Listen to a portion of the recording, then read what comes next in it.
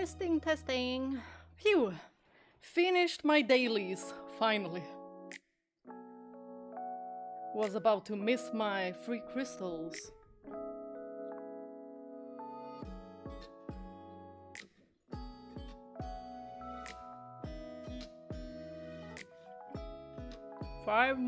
Four more minutes.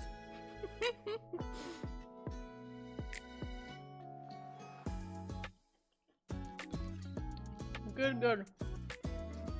I'm eating my grapes. So right now, you don't see it, but I'm being a slob. And nobody can see me.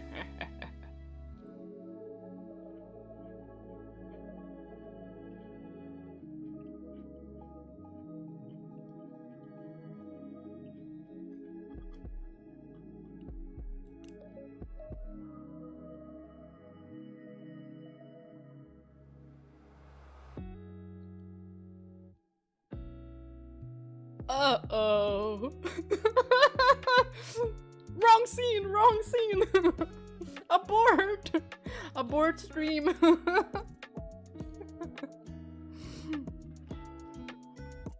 We're doing ASMR right now.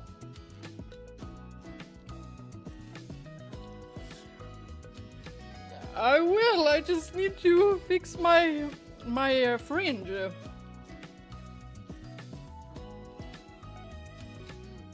And eat a little bit.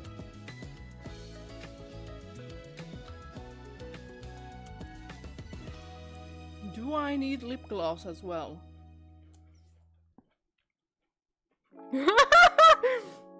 No, I don't. I have a mirror.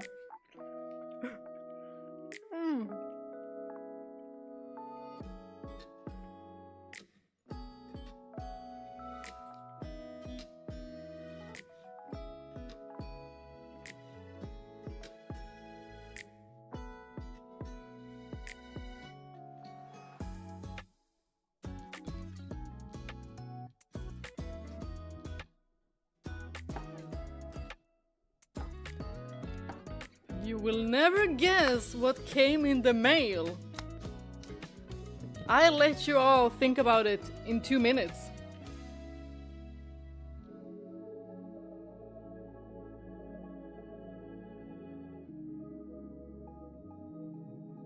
Yes, please. I am sleeping right now, so cast the spell to summon me.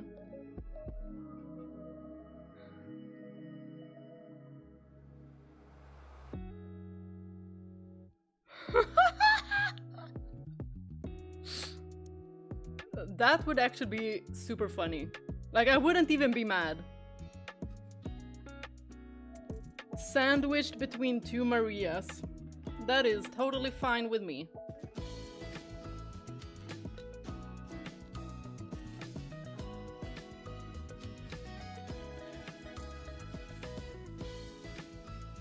Where did I place my comb? Avada Ke- Oh, wrong one. No, another spell. Another spell. Maybe something with cats. Let's see if one of you can create a good spell. I'm waiting.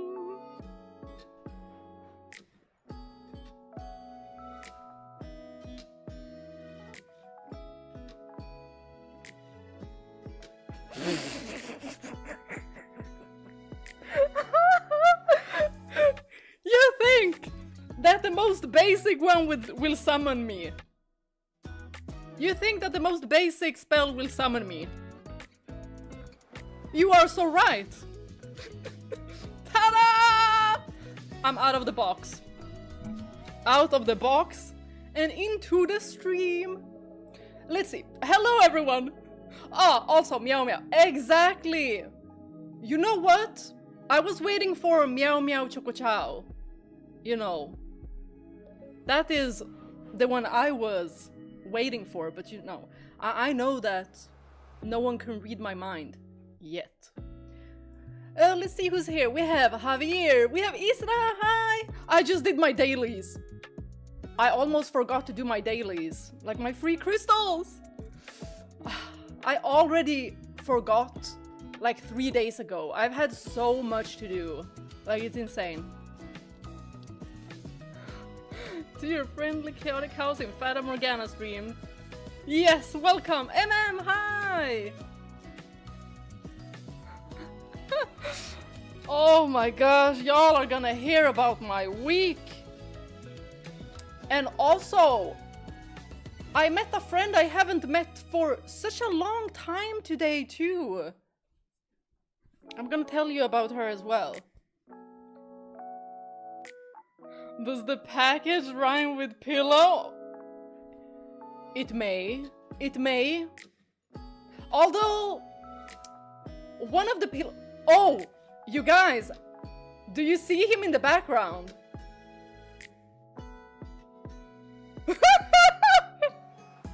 That's one of them. The other one is deflated. He's behind the apple and the bunny. And we also have Johnny Joestar here, although you can't really see him that well. It's practically gonna be a jump scare for everyone, I know, but... James, he's just, you know, he's it for me. I'm gonna do one of those, you know, fictional husband weddings.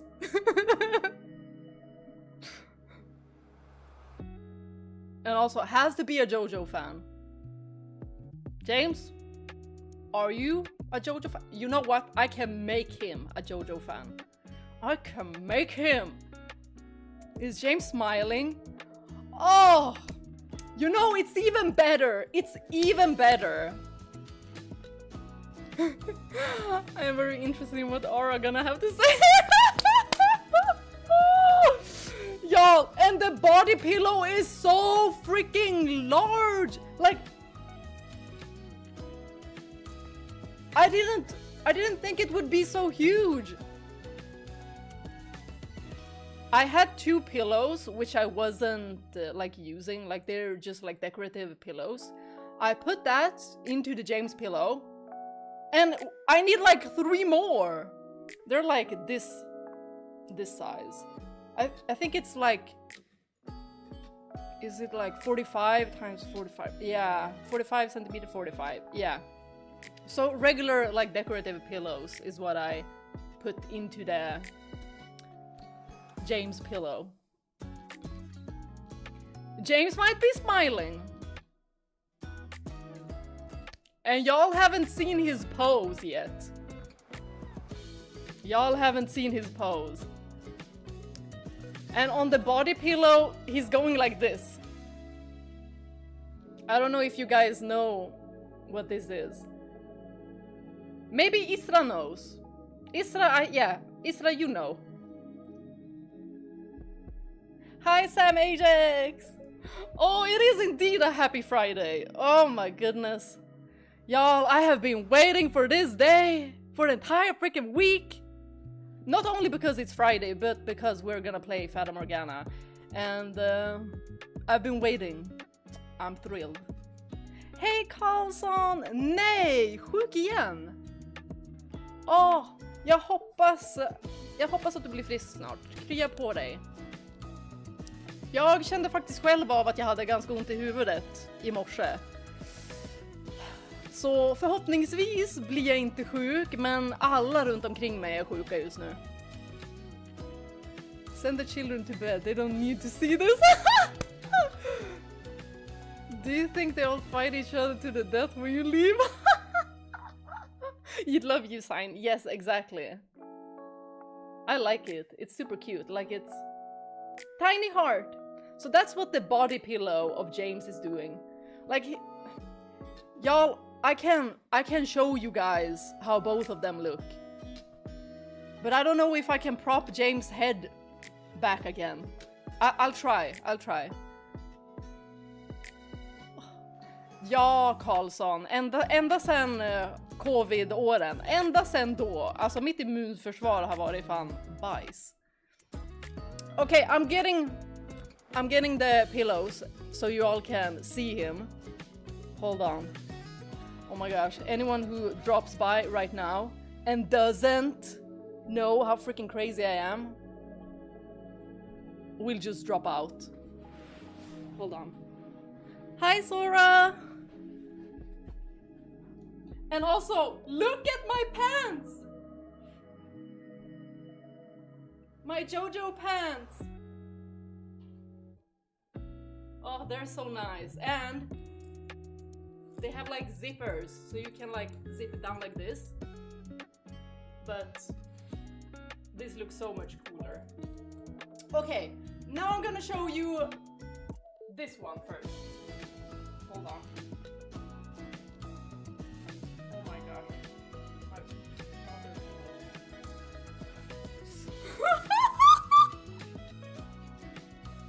Look at how big he is! Y'all! He does not have a double chin, y'all. Bea is not here today. Hold on, I'm getting the other pillow.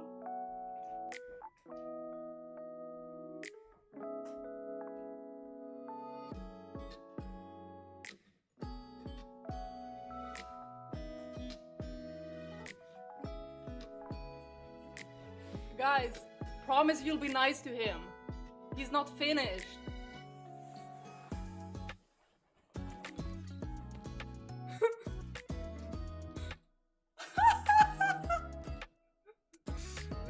This is beautiful. And look how freaking huge he is. Hold on. So there's 2 pillows now. Look at this. Do you see how freaking tall he is? Yo, I need to check what I freaking ordered because this man is tall. I think it's even taller than he is canonically. Like, look at this. Screenshot this. Hold on.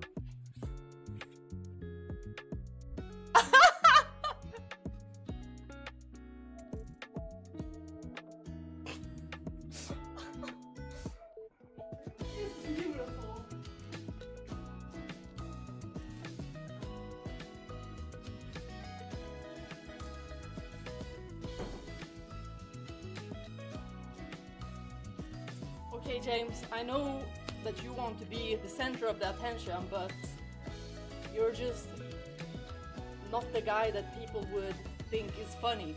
So, back you go. Ow, I was about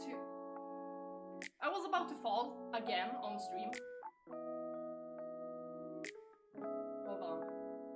I need to prop his head.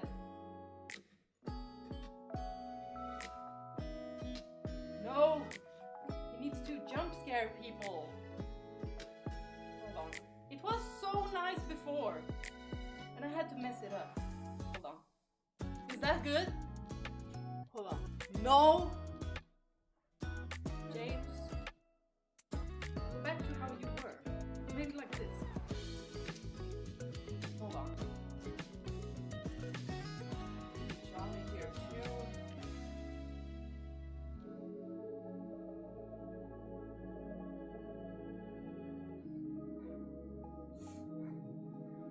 Okay, I think you can see him, right? He looks so angry. Hold on. Is he smiling now?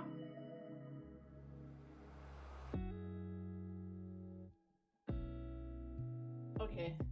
Okay, now it looks good. It looked like he was frowning, okay?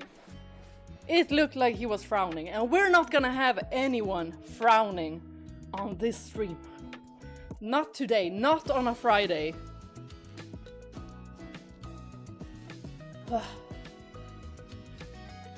Hold on, let me see.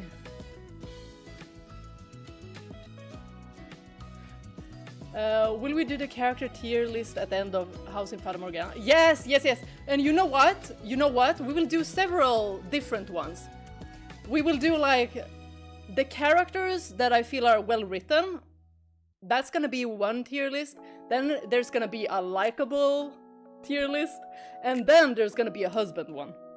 But husband one and likable one, they go hand in hand. And then we might do the most evil one as well. But we all know who tops that list. Thank you, Sora. Right? The pants are so fire. Even my dad was like, okay, I like those. And he usually, he is pretty like, he's pretty like not fun when it comes to clothing. He's just like minimalistic and, you know, no, just stylish. Yeah, the basic like Nordic minimalistic style. So I was like, well, you can zip it as well. And he was like, no, that looks extremely good. Keep it like that.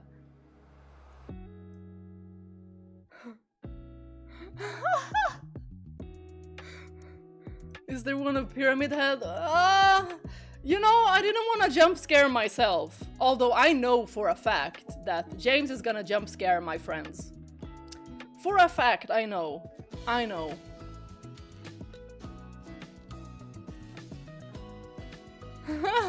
He is very comfy. I mean, he has Bunny and he has Apple as well. And he has Johnny. Johnny is there to just, you know, see so he doesn't, you know, ruin my stream.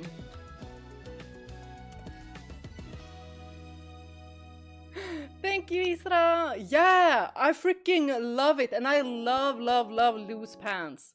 Like, that's almost all I wear now.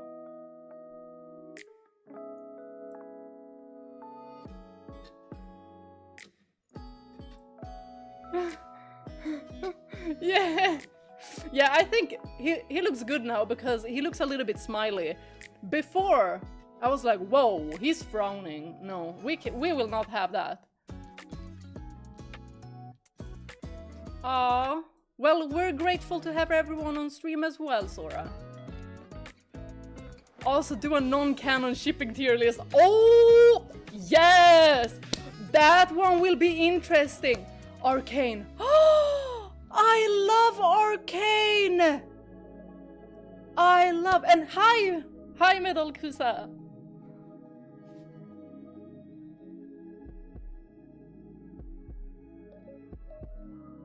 I love them, yes, exactly. Unzipped or half-zipped is the best. The pattern is so good. Yeah, I'm gonna do this too. I'm gonna do like a custom-made pants set as well, because I have a couple of pants that I'm like, these are so boring. I don't know if I even wanna wear them ever. Now I know what I can do. And I do have a sewing machine somewhere in the cellar. Which means it's in the cellar with James. Maybe I can make him sue. Hi, Ionix! Felt like I walked in at a bad moment with James in the chair. Yo, I knew it. I knew someone would come in and be like, what the?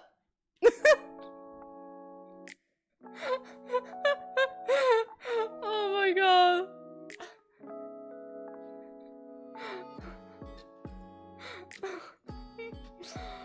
Oh my gosh, Arcane. Actually, I was getting quite a few TikToks with Arcane lately. So I've been meaning to watch it again. I've watched it so many times. Hi Siglis, welcome!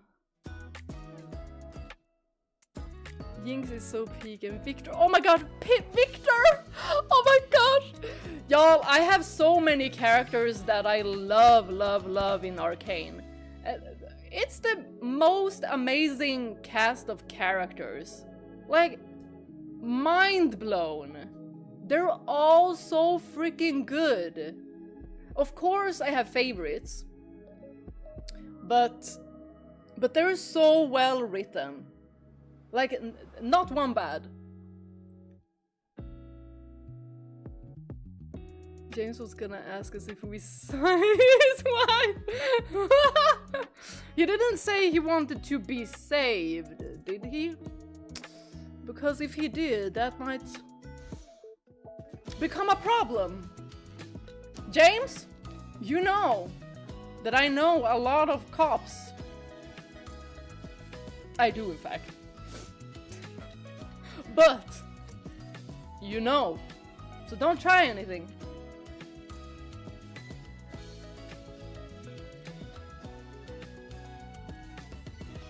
If you guys haven't watched Arcane, please, please, please, please, please, please watch it. Like, it is one of the greatest series ever. It's so peak.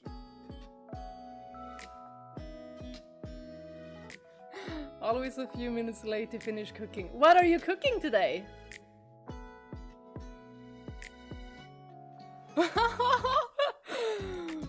Is that so, Sora? That is a very big compliment. Thank you. Bea, have you started your knitting adventure yet? Not yet, but I got my embroidery kit.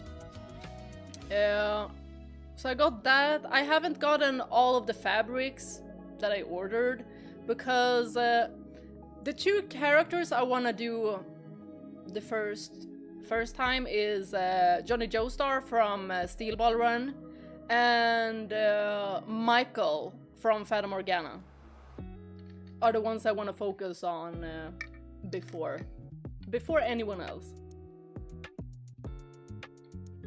So I've gotten like their hair colors as well. I'm gonna do like one of these,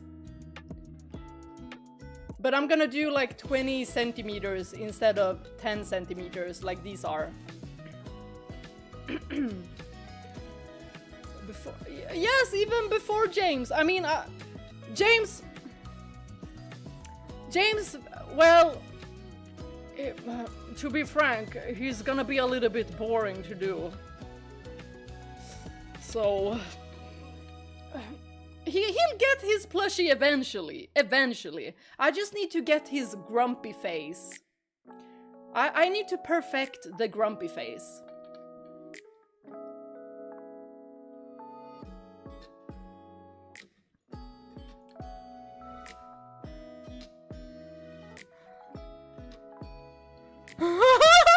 Hi, Wolfboy, welcome! Yes, indeed. Did you perhaps see when I showed off the entirety of James and the body pillow? Well, he's not completely done yet, the body pillow, because he needs at least 3 more pillows. I didn't think I ordered such a long version of James. I'm gonna have to check my order, like, did I really? Or did I happen to get the biggest one? Like, they custom made it and thought that they made it in 170 and they just pulled 180? I don't know.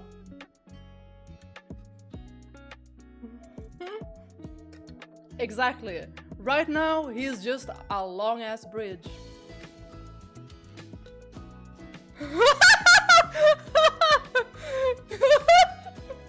Yeah, I'd be the home intruder in his case.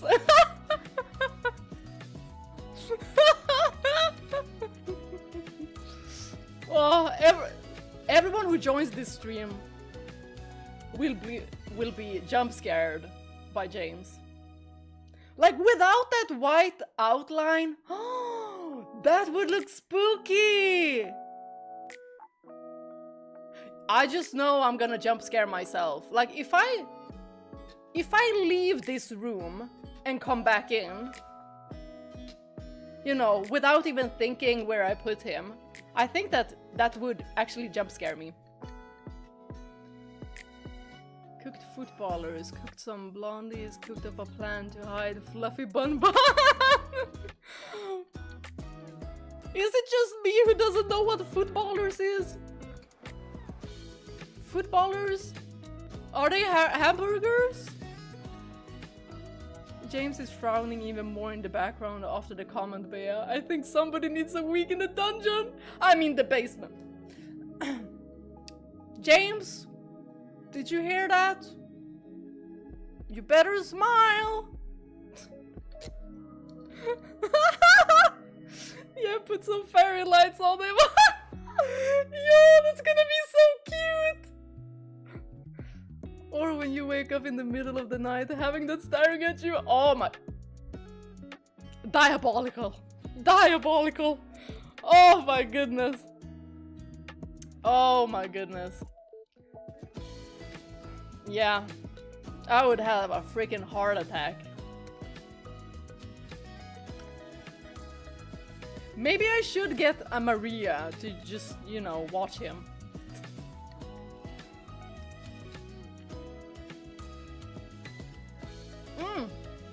Right, I was gonna tell you guys about my week.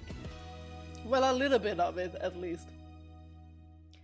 Do you approve the screenshot that I post on Discord? Oh, hold on. Hold on, let me check.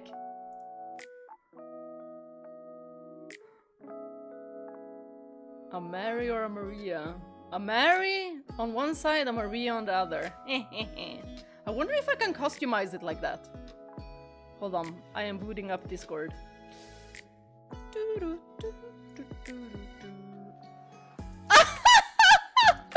Perfect! Hold on, you're gonna get my approval here. The percentage. 100.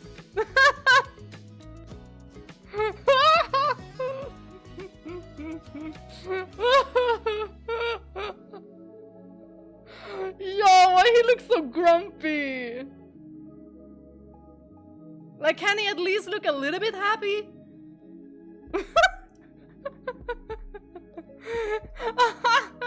No, that's so funny. He looked 10 out of 10. 10 out of 10. If anyone wants James PNG, tell me. It's quite a large file though, because I want it to be a sharp.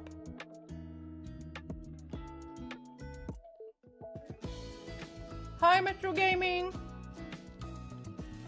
Well, James is grumpy. Uh-huh. He grumpy. As for food, something simple today. Fried chicken slices with some bread, some broccoli, rice, and half a century. Oh, I know what the century egg is! A bit random with some stuff from lunch. But I haven't tried it. What does it taste like? Century egg are those eggs that are black, right?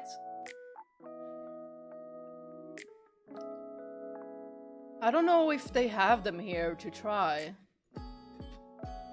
Okay, Bea, we need to focus now. Tell us about your week. Right. Do not think about the century egg right now. We need to think about what I was gonna tell y'all. Okay. Yeah. So, this week was rather stressful for me. Well, at first, because I had to do like this like yearly declaration, tax declaration, and since I have a YouTube, I don't only like declare for myself, I also declare for the YouTube, like the income from YouTube and stuff. And it was such a hassle, but I need to automate it somehow. Other than that, I thought I was gonna get sick today because I woke up with the strangest freaking headache ever. And I usually don't get headaches, but fortunately it did go away. But usually when I do get a headache, that's my body telling me that you might be getting sick either today or tomorrow. So hopefully I do not get sick tomorrow. And then we had a lot at work. Like, it was such a hectic week. Like, from the start, like from Monday, I was like, are y'all kidding? This is like 2 weeks work. So it feels great that it is Friday, but I managed to finish everything this week. So next week I'll just be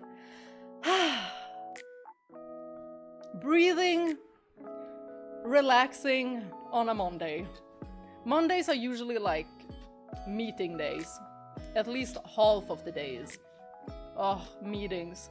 I get so tired at meetings. How about you guys? Like, I feel like I can just sleep. And also, I met a friend I haven't met for a long time. I met her today. And she was like, I haven't met her because she's had a lot of issues with her like social anxiety, and now she's finally like trying to go out more and do things also by herself. So I'm very, very proud of her.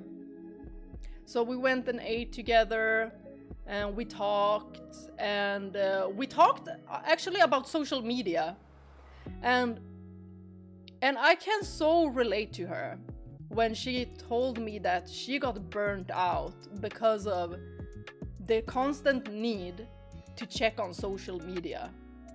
Like, I've told you guys that I usually don't go like on my private social medias a lot. Like, it can go months before I go in. If not a person, like if one of my friends tell me, oh, Bea, can you check your Instagram? Oh, Bea, can you check your Facebook or whatever? And then I just go and check that. It's either because they shared something or they made like a group and it's like an event that I need to, you know, contribute in, or there's like a time and place to be at and dress code, everything like that.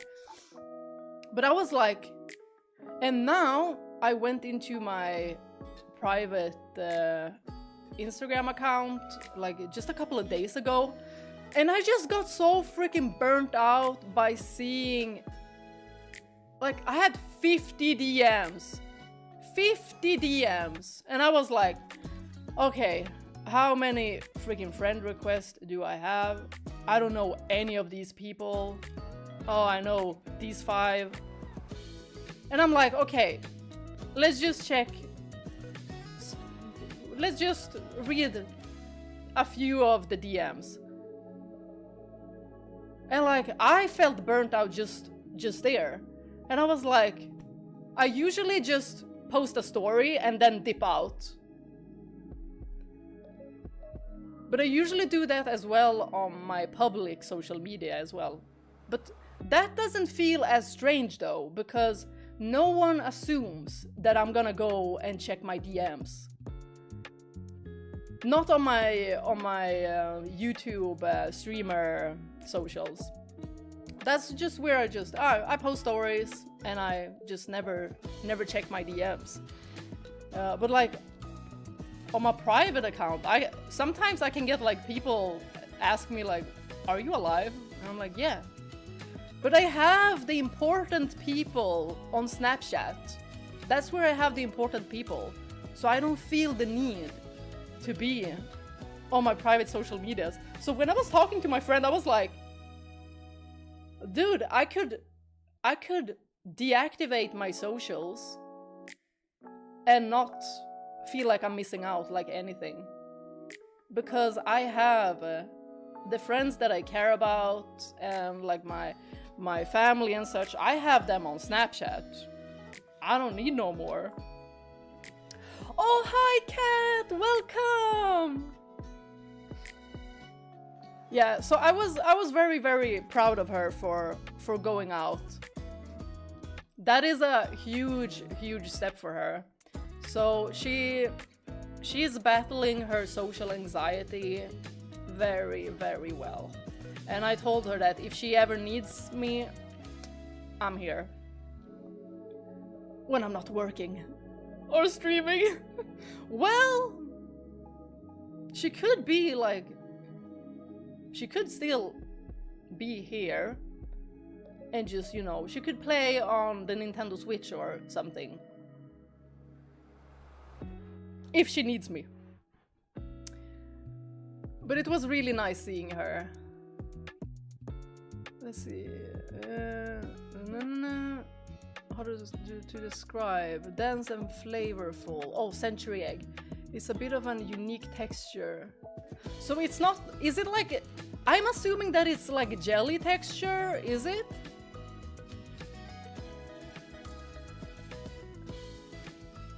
You just need to recharge the batteries, Bea. Some grapes, some James, I mean some cozy stream. Yeah, cozy stream. It always makes me feel so much better. Streaming, playing games with all of you.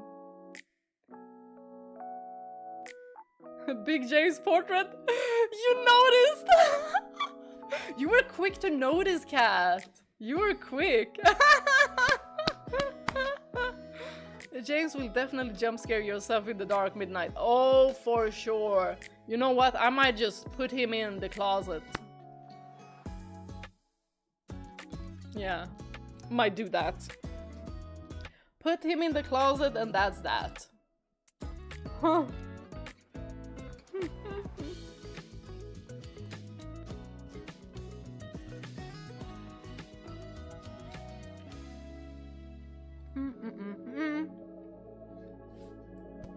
Was there anything more that happened this week?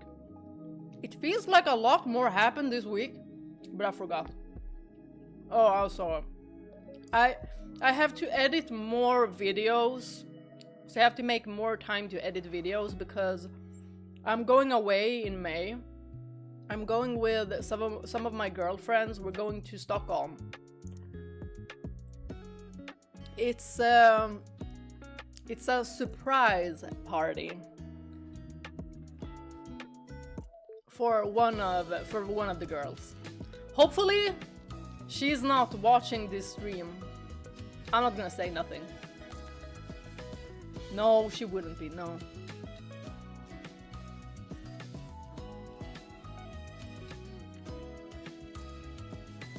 How long is your hair now, Bea? Oh my goodness, too long. Too long, but I cut it. I cut it like 3 weeks ago, maybe. I think I might need to cut it again, actually, because sometimes long hair can get very tedious.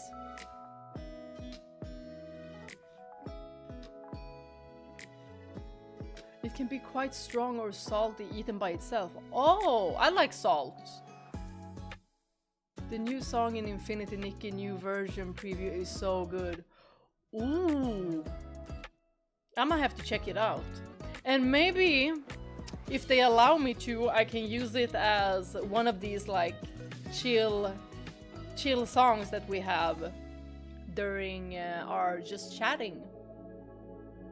Will you tell us, or are you doing a poll for us to guess? To guess how long my hair is? I don't even know.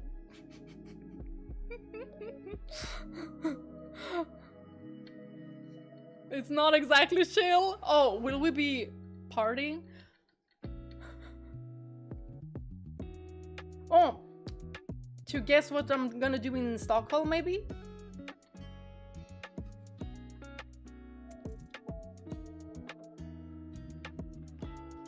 I learned that you are quite a rare Swede with your hair color apparently around. That's cap. That's cap, definitely. I mean, I would say most are blonde when they're kids. And then it turns, there's not very many that are like this light blonde, but people always assume that that it's only like the light blondes that are blonde, but there's so much more different like colors to blonde as well. I would say mousy blonde is one of the most common like hair colors, or like a brown, definitely a brown, because 76, I mean, the thing that you can do is oftentimes women color their hair often to have like the lighter blonde, but if you check the men, they're not gonna have this color. Like, I know one person that has like this light blonde hair color naturally, and she's had it forever. But otherwise, I would say like a 6 on the number scale. If 10 is the lightest blonde, then like a 6 is the most like average one, the most normal one, like a mousy blonde or mousy brunette. It's such a pretty color, so I don't understand why so many women color their hair. I'm not gonna say much because I also color my hair a lot. Like now, this is more my natural hair color. You see this? It's like, I don't even know what it is. It has quite a lot of red in it. But I usually when I colored my hair before, I always colored it black because I wanted it to be pitch black. But it is such a difficult color to keep. It is such a difficult color to keep because it always washes out. And it just looks brassy. So you have to color it like every 2 weeks for it to be pitch black. Yeah, this is my natural, but I don't know. I don't really. It's like a hairdresser said that it was a 4. Kastanjebrunt nu. Ja. I think that's it.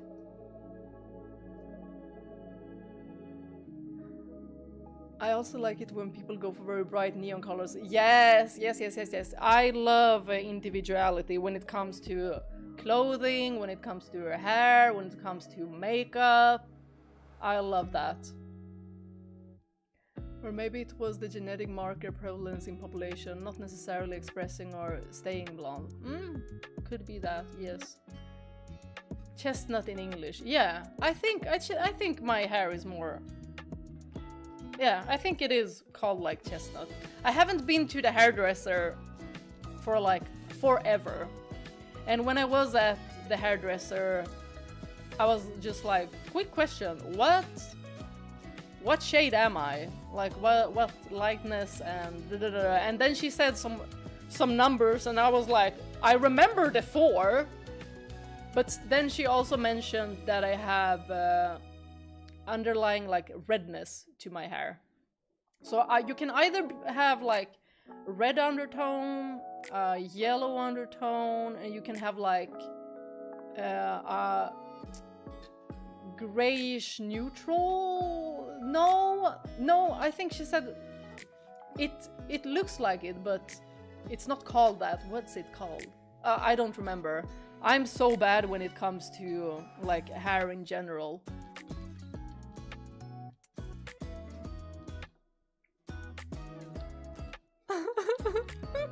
Welcome to our chaotic hairdressing stream with someone who knows nothing about hairdressing. I can barely do an updo, you guys. Like, if you have seen the videos of the Chinese Love and Deep Space cards that I've uploaded where I have like this updo, that's a wig. And it's not like an entire wig. In Raphael's card, it's like an entire wig. But in the other videos, it's just like something you put here. So it's mixed with my own hair, and then it's like pitch black hair. And on the Hanfu photos that I posted, if you can clearly see which hair is mine, I was like, should I edit it first? Nah, let's just go with that. I don't care that much. Reddish brown, I would say. I cut my hair like a month ago after 6 years of not cutting my hair. Do you have long hair? Sounds like it. Long hair is nice. I'm guessing your hair is at around 78. Do I get a prize if I'm closest? 78 centimeters? I have no idea. Like, I have no clue. I don't even have, like, anything to measure it with. You know what? I'm gonna measure it. I'm gonna measure it for tomorrow and we'll see. But some places might be longer though. I'll measure it from the top. And then we'll see. 78 centimeters. Oh, that could be it. Could be it. Yeah, that makes me realize that I really do need to cut my hair.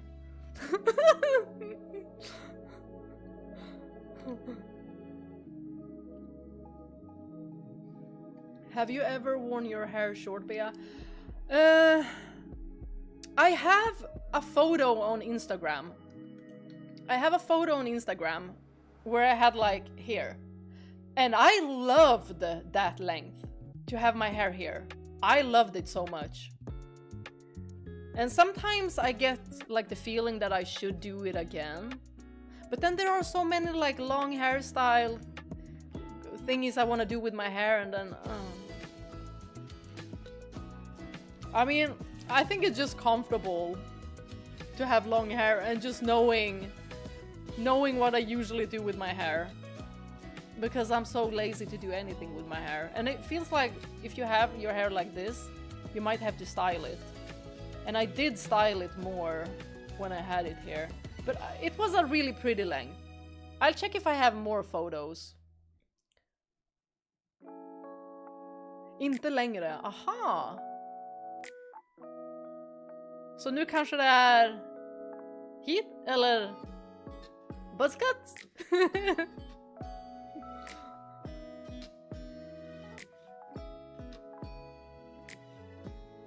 I was not explaining that I was gonna go for a buzz cut, you guys that don't understand Swedish. Nope, körde jättekort. Ah, okay. As a child, I had very thin hair, and so I had it cut very short. Sometimes even shorter than James. But I always wanted long hair like princesses from cartoons. Oh, I can imagine that. We actually... When my little sister was a kid, like, what was she? She was like, I think she was like 5.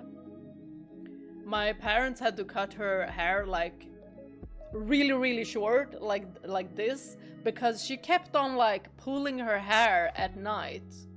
So they cut it so that she wouldn't do it no longer, and it worked. It worked. Now she got really, really good hair. And she has the mousy blonde hair that is natural, though she darkens her hair as well. Like all of my siblings, my 3 siblings, we all have different hair colors. We all have different hair colors, we all have different eye colors.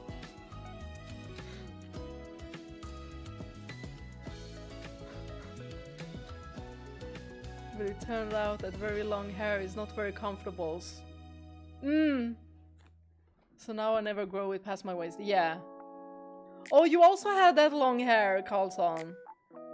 Yeah, it can really get tedious having long hair. And you know what's annoying? When you walk through a door and your hair gets stuck on the handle.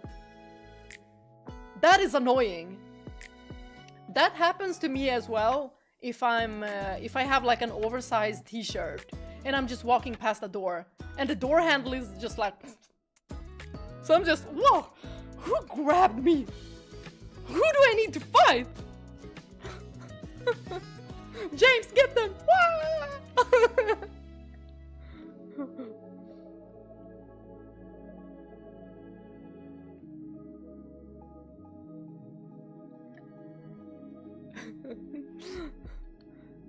Slash, when you zip your shirt or dress and it gets stuck in the zipper. Oh my gosh, yes, that is so annoying.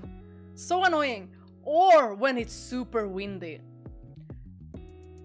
Lip gloss, windy, long hair. Hair down. Nah. Diabolical. The worst. I bet if you cosplay as Jinx, you can surely do the braid. Oh! I mean, she does have way longer hair than me, I will definitely have to use a wig for that. Oh, right. Whoa, whoa, you guys, we have talked way too much. Why does this always happen? And I was being so, you know, I was being so, what's it called? Ansvarsfull. What is that in English now? Ansvarsfull. Responsible! I was being responsible with the time. Okay, I paused the music because, ta-da! It is time. Does everyone see Morgana and Jacopo? And can you hear the music? It's only an hour intro, Bea. Really short. Well, I've tried to keep it like 30 minutes. But I think the intros were longer when we were playing Silent Hill, though. Yeah, they definitely were. Okay. Y'all can hear the music and y'all can see these two. Okay, I'm gonna start the recording as well. There we go. Let's see, don't lag on me. I'm checking the stats. Calculating. There, should be fine now.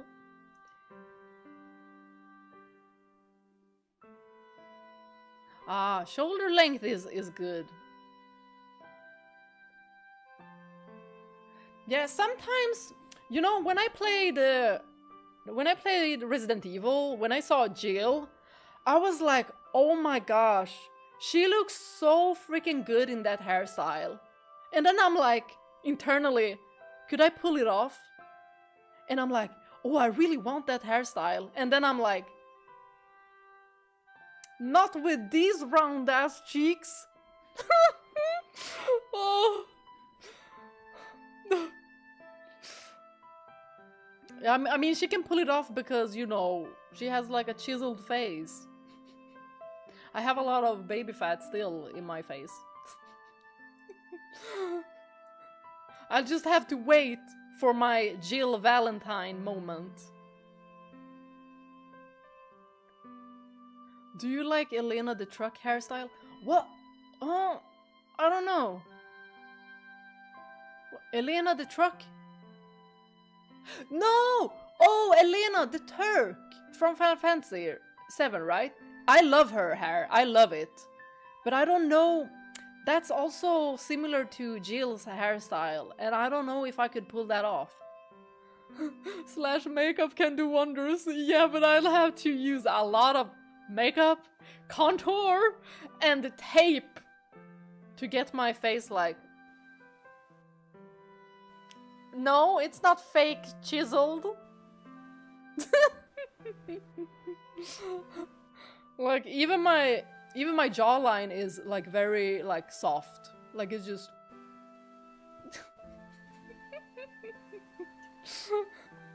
like a ball.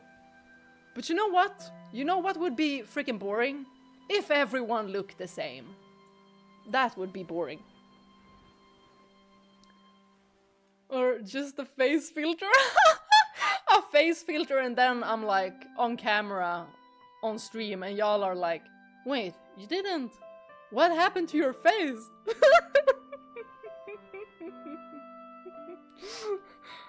Alright, I used a filter on the photos, but not on live stream because I can't. So I'm just gonna have to be like two different persons. Okay, you guys. Now, still, I'm talking too much. Am I even in the center? Hold on. Am I in the center? Okay.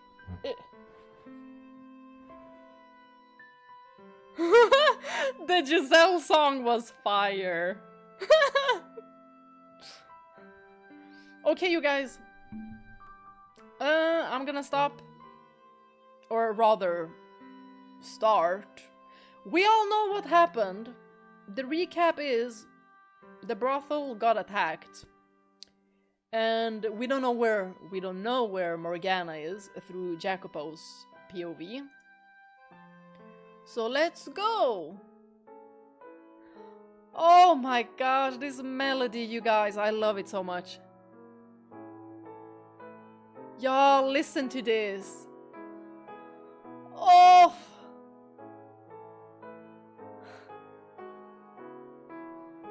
I could listen to this all day. I'm just imagining myself embroidering or like sewing something and just listening to this. Magical. Cloud and Sephiroth dance. Yeah, I love that one. Thank you for sharing that one, Kat. Lovely. Let's go. As the day drew nearer, it was all anyone in the slums seemed to be talking about. Though we did our best to encourage everyone to stay quiet so as to not alert the Lord, it was impossible to keep the excitement contained. And it wasn't long before word reached Maria's ears. She approached me, pale as a ghost, and attempted to talk me out of it. Gosh, she's so pretty. Speaking of short hair, she looks so freaking good in short hair. Like, Maria, you... Haven't you had enough danger for one life? Come on, forget about all this revolution stuff. Oh, she wanted him to back down. Also, I wanna save Maria's character a little bit. She really did do a disservice to Jacopo when she was encouraging him to express his feelings to Morgana. We all know why that was a very bad idea, because she's a freaking minor! But when we were playing as Michael in Door 8, and we spoke with Maria, and when you picked Nelly, because we picked all the choices, when you picked Nelly, she was not happy with him choosing her. She called him a pedo straight to his face. So, and that is after these events. So Maria learned something. She learned something. That's that. Now I'm gonna continue. Come on, forget about all this revolution stuff. We can build up a new brothel and just stay low for the rest of our days. Does that really sound so bad? You're the only friend I've got left, Jacopo. She was practically begging, which she almost never did. While I sympathized with her, Maria's desperation did nothing to try my resolve. And before long, the day was finally upon us. Hear me, my fellow citizens, who live in suffering at the hands of your supposed lord. Oh, here we go, revolution time! Within me flows the blood of the previous lord. I am the rightful heir. Behold the Barnier's golden ring, proof that I am of noble birth. Victims of this terrible tyrant, the time has come to start anew, and I shall be the one to lead you down that path. The poor, the hungry, the deprived, all of you stand with me.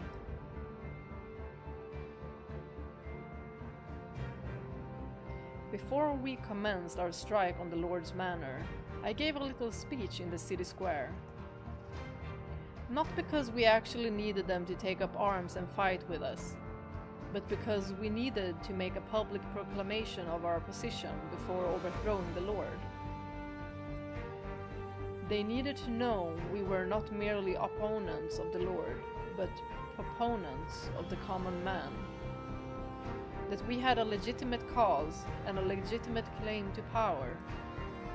If we were to leave them in the dark, it would only sow confusion and unrest when word of the Lord's death came out. They had to see us as their liberators, not a greater evil swooping in to squash a lesser one.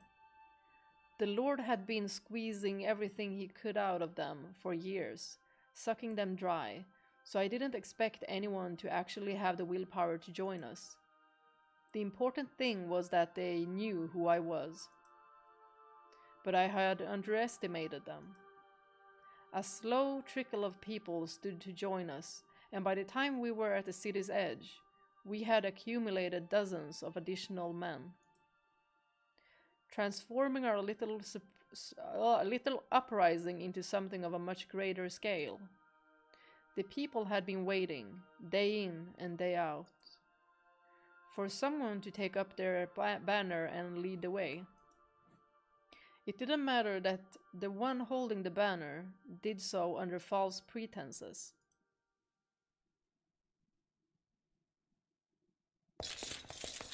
Intruders! We're under attack! Yeah!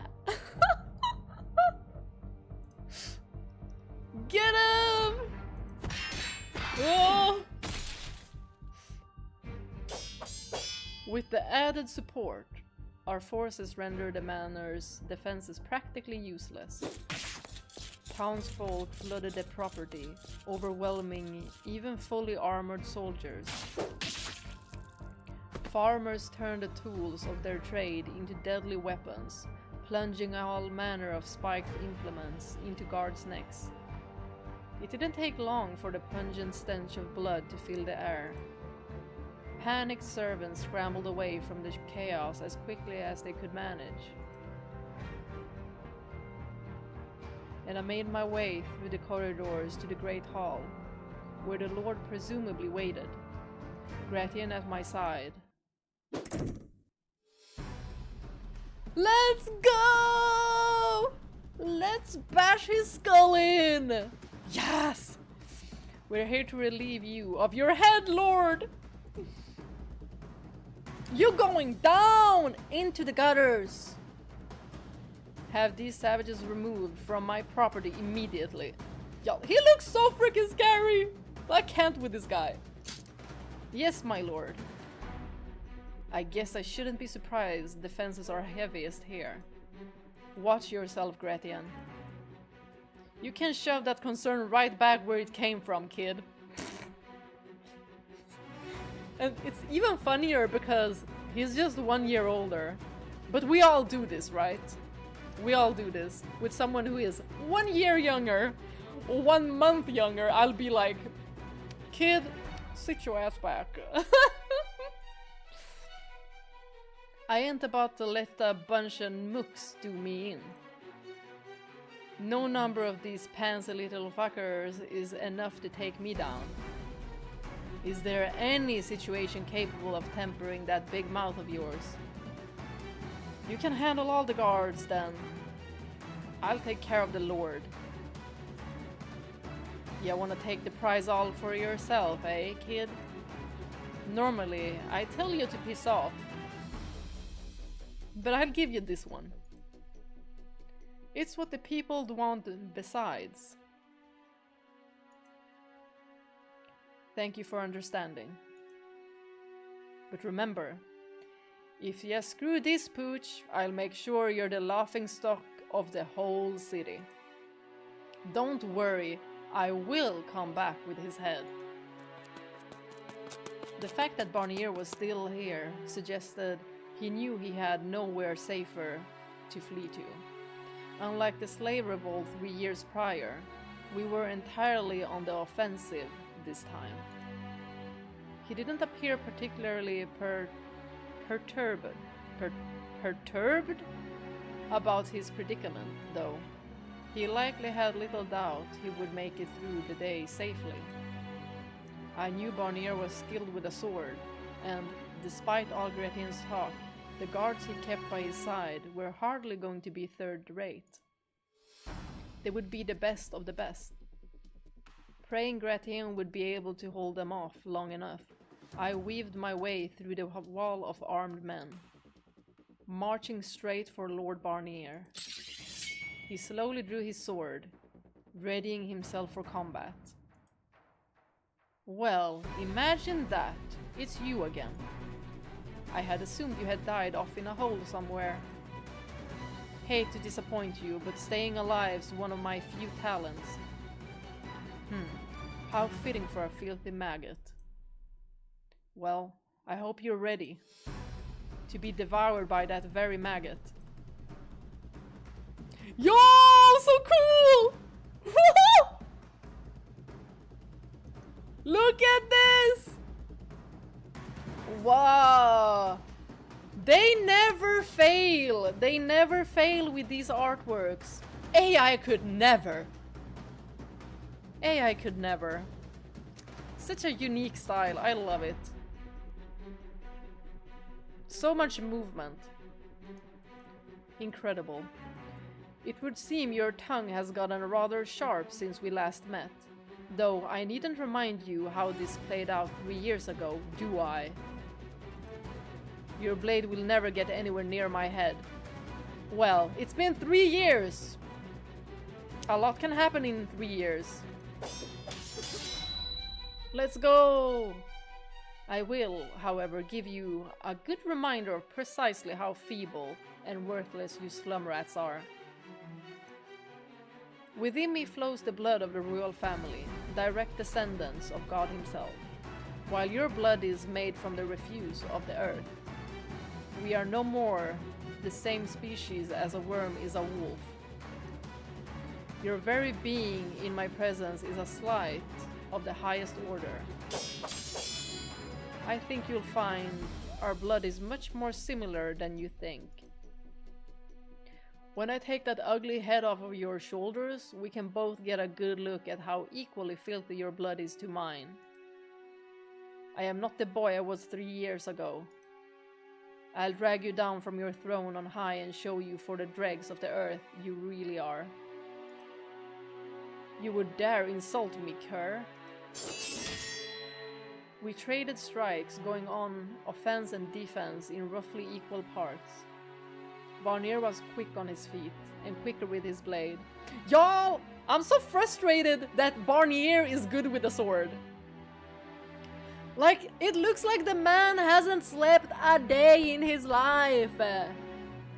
But instead, he's been training. He's probably a vampire too, I mean, look at him. Look at the teeth. Look at his teeth. We're about to slay a vampire. When I attacked, he swayed effortlessly out of its path, like a stalk of wheat in the wind. And when he attacked, he was like a typhoon. He had a prowess that could never be overcome with brute strength. However, I had not spent the last 3 years idle. While I could hardly imitate the refined swordsmanship of a trained nobleman, I had a much better grasp on how and when to most effectively put my weight into a swing, how to maintain the ideal amount of distance between us. And there was one other key difference. I had no intention of running. Either I would take off his head, or I would end up a bloody heap on the floor. There was no other way this battle could end. Think about what you're doing, Slumrat. About who you're pointing that blade at. An attack on me is an attack on God. Boy, sit your ass down. It is an act of unspeakable sacrilege. Ha! Little late to take the moral high ground. You, that afraid of dying? Then put your tail between your legs and start running. You insolent. I am the rightful heir of the Barnier family. The blood of the kings of old flows in my veins. And I am the ultimate ruler of this land and my people. I would never condescend to turn my back to a worthless rat. Well, don't say I didn't give you the choice. That just means we'll keep on doing this. Until one of us is dead! Every swing, every step, every slight shift of balance had a little more weight than the last. Oh my god, look at this! Wow. But unlike last time, where the pressure had only served to light a fire under me, it was now building up inside me, growing, taking form.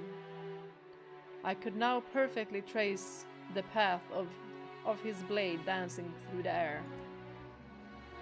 Back then, the only advantage I had over Barnier was physical strength and pluck, but things were very different now. He was agile, but I could keep up with him. No, I was beginning to overtake him. Ha, allow me to borrow your words, if you would. Perhaps you should save the snide yapping for when you have the skill to back it up. Don't get cocky, you insignificant rat. You treacherous cur. The Lord swung down at me with all his strength, but I managed to parry the strike with little trouble. In that moment, I had undeniable power. Power. That's right. I wasn't powerless. And I could never let myself be powerless again. Y'all, the way this man is clinging to power like it is his very soul. Like, of course he betrayed Morgana. His love for power was so strong. And I can understand it to some degree. To some degree, like being so powerless and helpless and then having this surge of power over you and you just feel like you never want to lose it again. I can somehow like feel what he's feeling at this very moment. And him being afraid to fall down again. Ever. And if I couldn't manage that, then I deserved to rot here as the weak, worthless man I was. So basically, it's like he's leaving the weak side of him here and like being born anew into the new man he becomes. And that is the Lord. He takes that role instead. I had a chance, here and now, to take out not only the Lord, but the me of old as well. The helpless, impotent boy who couldn't even protect the ones he loved. Yes, yes, yes, yes, yes, this is what I was saying this. That's exactly what I'll do. I'll show you that I'm not who I used to be. That I'm not that sniveling little boy from 3 years ago. Before long, Barnier was coming up against the far wall. You impudent worm! We were both breathing hard, dripping with sweat. The air seemed to waver like there was a fire burning between us. A fire fueled by our own souls. And that heat extended to the entire hall, in staunch defiance of the cold winter sitting beyond the walls. Perhaps the room had transformed into one of the halls of hell itself. Where's your god now, huh? Oh, you struggling now. It's time to end this. Your time on this earth has come to an end, Barnier. I readjusted my grip on my sword, repositioned my feet on the hard floor, lining everything up for my final strike, and then threw a little extra fuel on the fire before breaking into a dash. However... Wait! Who is disturbing? Y'all! Who?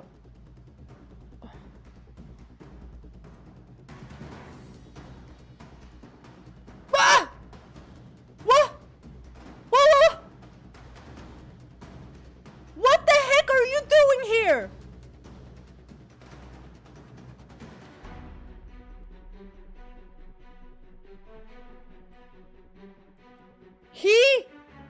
He kidnapped her.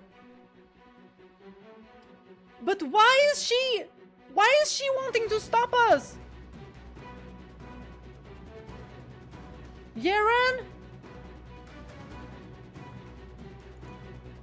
The last person I expected to see stood there, between me and the Lord. Oh hell no! Oh hell no! Don't tell me you have a connection to Barnier! Jiren! Why? Bringing me to an emergency stop just moments before I would have taken off his head. Jiren? But because I had been running at full speed, I staggered, almost tripping before catching my balance. Oh right, she could have been as well. If she went between, oh my gosh. She reached out, placing her hands on my shoulder, pleading at me with eyes the color of early spring leaves. Girl, what are you pleading for? Yeah, I need the backstory to this. I need the backstory. Why are you protecting this horrible, vile demon? I could see myself, aghast, reflected in those eyes. I shouldn't have stopped. I shouldn't have hesitated for any reason. I should have knocked Jiren to the side and taken off Barnier's head. But a torrent of questions rained down on me, entangling me from head to toe like a spider's web. Oh, this... Jiren, you better have something very, very important to say, and not, no, it's because I have some kind of a bond with this guy. No. It better be because, you know, otherwise all of these slaves might die. And oh, I have a bad feeling. Why? How? What was Jiren doing here? Why did she ask me to stop? Why was she standing between me and Barnier? Oh my gosh, Jacopo, don't think about this right now. He about to backstab you real quick. No. The answer hit me like a bolt of lightning. Only 4 people had survived the raid on the brothel.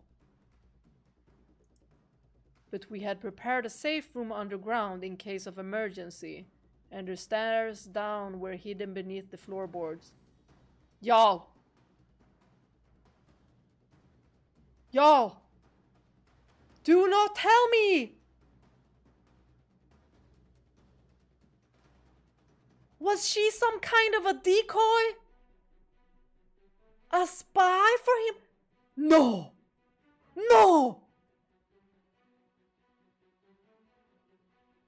Or am I jumping to conclusions? Yet Maria had said they were found quickly and most of the girls taken captive. Jiren, you didn't. Oh! Oh no, I feel so betrayed. No! No, no, no! Not Jiren!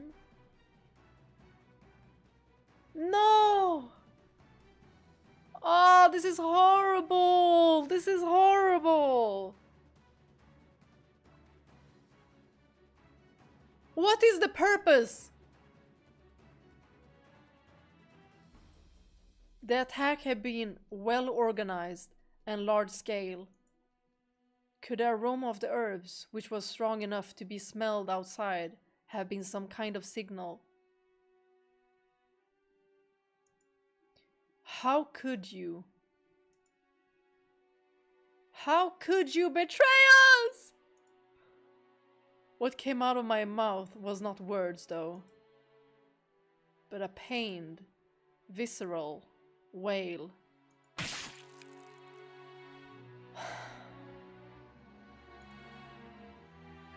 But overpowering everything else I felt was paralyzing shock. Ah, we just heard somebody get stabbed. No!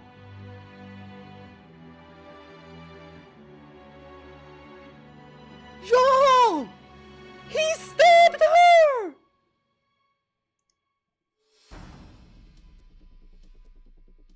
Oh my gosh!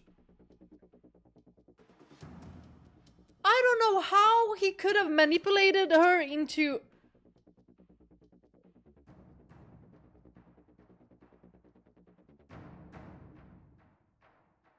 Oh, this vile, vile man. Oh my gosh.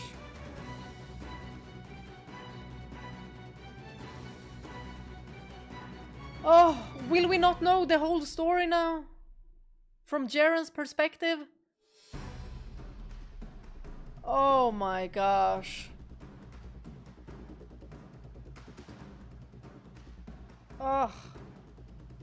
This takes me back to door 2. Although I don't know what their relationship is. Oh my gosh, and you can see how freaking vile he looks!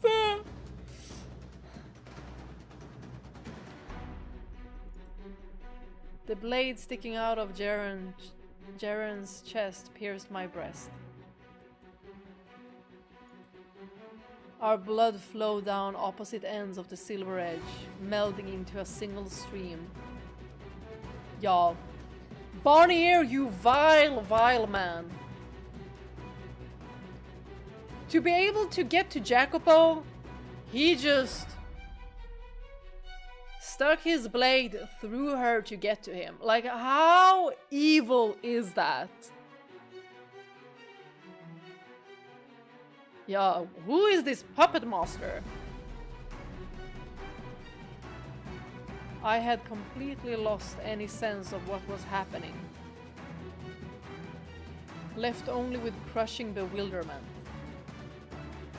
Oh, y'all, I hate this man so much. Barnier let out a deep, bellowing laugh from behind Jiren. The sound resonated through the blade in his hand. I could literally feel him mocking me from inside my body. What? Why? How could you do that, Jiren? No. How could you, Barnier? Jiren had double-crossed us. As much as I didn't want to believe it, I no longer had much of a choice. She had claimed she thought of us like family, when in reality she was colluding with the Lord. Oh. She was the one who had brought ruin upon the brothel. I couldn't reconcile what I saw with what I thought I knew. No. Sure, Jiren is an extension of the betrayal, but the one pulling the strings is Barnier. But man, I do feel betrayed. What did he have on you? And why did you try to protect this vile man?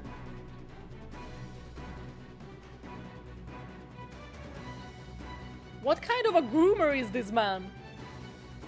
I couldn't forgive that kind of betrayal. And I couldn't even begin to comprehend Barnier's actions. How can you hide behind her when she stood up for you? How can you so readily cast her aside? I need this story. I need a background. She saved your life. How could you do this to her? And he just here laughing about it. I hope your head falls off. What are you laughing at? Look at the girl. Look at her face.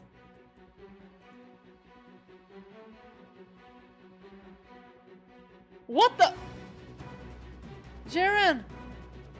Why are you smiling? Are you on some drugs or what? What? Why was Jiren? How could she possibly smile about any of this? What was going through her mind? Oh, there could be a lot of possibilities. Like, also, I want it to be because she's free from his grip at last or something. But then again, oh no! Had she gone mad?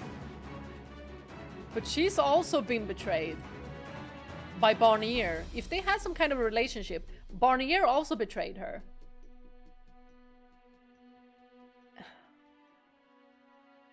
I feel like she's been heavily manipulated by this man. I mean, he's also way older than her. She seemed to me like a teenager. I don't know, did they even tell us about her age? I'd never seen her like... Wait. Yes. I did. I knew that smile. All too well. When the realization struck, an almost painful chill crawled up my spine. Jiren was always smiling.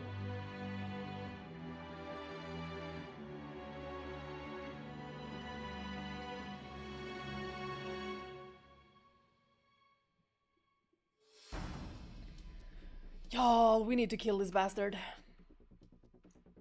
5 minutes ago we would have. She could break the ice with anyone in no time. She brought laughter wherever she went. She was endlessly cheerful and sincere to a fault. She has similarities to Pauline. Flashes of our time together rushed through my head, my mind. She was... Presumably you're thinking the girl's gone mad, but that isn't quite right. No. She's been mad all along. What? Could anyone in their right mind keep smiling after seeing their parents murdered and being sold off? Y'all, I knew it. I knew she was just trying to suppress all her trauma with this, like, facade. Because everything just felt so like, this happened, then that happened, life went on. Because every time she told us, it was like she was keeping chunks of it out. Because she had not been dealing with her own trauma. And she just thought that having a positive mindset and smiling would erase all of it.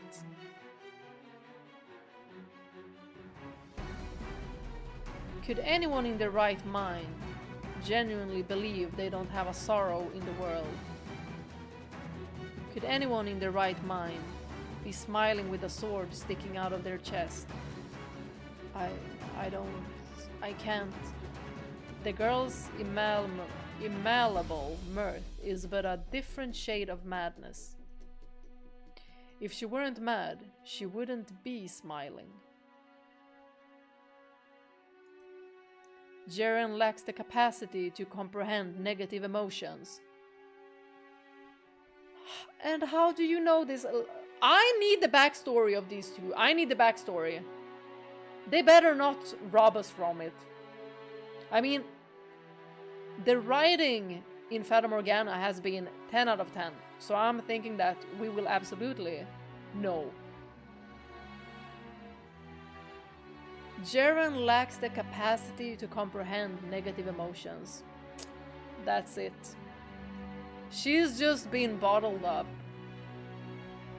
Like all of those negative emotions, she's just been like, oh, let's put these in a bottle, those in a bottle. I'm just gonna keep on smiling and acting like nothing bad is happening in life. But it catches up. She really needed someone.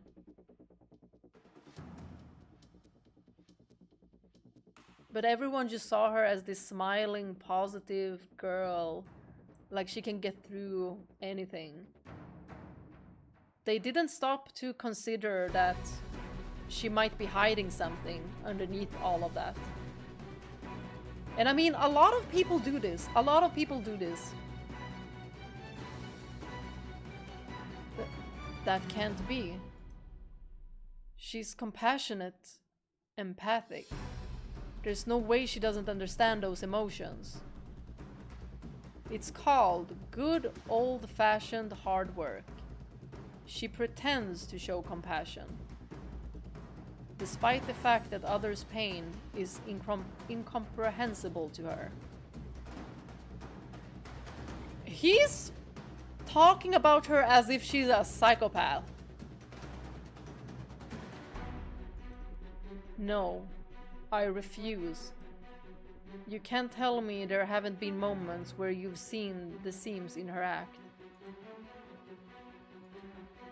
In one of our conversations, I had asked Jiren, have you never felt like you got the short end of the stick? To which she had responded, I don't even know what the stick looks like. Never mind which end is the short one. While I had assumed she'd either moved on or her threshold for happiness was on the low side, the scale she weighed it on was outright broken. To tell you the truth, I'm rather fond of the girl. Yes, we can see that, because this was her purpose for you. After all, I am a madman myself. I wanted to shut out his words, to act like it was all crazy blather, like I didn't see any truth in it. But all the proof I needed was staring right at me. Jiren was smiling, as bright and as genuine as ever. The same smile she always showed us. As blood streamed down the blade in my chest. And still I couldn't believe it. Still I couldn't accept that she had chosen this man over us. You said you thought of us like family, Jiren. What happened to that? What happened to all our time together? You would throw it all away for him? Jackie, remember what I said? Excuse me? That I had my eye on someone? No! She didn't mean Barney here, girl! Y'all, this freaking groomer.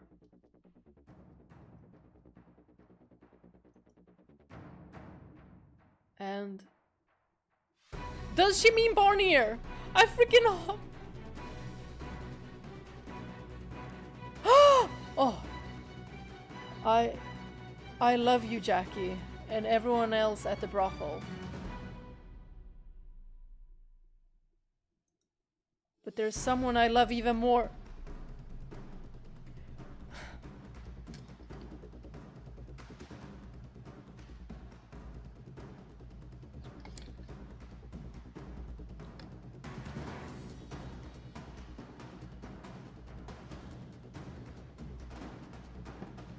Wow, I hate him even more. He really did manipulate her. My goodness, I need more water and a bathroom break. This poor girl! Okay, she betrayed us, but also...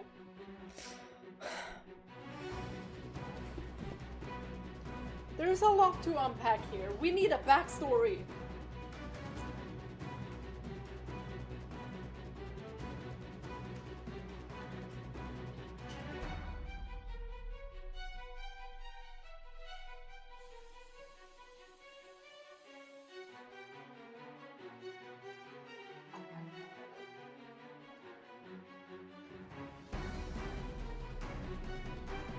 Y'all, I cannot believe this.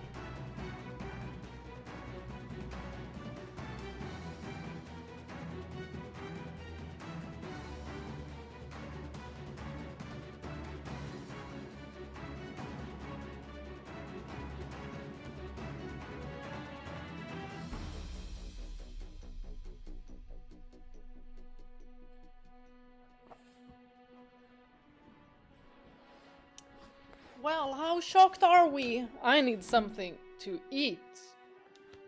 Oh my gosh.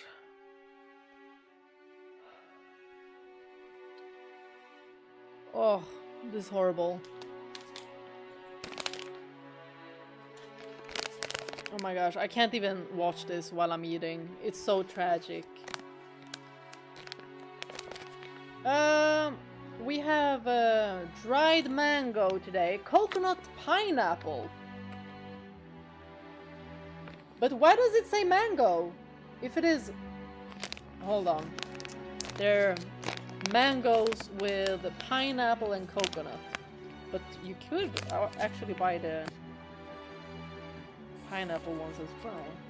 Okay, but it says mango in big print, so it has to be.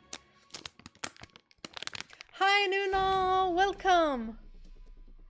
Did I miss anyone else coming in?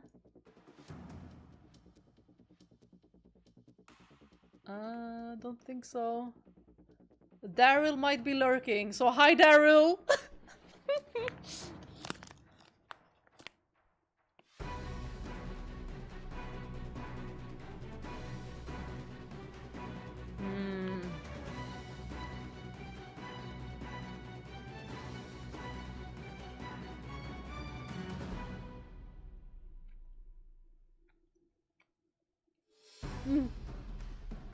In this game, you miss a minute and something terrible happens. Literally! No, have you seen my additional plushie somewhere in the background?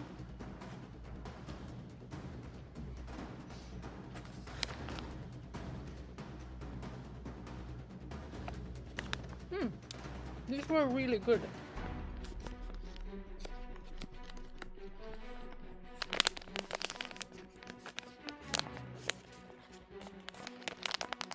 This is such good fight music.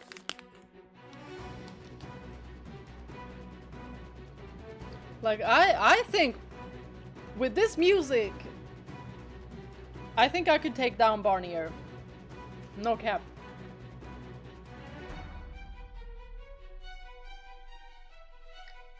I think I could.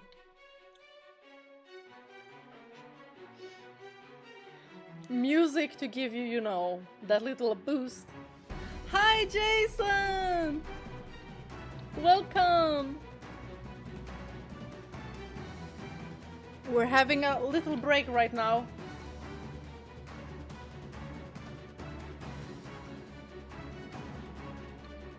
Yeah, Isra, I also think she disassociated from her feelings.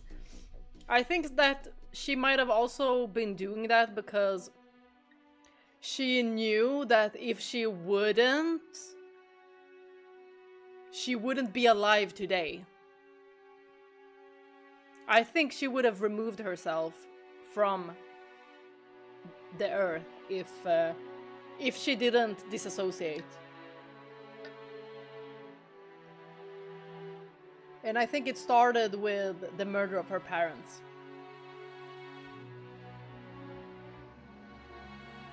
Because everything she told us, it was just so casual and matter of fact.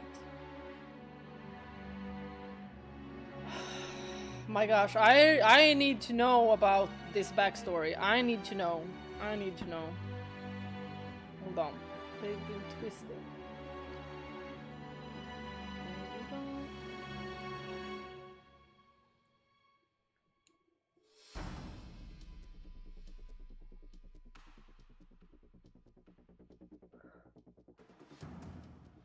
It's the closest thing to split personality disorder. But not quite the same. Yeah, I get exactly what you mean. This music would be perfect for the final battle from Nier Automata. Yes! Oh my gosh. Yes. Oh, also, I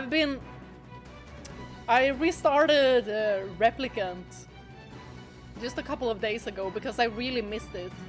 Probably gonna do the same for Automata. But I was just feeling like Replicant because my timeline on Twitter has just been a lot of Replicant. So, and it had the 16th anniversary, right? Yeah, so I got inspired. Oh my god, this poor girl. But there's someone I love even more. You know, I'm not the cleverest girl. I can only see what's right in front of me.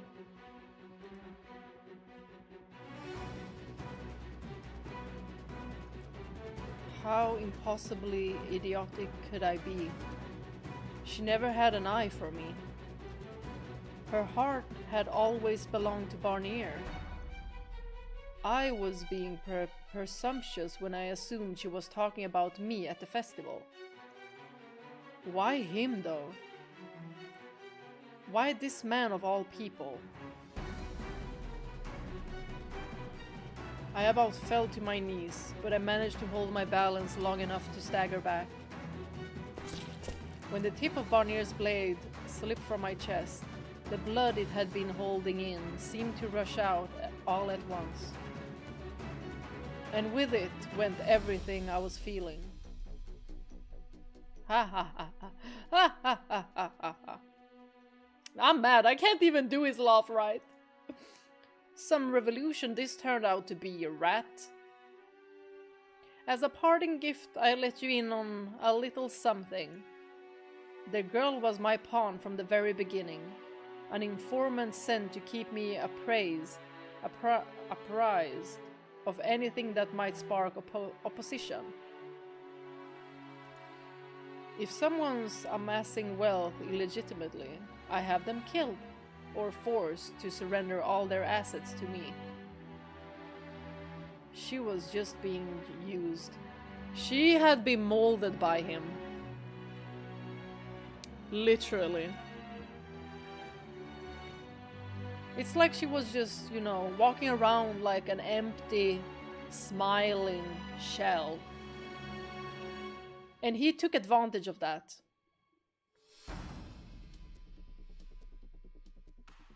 Yes, Nuno, Boris is still doing very good. So thank you for asking. He's doing great. If someone says something disagreeable about me, I have them hanged. That scheming wench, Ginevra, was it? Is probably at the bottom of a river by now. But, it would seem I failed to keep everything under control, seeing as you're still breathing and dragging a pack of mindless peasants around with you. That's only a minor inconvenience, though. All I have to do is take off your head. And then, without their leader, they'll regress back to the ignorant swine they are. Now it's time we put this ludicrous revolution to rest. Barnier shifted backwards slightly, making to pull the sword from Jiren's chest. Jacopo, you have to do it now. She moaned, the sound a mixture of agony and ecstasy. I thought I could hear the flesh ripping as the blade passed through it. I should have been readying myself to fight again, to brandish my sword and take this bastard's head, but I couldn't move an inch. Everything seemed to grow distant. My spirit was on the verge of collapse. The fire that had blazed within me had been snuffed out in an instant. And it's like this, just how they detailed this, how they told us about this, is almost a little bit similar to how Jiren is. Like Jacopo also being like in this prison of his own mind. But the only way he can actually get away is to leave that part of him there.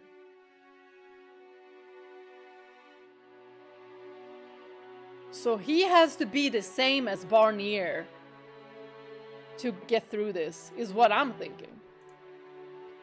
Countless memories crumbled before my eyes. The word death flashed through my mind, but it brought with it no fear, only vast hopelessness. Don't you? But at the last of my will threatened to slip from my grasp, I heard a voice. Remember what I said? What? that I want to be together with you forever.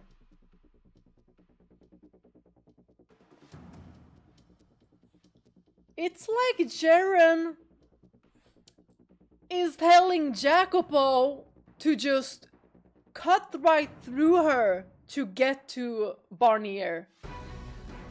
Am I the only one thinking that? It's not like she's just gonna pull out a knife and be like, boop! Although I wish, but I think it's gonna be Jacopo. Might be... Oh!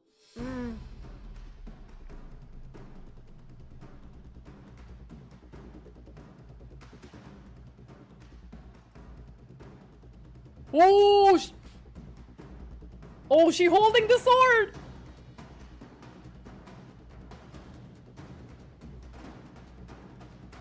What do you think you're doing?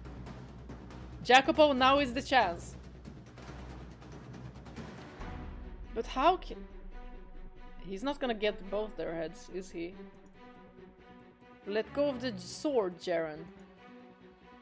Lucidity came rushing back to me. And a split second later, I understood what she meant, what she wanted.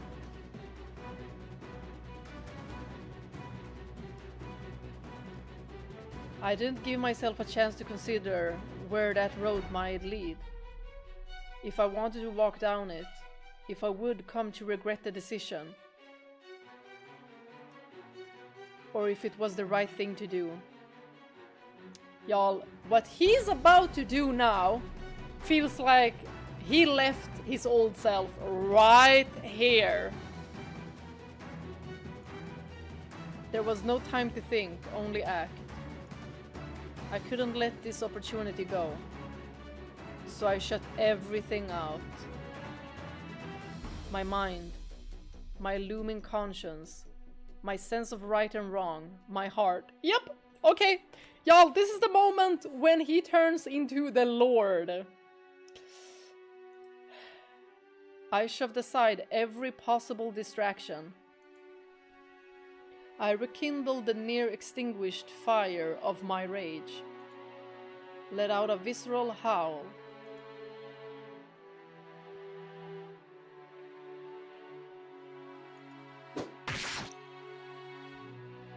Both of them. And swung. Y'all!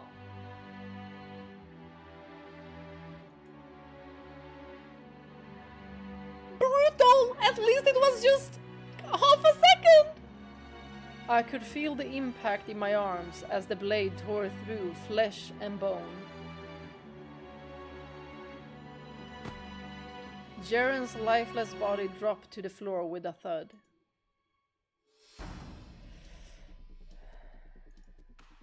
And the tip of my blade ripped a gash in Barnier's throat.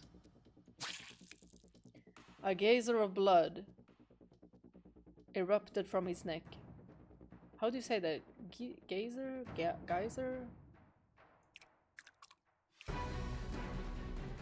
He bent over, writhing in agony, and staggered back a few steps before his legs gave out and he dropped to his knees. His eyes were opened wide, wider than I thought possible, and he brought both hands up to his throat to stem the flow of blood. I can't even imagine how big his eyes are, if they're wider than we thought possible. I think they're about to just bloop. But it did little to help, the crimson stream seeping through the gaps in his fingers. With each beat of his heart, the flow surged, sending up strays of lifeblood. Impossible.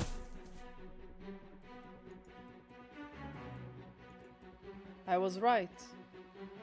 Noble blood and peasant blood all looked the same. Grunting and groaning, Barnier pawed at the floor, evidently still convinced he could scamper off and escape somehow. He left behind a trail of blood as he crawled. Oh, you not going nowhere! Stomp this bitch! It was, by all rights, over. However, there was still one last thing to take care of. I marched over to the Lord and placed my foot on his back, slamming him down into the ground. Do us all a favor! I'm not leaving without your head. And I owe it to Jiren to reunite you. Wait! If you kill me, the neighboring counts are sure to intervene, before you even realize what's happening. Well, that explains why they tried to assassinate him, like everyone, but worth it. Put down the sword and I'll spare you. Oh, you are not in the position! You'll spare me? Oh! Okay, we vibing. You're in no position to be sparing anyone. Like, am I secretly a writer for this game? Like, did I secretly, like, do I have like a twinning mind with someone? You're either a fool or a hopeless optimist. You're not a lord anymore. You have no power. You're just a sick worm. Bye-bye. And the counts? They won't be an issue. I'll be taking over for you after all. Ha! Is that so? Ha! Ha ha ha ha! And how are you planning to do that? You're a peasant! What does it matter? You just need to dress fancy. Ginevra entrusted me with a ring that bears the Barnier family crest. Oh, that too. I'll use that to make myself out to be the successor to the royal family. And what will you do? Was you faked your nobility? You have no experience, not the faintest idea how to be a lord. Oh, he has trained all right. I'm sure I'll govern better than you ever did. Bah! Yeah, you're out of your mind. A peasant like you couldn't govern an empty plot of a land. Not that being a noble makes one any more qualified, as you've more than clearly demonstrated. Off with his head! I'll take your seat, and then I'll take the world. Oh! Oh! Jacopo! Jacopo! I mean, we can stop somewhere, you know, you don't need to be that power hungry. Because we know where it takes you. Ludicrous. Think very hard about this boy. Killing me will be a mistake you can never fix. Put down the sword. Does death frighten you so much you would deign to beg for your life, Lord? Like I said before we began though, the only way this ends is with one of us dead. I pressed my sword against Barnier's nape, then leaned into it hard. We better see his head rolling. If we had to see Jiren... The blade sank into his flesh, the gash spreading like a crack in glass.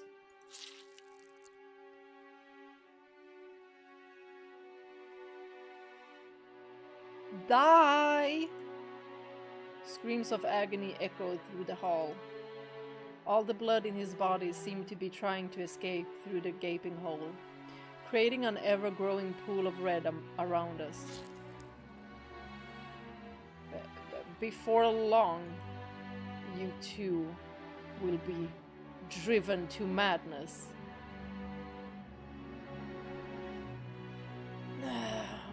I mean,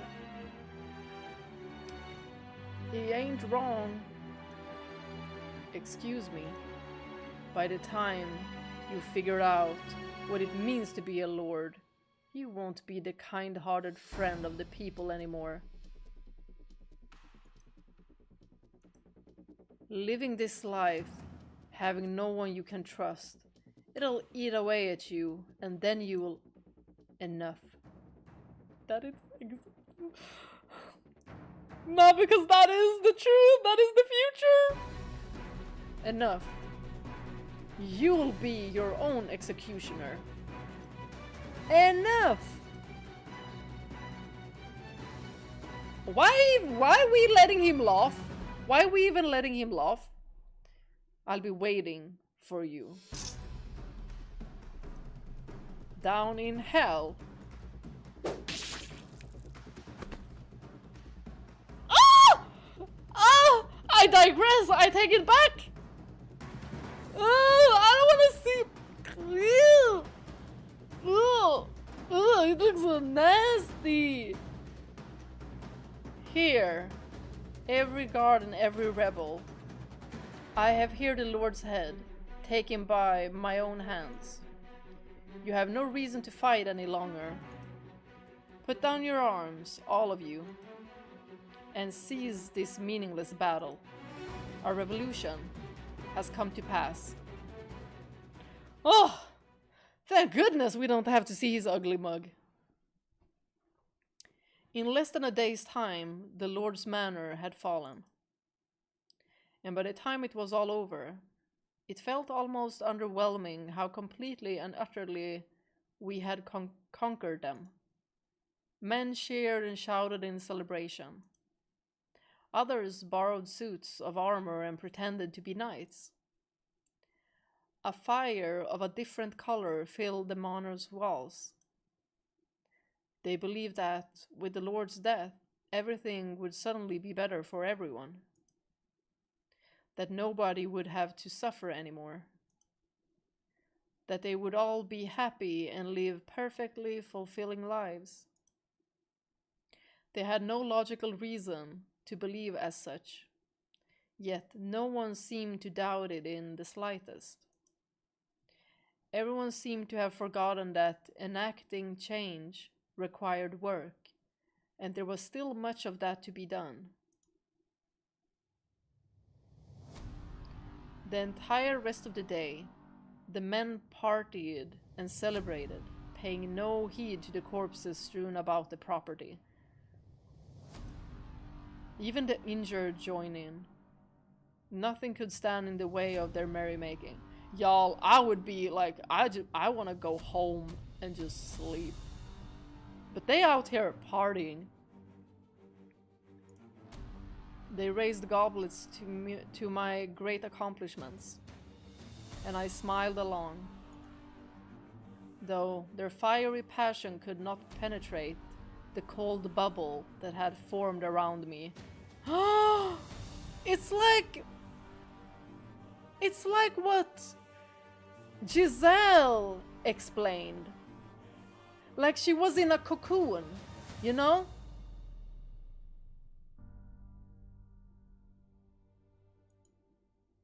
The only real fervor I had felt all day was a while I crossed the swords with Barnier. Now my head was surprisingly clear. Perhaps clear wasn't quite right. It was stagnant. I felt as though I were suspended in a dark sludge. Barnier's dying words hovered around me. And they will haunt you. By the time I figured out what it meant to be a lord, I wouldn't be the kind-hearted friend of the people anymore, he had said. That I would have no one to trust. That it would eat away at me, drive me mad, and then I would be my own executioner. Again and again, I tried to tell myself that I wasn't like him, that I wouldn't end up like him. But his voice, his curse, refused to leave me. Y'all, he's being cursed by 3 people now. That one, Morgana, that one dead end with Giselle, and Barnier. No one has gotten this cursed. Images of his decapitated head flashed through my mind. I couldn't shake the feeling that one day, that would eventually be my head.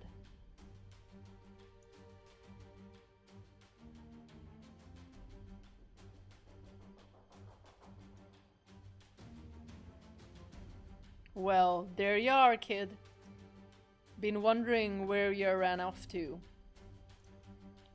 Oh, Gretchen. How goes it? That sure ain't the face of a man who just pulled off a goddamn revolution. Your wound hurting? I've got something that can make the pain go away, if you want some. Alcohol? Ah, there we go. Here she is. Take one of these leaves and grind it up at the back of your mouth. You should start tingling right at the back of your head in no time. And then all the pain's gone, like it was never there. What is this? What kind of leaf is this? Is it some kind of natural drug? It's some pretty great shit. If you don't mind getting a little loopy for a bit anyway. But after all that, it ain't like you're gonna need to think straight for a while, so what do you say, take a few? I think I'll pass. It does hurt, but I can handle it. Then why the long face? You're a hero now. People are gonna be looking up to you. And that ain't a great look. Hmm? What's with the big rock? I don't remember seeing this here before. Please don't touch it. Oh, he made a grave? Is that it? It's Jiren's gravestone. Oh. Ah, so that's what's got you down in the dumps, huh? I mean, I get it. I sure as hell didn't see that one coming either. Talk about a shocker. Sweet little thing like her in bed with the Lord. Women can be fucking scary creatures at times. Same to y'all! I don't even want to think about what kind of shit she was scheming while she got all chummy with us. It's not really that black and white, I can guarantee. There was no mask, no facade, no scheming. She was always just being herself. You out of your mind, kid. She played us for months, not the tiniest hint. If that ain't a facade, I don't know what is. She never believed herself to be lying to us. Assuming Jiren genuinely didn't grasp the concept of sadness or fear, that she was incapable of experiencing negative emotions, then it does kind of add up. She loved the Lord, while also enjoying her time with us. And two things can be true at once. One thing does not cancel out the other. To her, they weren't mutually exclusive. To her, feeling both was not wrong.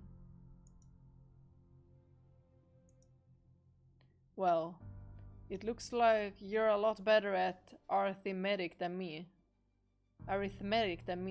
Cause that don't come close to adding up in my head. Or maybe you just don't want to accept that it was all a big fat lie. Definitely more complex than that. But we need more backstory! Perhaps. I'm not Jiren, and I don't know what she had with the Lord, so all I can do is speculate. And perhaps I do merely want to believe that she was part of the family. Gretchen, could I ask you to keep this from Maria and the other girls? Yeah, sure. Regardless of what Jiren's actual feelings were, I don't see any reason to sully their memory of her. That's rather honorable. Fair enough, I guess.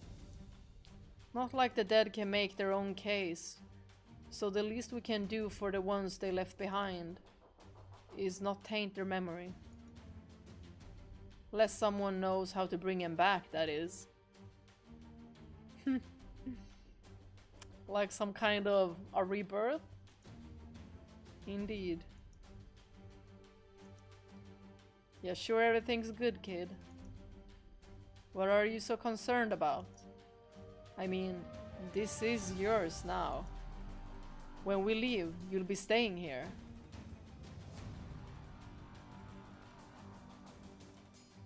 That's gonna be very lonely. And I just wanna make sure you're really up for it. If you want, I could take your place. Pardon? If you think being in charge will be too much to handle, I'd gladly take it off your shoulders. Hell, we both know I'm more of a fighter than you. I could have taken Barnier out without him getting so much as a scratch on me. What do you say? I'll do it. Don't be stupid. The whole city would be savages by year's end if you were in charge. Hey, just offering you a way out, kid. It's my burden to bear, and I have no intention of passing it off. I'll have myself back in order by tomorrow. Well, if you say so. But don't forget, you're in this for the long haul. Don't worry, I can handle it. So, do you have any specific plans moving forward? The woman you were conspiring with, Ginevra, was it? They offed her, didn't they? She was hardly the only noble hoping to see Barnier overthrown. I'll have to start by building up a solid foundation of supporters among the nobility. Do we really need the Dick Squad on our side, though? Why don't we just cut ourselves off from all that crap and start our own country? A place just for us. No royalty or nobility to rob us blind. Just our city. That would be ideal, but unfortunately, it isn't quite so simple. We can't just overthrow the Lord, take over the city, and build a big wall around the borders. Without a clear, legitimate transfer of power, the neighboring counts will undoubtedly intervene. So we fight back. What's the problem? Our little band of peasants was only able to take down the Lord because we had the element of surprise. But what happens when a trained, organized army marches on our borders? Then it's a different story. You don't need me to answer that for you.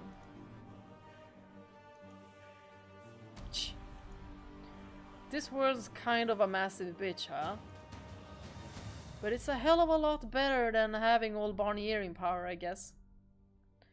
You'll change things for the better, though, won't ya? You have my word. Great. So, Jacopo, I know we'll be parting ways here soon and all, but I want you to know, I'll never forget this day. We crashed the gates of hell together and made the devil our bitch. It don't matter how far apart we are, nothing will change what we've been through. So let's make this city into the best damn city around. You from the top, me from the bottom. Yes, let's. It's a great comfort to know I have you down there. I have a good deal of trust in you. I won't disappoint you, kid. And don't you ever hesitate to give me a shout if you need something. When we first met, I kinda wanted to throw you off a cliff, and you still rub me the wrong way sometimes. But I also consider you one hell of a partner. And I mean that. We risked our lives for each other. Brothers in arms. I thank you. I too consider you a good comrade. You and the rest of the gang. Ahaha! I was beginning to think you'd never come out and say it. Now remember, kid, don't you let us down with this, or you'll be hearing from us. Capiche? I know you can do it. I won't let you down. It'll all go fine. I have allies. Friends I can count on. With their help, I can change things for the better. I can believe in myself. I can do this. I have no reason to think otherwise. I can't just figure out how it's gonna be. Like, those words that Barnier had said to him before he died, they're just gonna be echoing inside of his head for the entirety of his life. This fluttering in my stomach. Adrenaline is nothing to be concerned about. Oh, anxiety. Anxiety, adrenaline.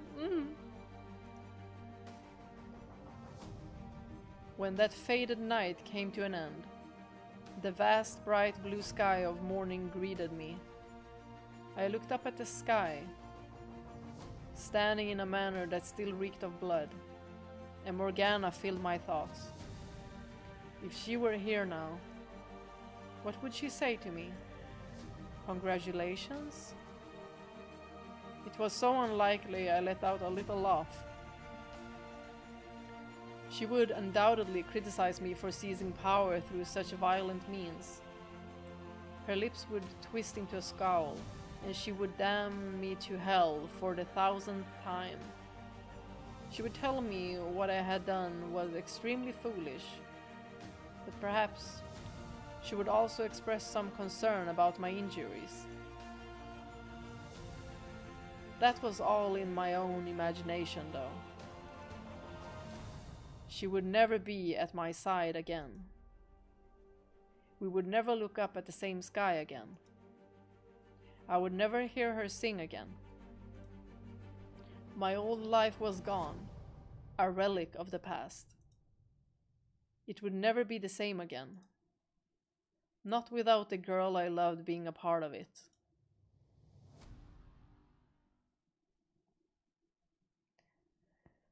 Tales of a Distant Past, the end. Why? What does that mean? Is there more parts? Recollections of an Outlaw. You're in the mood for something juicy, you say? Hate to break it to you, chum, but I ain't made of dough. I think this is so difficult to read for me. I like a nice slab of meat as much as the next bloke, but I'm barely making do as is. We all are, case you hadn't noticed. What? You're not hungry? You just want a juicy story to go with your drink? Then why didn't you just say that to begin with? Give me a sec. I think I got one you'll like. Few months back, me and bunch of other blokes went out on a raid. This puny little village. They didn't do much trade, just living off what they could grow. So no one figured we'd make out with much. Grab a little grub, plow some of the girls. That was the best anyone was hoping for. Business as usual. We killed the guys, had some fun with the girls, then killed them too. You should have just killed yourself as well.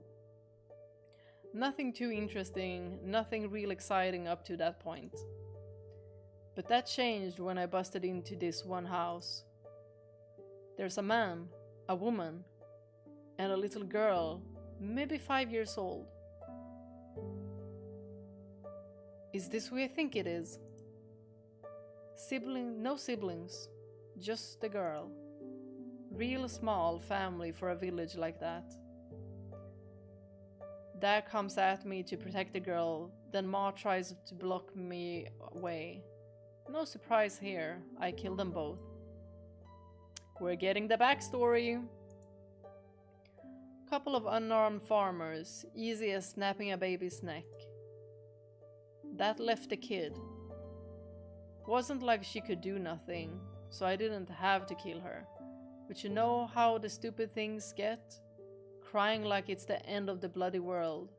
So I figure I'll run her through before she starts holding on me right. Fucking die. But get this. The kid smiled at me and said, "Where are you from, mister?" Wow, she really...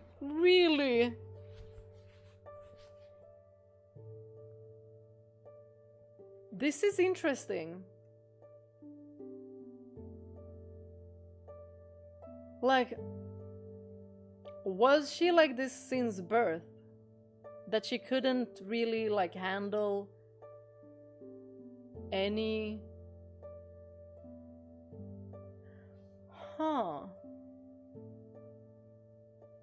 Maybe, you know, social interactions were also something very difficult for her.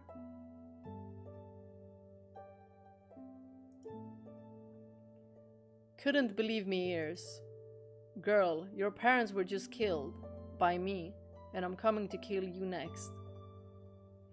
He speaks very differently from Barnier. How the hell are you smiling? How the hell are those the first words out of your tiny little mouth? Creep me out, truth be told. So much so I lost all interest in killing her. So I dug around for anything worth taking, and then went on my way. But this damn kid, I tried to leave and guess what? She fucking follows me. Doesn't want revenge or nothing, just smiling like a fool. I'm a patient bloke, but this was beyond the pale. I yelled at the stupid thing. "Why the hell are you following me? Piss off."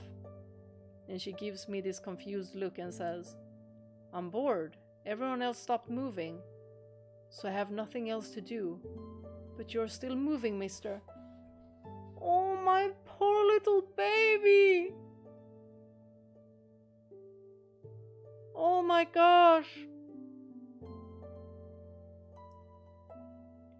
Madame's head was spinning. She was maybe 5, yeah? I could understand her being a little stupid, but she should have known right from wrong enough to know to be scared of me. You'd have to be out of your mind to come trotting after the bastard who just offed your parents. And I'm pretty sure that's exactly what her problem was. She wasn't right in the head.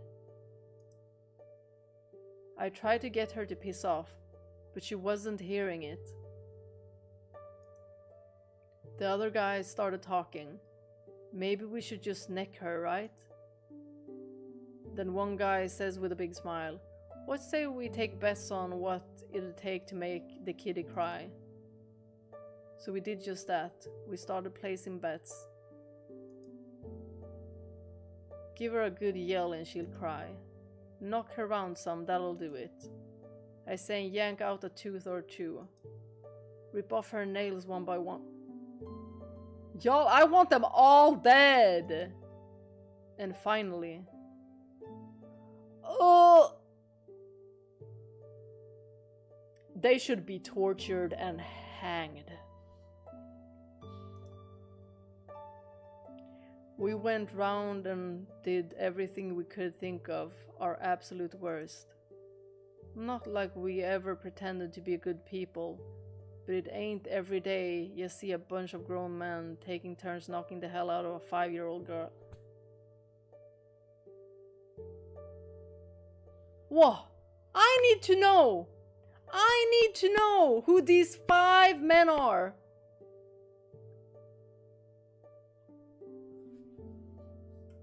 On the top of the hit list! can it get more dark? And hell, that by itself, a good drinking story if I ever heard one. But it keeps going. She never cried. No matter what we did. Not a once. She would groan and twist her face when we hit her, so she did feel pain. But even that was only for a second. After that, she'd be back to smiling like an idiot. Tell you the truth, she seriously creeped me the fuck out. I wanted to just end it there and forget all about her. But the rest of the guys, they took a liking to her. Wanted to bring her back with us. I tried to talk him out of it, but one guy, he says, "What's the big deal? Ain't like we're adopting her. We'll have some fun and when we get bored she's gone." And it's pretty damn hard to argue against that. If I kept fighting it, I'd look like I was trying to be the good guy or something. And so now, we've got this kid in the crew. First month or so, she's with us. Everyone's treating her like their plaything. But after a little bit, that starts to change. They start being kinda nice to her, giving her extra food, letting her join in on conversations, that sort of thing. She still creeped me out, sure, the way she never stopped smiling. But she wasn't ugly or nothing, could be kinda cute even. When she started talking with us more, I realized something. None of us knew this damn kid's name. So I asked her, and get this. She says, "I'm me." Dead fucking serious. Now, like I've been saying, the girls always never made much sense. But this was on another level. So I press her, "No, what's your name?" But she just tilts her head and says the same thing. "I'm me." "So you're saying your name is me?" I ask. And she gives me this big fat grin and nods her head. Who the hell names their kid me? Her parents seem like reasonable enough folks. They at least cared enough to try and protect her from me. They just run out of ideas trying to come up with a name for her, or what? That doesn't really seem right. I mean, she was also 5. What the heck? As I'm thinking to myself, I see there's something sewn into the bottom of her shirt. It looked like writing, but I can't read for shit, so I call over the only educated guy in the crew and have him look at it. Wouldn't have thought that any one of these would be educated, but okay. Turns out, it was a name. Jiren. "Your name ain't me, it's Jiren," I say. And she lights up like a fucking village we just got through with. "Really? My name's Jiren? Maybe those... Oh! Maybe those clothes were for a Jiren. But that Jiren might have died. So maybe she was stolen from another family."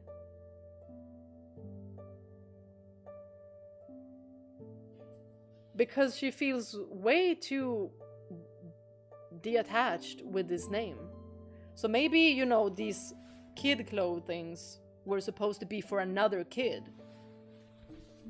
Like maybe the mom had like a miscarriage or something, stole a baby from like someone else in the village, and we're like, "Yeah, this is my baby." Because at this time, I don't know how it would be to, you know, miscarriage. There could be a lot of stigma surrounding it. I never knew. Or is she just automatically erasing everything that is happening to her because she just cannot handle any feelings. And she's like acting them out as she thinks they should be. But she can only do the happy one? We'll have to continue. This is interesting. I let out the biggest sigh of my life and say to her, "You're the dumbest broad I ever known." About a month after we picked the girl up, we had a bit of trouble. There's this chubby bloke by the name of Marcus, and he starts getting this thing for her, yeah? I ain't want to get on a guy about what gets his rocks off, but a fire... What the hell? Why? Why is there so many? Like, get off these kids! What the frick? That just ain't right. I don't want to hear it from you either.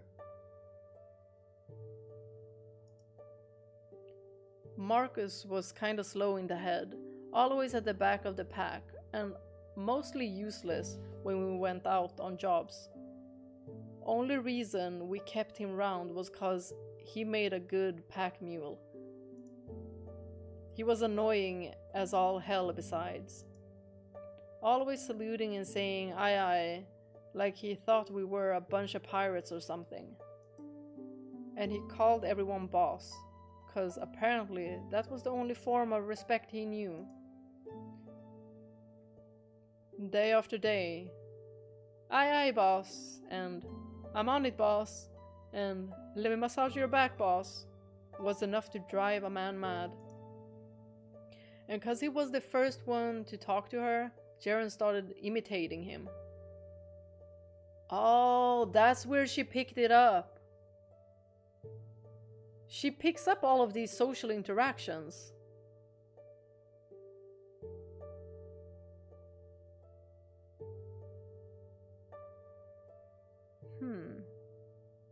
This could be a mix. She could also be on the spectrum, but a mix with disassociation as well. So now we got two buffoons running around talking like that. Obnoxious as it was, though. End of the day, that's all it was. But that changed when Marcus started getting real fond of the girl. Every little thing we did, he'd go around telling us to be nicer to her, yeah? But far as we saw it, compared to when we first took her in, we were treating her pretty damn well. Of course, that's all relative. A proper slave probably still got less hell from their masters than we gave the girl. But remember, we only brought her along so we could have fun. We never intended to make her part of the crew. But Marcus wasn't having any of it. Son of a bitch actually snapped at us. "You'll pay if you don't stop right now, boss." Idiot wanted a fight, so we gave him a fight. The whole lot of us beat the ever-loving hell out of him. Stomped his face in so bad you couldn't even recognize the poor bastard anymore. And the way when Jiren spoke about when she was kidnapped by these men, like it wasn't even an inch of what happened.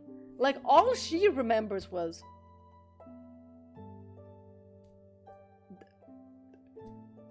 that they didn't do these kind of things, these horrible things.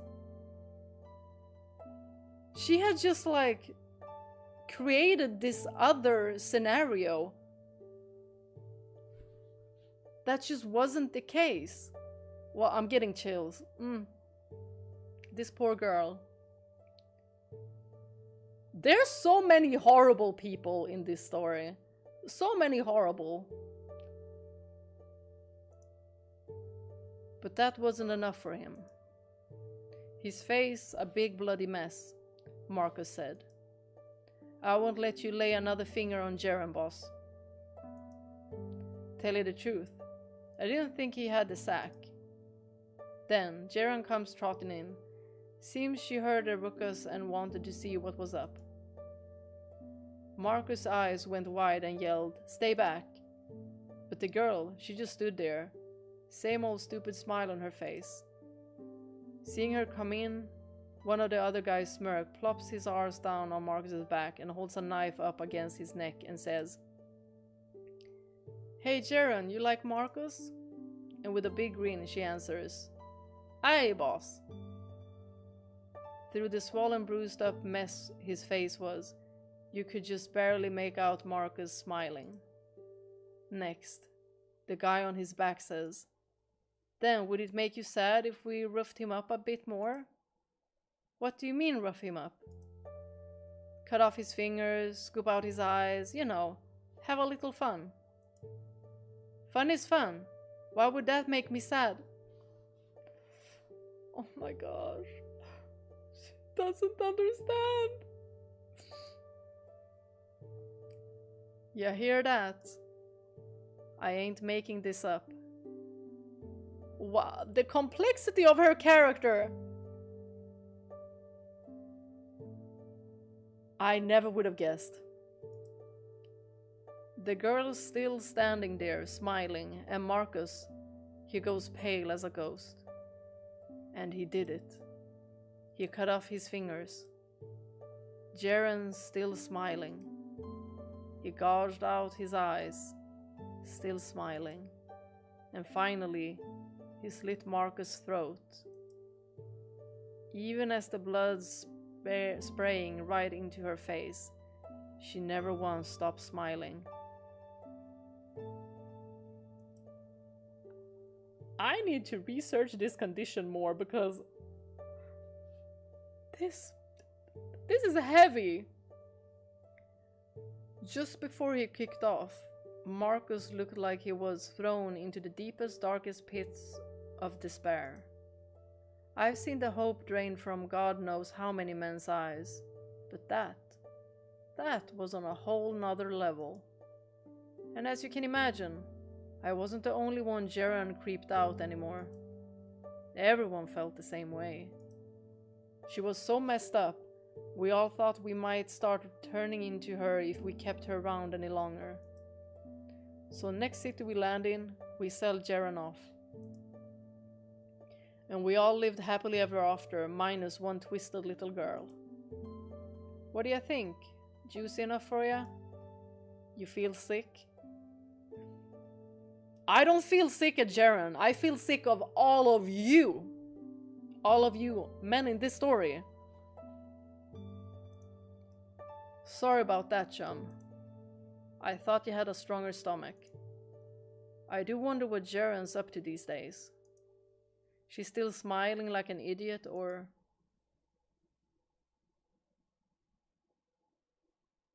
Recollections of a vassal's wife.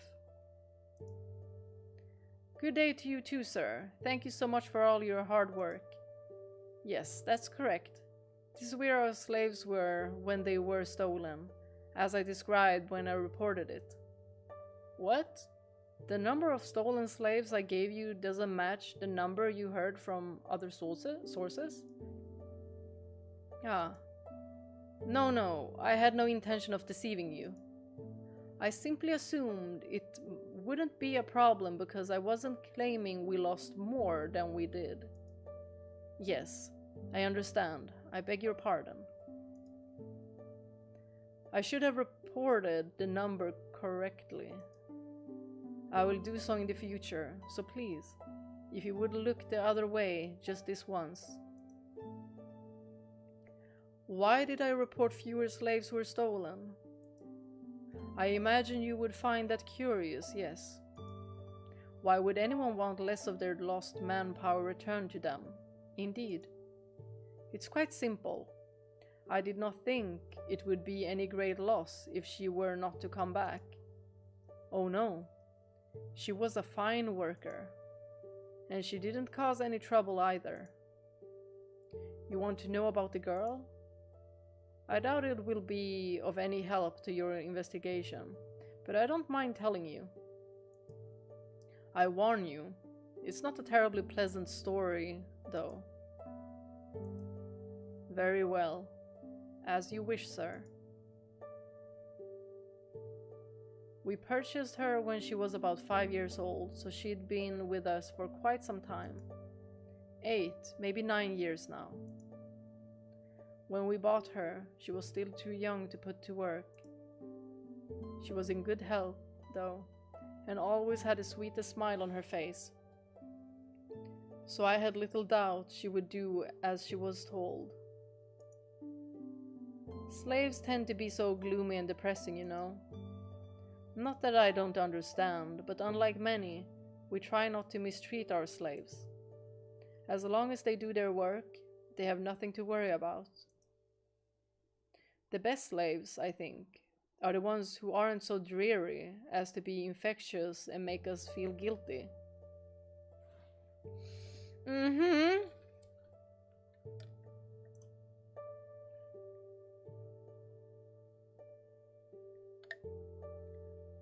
The girl's name was Jiren, and while she talked rather funny, she was as bright and cheerful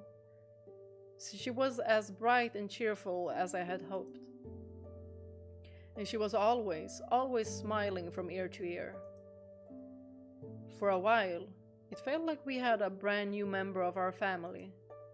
I was so taken with her I almost considered adopting her instead of keeping her as a slave. And how did I go from wanting to take her into not caring if she didn't come back? It's rather difficult to explain, to tell you the truth. Yes, that's right. She never caused any trouble. She never stole anything, and she never refused to work.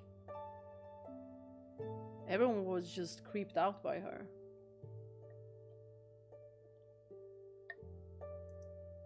She never cried, and she never got upset. No matter what happened, she always did her work with a smile on her face. Y'all, it's so sad. It's so sad. Because she never, ever got help.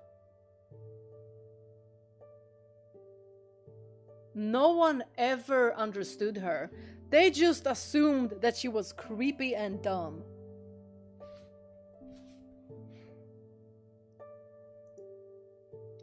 That sounds like the ideal slave. Yes, you would think so. And I have no complaints regarding her work. Neither did my husband nor our servants. I imagine I'm the only one who would be happy to never see her again.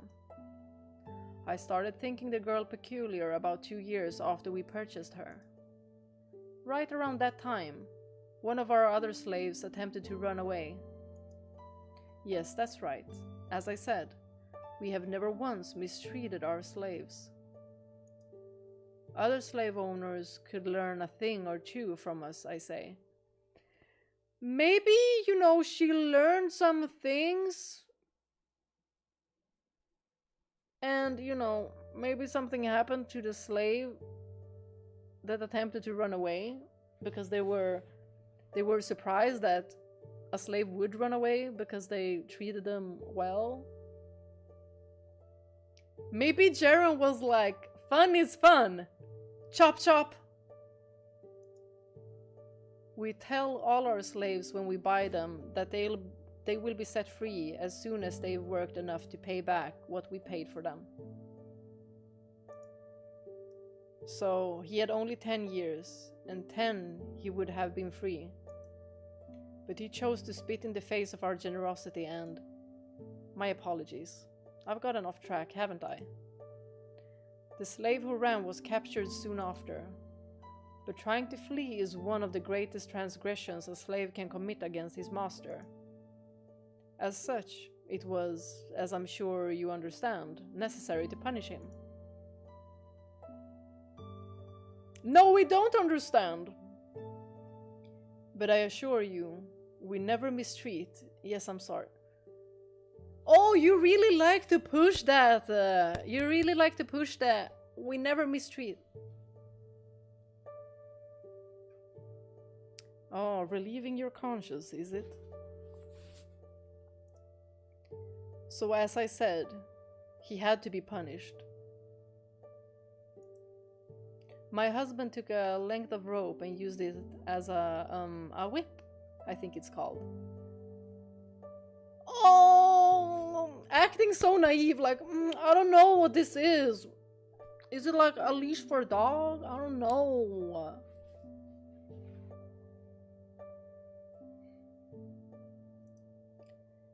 He had all the slaves watch as he lashed the one that had tried to run away. Oh, we never mistreat our slaves. We just let them all watch and be like, this is what's gonna happen to you if you try to run away. Right, James? What? What?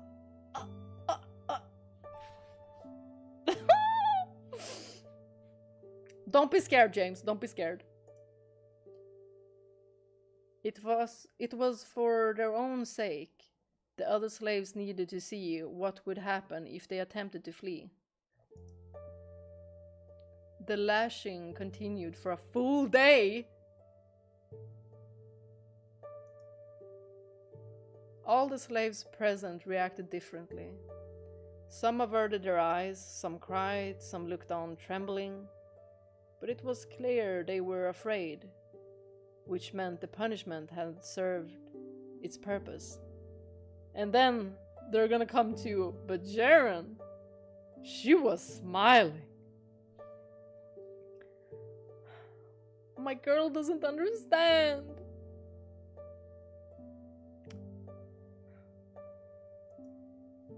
For everyone except Jiren, that is. Yes, that's correct. She simply smiled. At first, I thought my eyes were playing tricks on me. But every time I looked over at her, I saw the same thing. As the slave being lashed screamed out in pain, Jiren didn't even flinch. She just stood there, smiling. Just looking at her gave me the chills. My husband thought it curious as well, but he wasn't nearly as put off as me. She was 7 at the time and a hard worker, and we said there was no issue as long as she didn't cause any trouble. But that completely misses the point, you know. She gave me the creeps. All of these people being like, she gives me the creeps, this kid gives me the creeps. All of them have been horrible people, like, y'all give me the creeps, please go die. I wasn't comfortable with her around. I wasn't comfortable. Give me a frickin' break. All she needed was help. All she needed was for someone to care for her. For someone to help her. But of course, my husband has the final say. I couldn't defy him. So I did my best to forget that day. She hurt no one. Jiren. I couldn't get the girl out of my mind, though. No matter how hard I tried. My gaze was drawn to Jiren, and I noticed quite a bit as I observed her more carefully. Say one of the slaves hurts himself while working. You might expect another slave to ask if he's alright, to help patch up the wound, to volunteer to take on his responsibilities for the day, to show concern and compassion. But Jiren, she would just smile and go on her way. Not a word. She was hardly perfect either. Is anyone though? And she would make mistakes occasionally. Everyone slips up, and we try not to make a huge fuss about it, because we sincerely value our slaves and the work they... My apologies. In any case, we can't simply brush such mistakes off, so we make sure to admonish them whenever something happens to ensure things run smoothly. Yeah, I see exactly how this is. But even as I scold her, Jaren's still smiling. As I'm sure you can imagine, it's hard not to feel as though you're being disrespected. So once, I lost my temper and smacked her. It was only the once, though, I swear. I'm not a violent woman. I hate raising my hand to anyone. You just raised your hand against a child. Because she gives you the creeps. I hate you. I was sure that, if nothing else, would make her cry. But still she smiled, with half her face red and swollen. I was so perplexed I came straight out and asked her, "Why do you not cry? I just hit you. How can you keep smiling?" And she said, "Why would I cry? I'm not sad about anything." Like...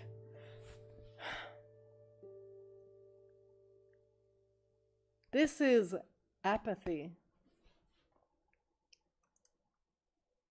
Pressing the issue further, I discovered she had evidently never felt bad for anyone in her life, including herself. Can you imagine? How terrible is that? It's not right. So I decided I needed to teach her how she was supposed to act. I taught her that when she saw someone get hurt, she needed to show sympathy. It was all learned behavior. But this is how you learn it if you don't have it naturally. This is how you learn. So, okay. Okay, she at least helped her. Okay. A little bit redeemed. That when she was being reprimanded, she needed to show remorse and a desire to improve. And gosh, has she been doing well with the learned behavior. Jiren listened carefully to every word I said, and before long, she started putting my teachings into practice. At first, I was relieved. Jiren was finally a regular girl. She showed concern, compassion, regret. But it was all an act. She acted sad when someone got hurt, and then she turned around and was smiling again. It never lasted more than a few moments. Emotions were but a flash, there, then gone before you realized. It wasn't normal, wasn't human. We know who's been called not human as well. Michael and also Morgana. She didn't genuinely feel sympathy. Beyond the surface, she was no different than the girl who smiled as a fellow slave was being whipped before her eyes. Jiren had learned nothing. Unable to bear it anymore, I went to my husband again. She thinks that she learned nothing, but she learned the behavior. And if you are this apathic, that you do not comprehend feelings, that you do not feel, at least you can learn the behavior. So she did learn something. I mean, we saw that in the story. She showed everything of this. But does it matter that she didn't feel it? Does it make her a bad person? No. I mean, you'd be hella unlucky to be born like this. But she's trying. I told him she wasn't normal. There was something wrong with her. I implored him to do something. But my pleas fell on deaf ears. She was a good worker, he said. We couldn't ask for a better slave, he said. Oh, but he couldn't have been any more wrong. He wasn't the one who had to look after her. He had no idea what she was like, how unsettling it was merely being in her presence, how deeply upsetting it was. My apologies. I'm fine now. As you can imagine, I'm not particularly fond of Jiren. So it was a weight off my shoulders when I heard she was one of the stolen slaves. Why are you giving me that look? You think I'm the one who has the problem? You think there's nothing wrong with her, just like my husband? One look at her smile and you'd know I'm telling the truth. That she's not simply a little eccentric. That there's more to it than that. I can't take it anymore. Is there no one who will understand me?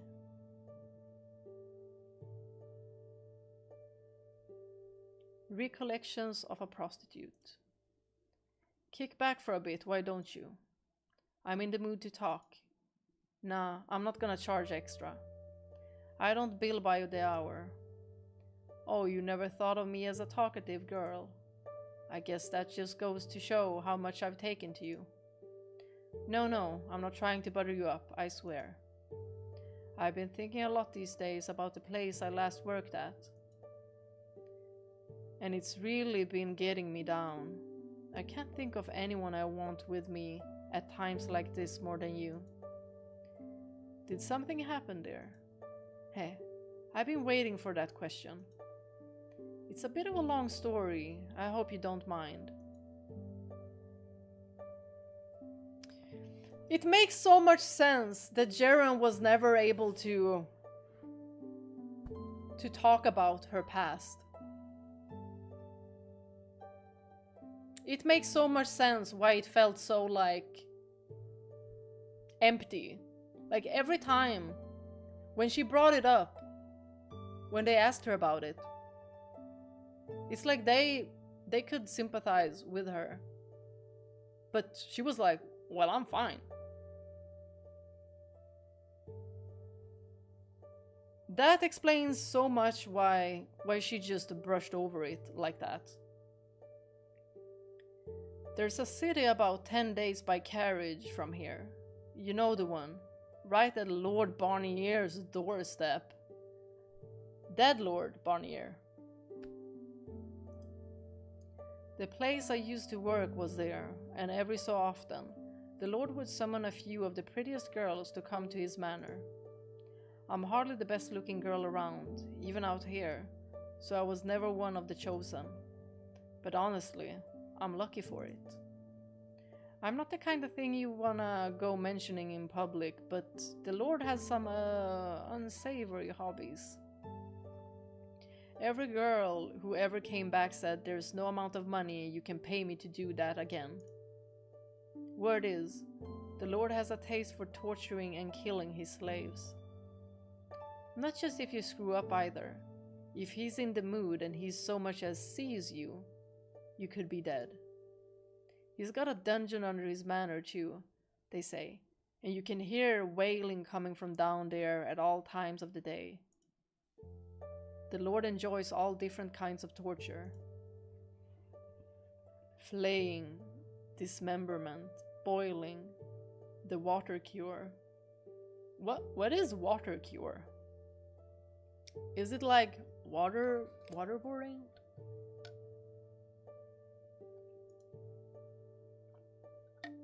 Or does he just like baptize them and just keep it there for a while? That it? Is that? I'm sure he uses others, but I've only heard bits and pieces secondhand. He only ever killed the slaves though. The girls all came back in one piece. On the outside, at least. Being forced to watch people get brutally murdered did a real number on most of them. Some were so broken by the experience they couldn't work anymore. So the Lord, apparently, he hosts banquets at his manor every so often. But here's the kicker, he only invites nobles that are into the same sort of thing. He's not the only one. We're being governed by God knows how many twisted freaks. Seems like the real world.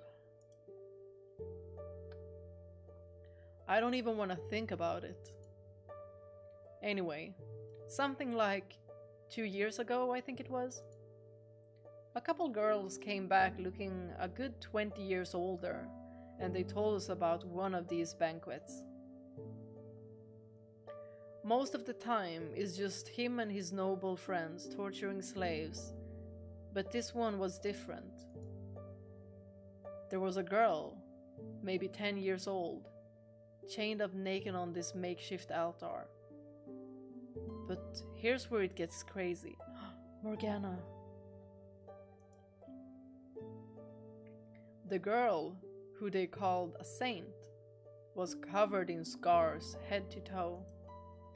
They cut her up and filled their cups with her fresh blood. But she didn't cry. She didn't even flinch. She just sat there quietly. And when she did speak, it was to condemn them as blasphemers and sinners. Can you imagine? Chained up like that, and she's scolding her captors, telling them God will punish them for their actions. I wouldn't have the guts. Maybe she was raised at a church or something. But I'm guessing that's got something to do with why they called her a saint. I'm getting a little bit like similar vibes to Jiren. Like almost like stuck in a role. But with Jiren is just from birth. Might have been from birth. And for Morgana it's because all of the gaslighting from her mom. Oh yeah, the slave revolt was right around that time too. You hear about that? Just rumors? Well, they're not just rumors. It really happened. Because of the revolt, the girls who'd been there made it out in mostly decent shape. And for a while afterwards, the Lord didn't send for anyone. I'm guessing he was too preoccupied patching up the holes in his manor and finances to spend much time fooling around. Sorta changing topics for a sec, but about that same time, this dark-skinned girl, the kind you don't see too often around these parts, started working there. Name was Jiren. She was pretty, always had the widest smile on her face, and real friendly.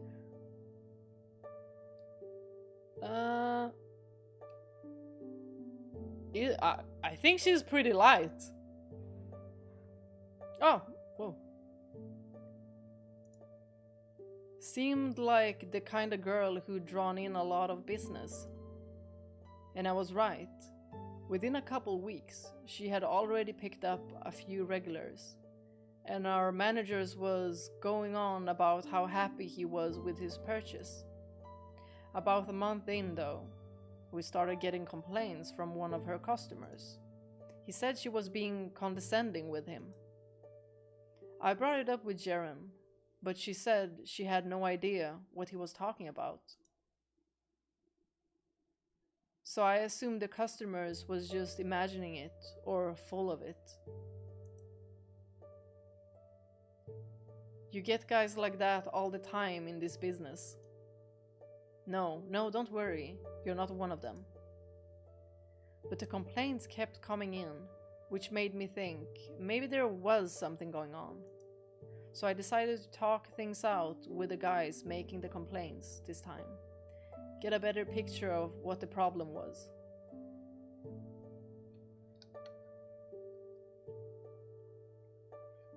Hi SB! Hi Andy! Did I miss anyone else?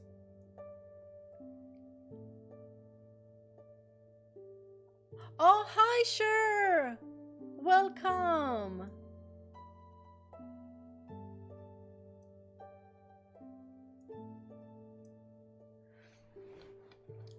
Story is very, very, very good. Now we're getting a little insight on Jiren's backstory.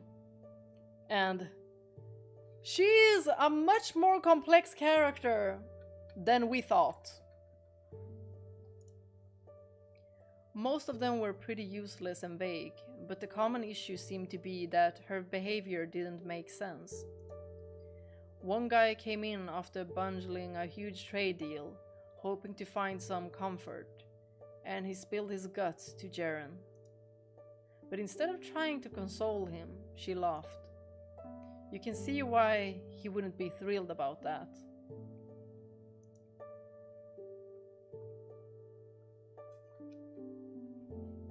When I asked Jiren about it, she gave me a confused look and said, I thought he was telling a funny joke. Bah! There was no malice, nothing. She genuinely didn't understand how the customers wanted her to act. Can't run a business like this without a solid customer base, so making sure everyone leaves happy is crucial to operation. Which is probably not something I should be talking about with a customer. But well, you're special, so cut me some slack, okay? Anyway, something had to be done about Jiren. We couldn't risk more dissatisfied customers. So I figured the best thing to do was give her some training. Here's how you should react if a client brings up such and such, and here's what you should say if they're looking depressed or upset or whatever. How and when to be reactive, and how and when to be proactive. And I'm just thinking about how Morgana wanted to be like so collected like Jiren was. Like how Jiren could keep her cool. Like Morgana tried to. Morgana tried to keep her cool. That time when she completely lost it around Jiren. But it would have been so much different had she known this side. Had she known the truth. Jiren was a quick study, so it wasn't long before she was putting my lessons to work. I would have been happy with just reducing the number of complaints to a more normal level, but Jiren improved so dramatically we heard nothing but praise from then on. Say a patron was looking a little blue, she'd give them a big pouty face and say, "What's the matter? You can tell me anything." "Oh no, that's terrible. I feel awful for you. Is there anything I can do to help? Anything at all?" Just this constant stream of comfort, almost to the point of being excessive. I really wonder how she imagined that the words "I love you" were. Was there even a hint of feeling? Or was she more like associating the situation, how they were towards her and how she was towards them?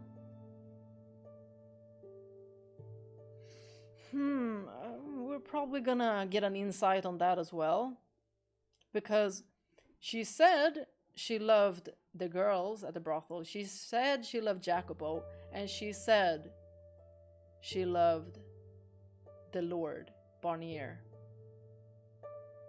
And in the end, she wanted to go with him.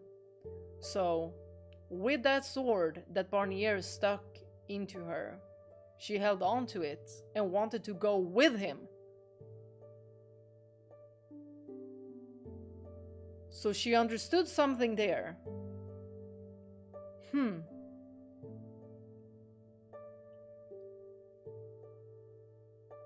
Just this constant stream of comfort, almost to the point of being excessive. She had gone from bright and energetic to sweet and sympathetic as well. On the surface, anyway. Every condolence she offered was completely fake. She was acting, and I knew, because I was the one who had taught her now. There was nothing wrong with that, though. We're not in the business of genuine human interaction, after all. Thinking back on it now, though, I probably should have taught her what the real thing felt like, rather than just how to fake it. About a year later, the Lord started sending for girls again. What if she was so stuck with the Lord because he managed to rile up some kind of minuscule feeling in her, and she just clutched to that? About a year later, the Lord started sending for girls again. We all knew he was a madman. That was common knowledge.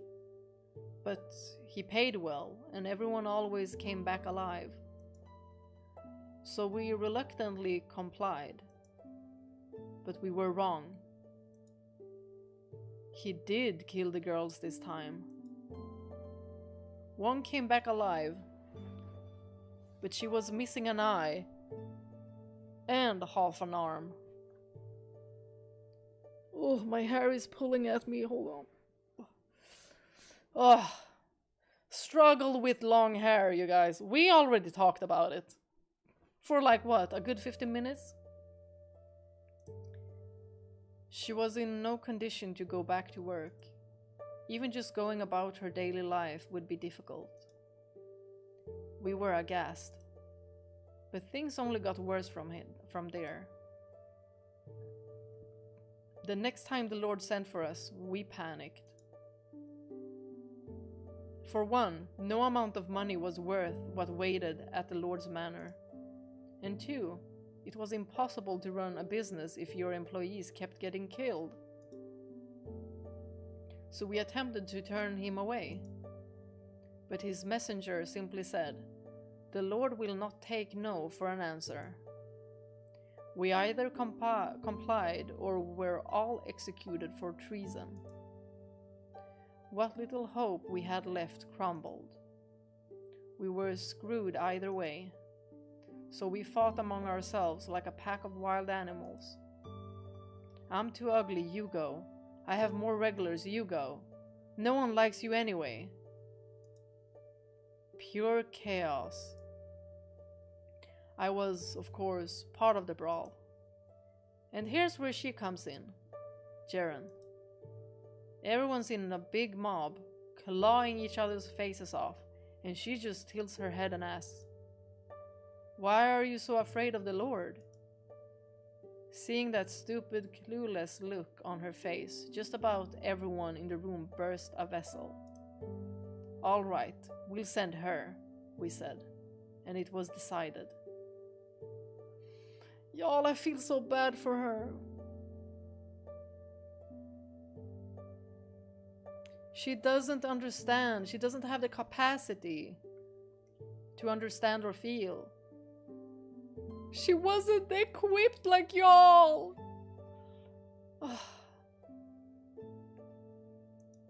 The way that no one is trying to understand her.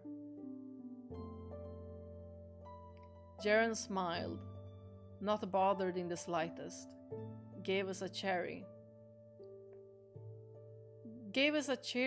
"See you later," and went off to the Lord's manor. To no one's surprise, she never came back. We figured she had been killed. A week or so later, the messenger showed up again asking for more girls. By this point, the manager was furious. He demanded to speak with the Lord in person, saying if something wasn't done, the whole brothel would collapse, and he'd put his life on the line to prevent that.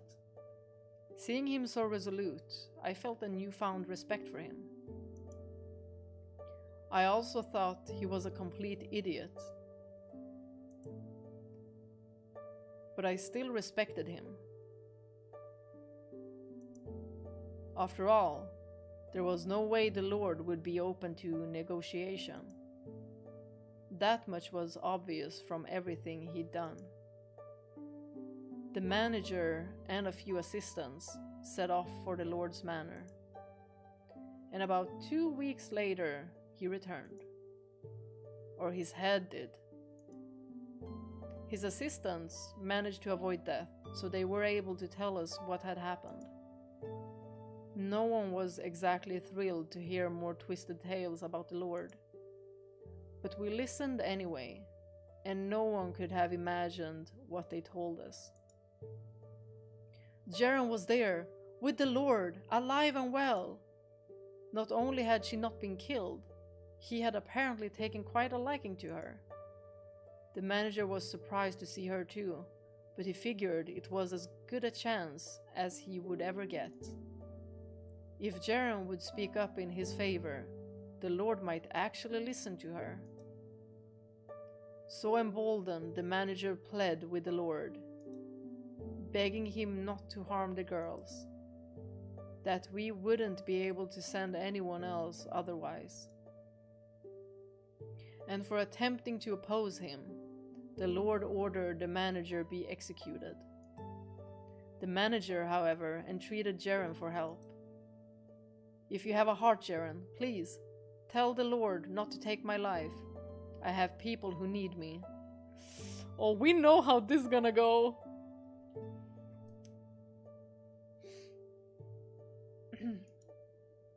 Without hesitation, Jiren nodded, saying, "You think you could maybe let him live?" That seems a bit, I don't know, disrespectful for a whore to speak to the Lord like that, but he didn't get upset with her or anything. He really had taken a liking to her, apparently. He likes her because he can control her, he can basically mold her into whatever he wants her to be. Just like that spy. It's convenient for him. It's fun. The Lord nodded and said, "I'll offer you a choice then. Jiren, you may have whichever one of the following you prefer. Either I spare this man's life, or you can have my full attention for the rest of the day." The manager and his assistants were all baffled. How was that even a decision? How was a man's life, a man who had employed her for more than a year, no less, comparable to a little attention? But they were even more baffled by Jiren's reaction. She thought about it for a second, and then blushing, she said, I want your attention."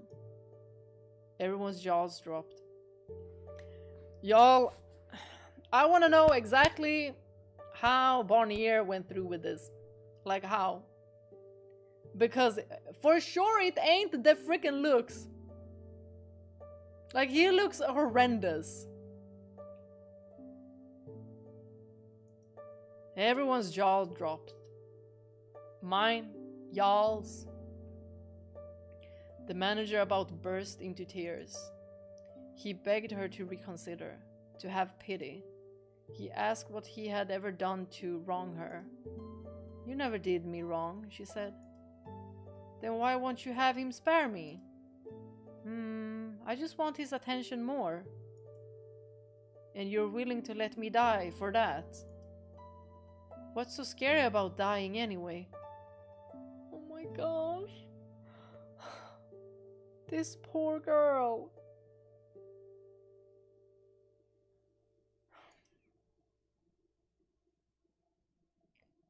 Not only did she not comprehend sorrow, she seemed to be devoid of anything resembling fear as well, which explained why she had so much trouble sympathizing with people's suffering, why she was always smiling, no matter how bad things got. Without our manager, the brothel went to hell. His son took over, but he didn't give a damn about any of the girls. All he cared about was if he had enough booze to keep himself perpetually smashed. So figuring I had a better chance elsewhere, I left everything behind and ran, leaving my future in fate's hands.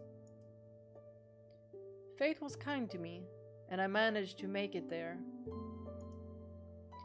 They came to me in my dreams sometimes, though. I still see the faces of the poor girls we sent off to the gallows.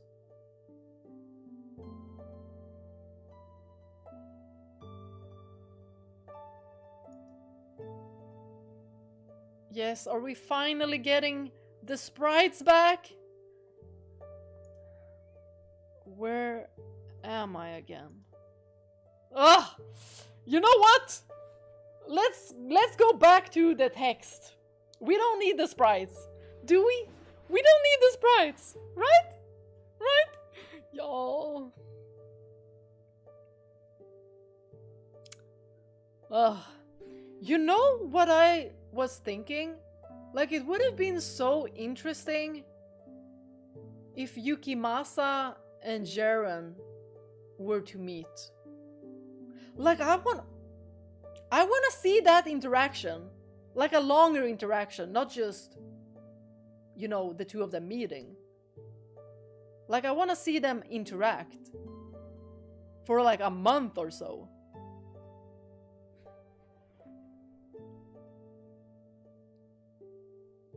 Awake again, are you? Or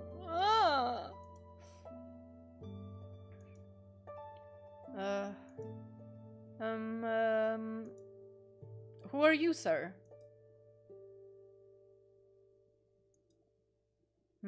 It would seem your memories have not fully recovered. Allow me to remind you how you got here, then. Oh no, wait. It's right on the tip of my brain. Let's see. I was at the brothel, and then I was invited to the Lord's place. I got brought to a big city. Then I was taken to the Lord's castle. The Lord called me into his room. And then you strangled me. Look at this girl, oh my gosh, she doesn't understand. Protect her, protect her. Go away, you evil man! Indeed. Ah. He looks like a titan. Your memory has returned without problem. Tee-hee-hee, I'm super duper good at remembering things. Wait. Wait! Why did you strangle me? To test my theory. Your theory? Of what? That you're mad. Mad? About what? Not that kind of mad. First of all, I never bring just one whore to my quarters. I brought you here because you piqued my personal curiosity. You mean you're having orgies in here every day? Yuck! Wowzers, you've got some serious stamina. Oh my god. Yeah. It's so funny because she's just saying this, looking like this. Oh. And he's just like, y'all, this girl is innocent. You a demon though. Not being alone with one person reduces the chances of an assassination attempt. Ah, that makes sense. It's pretty tough being the Lord, huh? So, what are you so curious about little old me for? I was thinking, replaying the chapter when Jiren comes back, knowing all of this, it's gonna be so different. Then we're definitely gonna be like, that was weird. Okay, now I get it. Now I get why that would be A little bit strange for her. So what you're so curious about little old me for? The other day, you and a handful of other whores attended the torturing of a slave, if you recall. I made you all watch as he died. But you didn't seem affected in the slightest. Ah. Crap, I'm so sorry. For what? I wasn't sad enough, was I? The nice farm lady and the girl at the brothel taught me how to be sad and how to be angry. But if I'm not careful, I forget.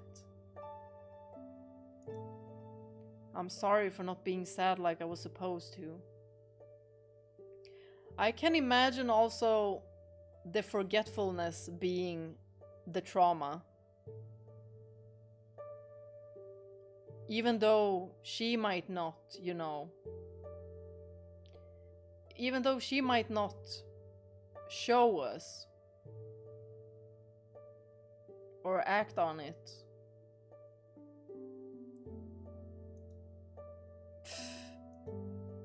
As I said, you piqued my interest.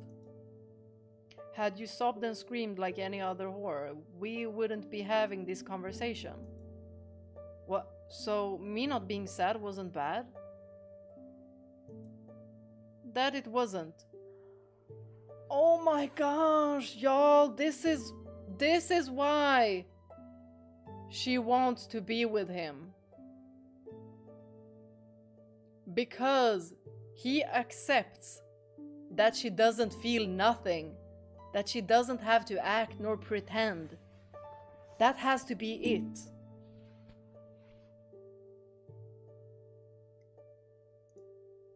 Huh? No one's ever said that to me before. He's different from everyone. He's not creeped out because he's also a freaking creep. But you're not, Jiren. You're not. It's him. I always thought you unusual, but I couldn't be certain about what you were without getting more personal. He's just intrigued with whatever she has going on in her head and how he can use her for his advantage. He just thinks this is fun. Like this is entertainment. You know, like with the torture rooms, with the blood banquets, with the slave fights. This is just another source of entertainment for him.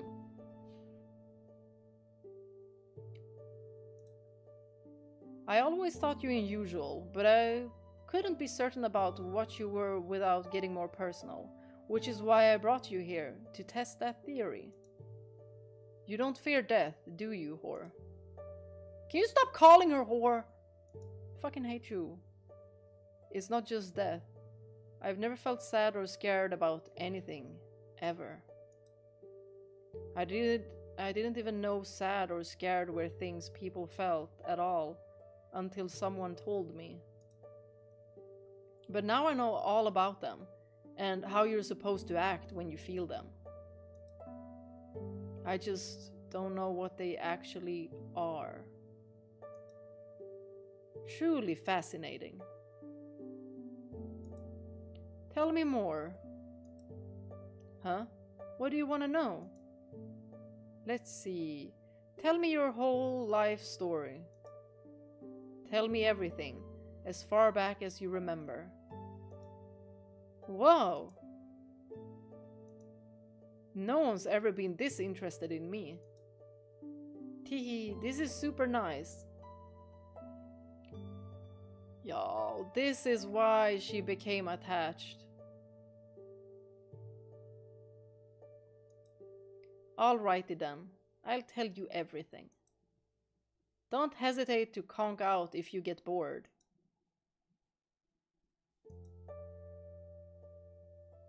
And ta-da, here I am.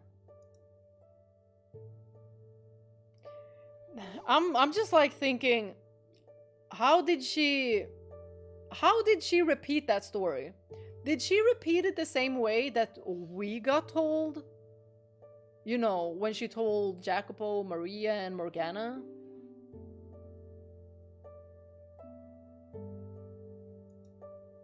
What'd you think? As boring as I thought it'd be? Hardly. That was easily the most engrossing childhood story I have ever heard. Woohoo! Smiling as your parents are killed before your eyes. I'm hardly one to talk, but you're one thoroughly heartless girl. That's not it! She just doesn't feel anything. But that doesn't make her a bad person.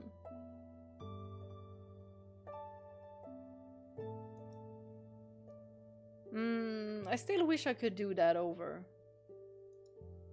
I really loved my mom and dad, and the nice farm lady taught me you're supposed to be sad when people you love die.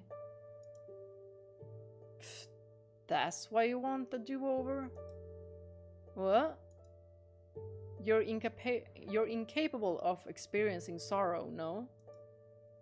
Feigning it for the occasion won't change the fact you don't actually feel sad about losing them. I guess you're right. I can pretend, but I still don't know what it feels like. I don't understand why people are so afraid of death to begin with. I mean, pain isn't fun, I get that much. But if you don't let it bother you, it's not that big a deal. Plus, once you die, you get to go to heaven. So I don't get what there is to be so afraid of. Not everyone goes to heaven. Oh, that's right. But still, I'm sure there are plenty of fun things to do in hell. Oh my gosh. Protect this girl! Oh my gosh. And you just happen to get stuck with this horrible man. Oh.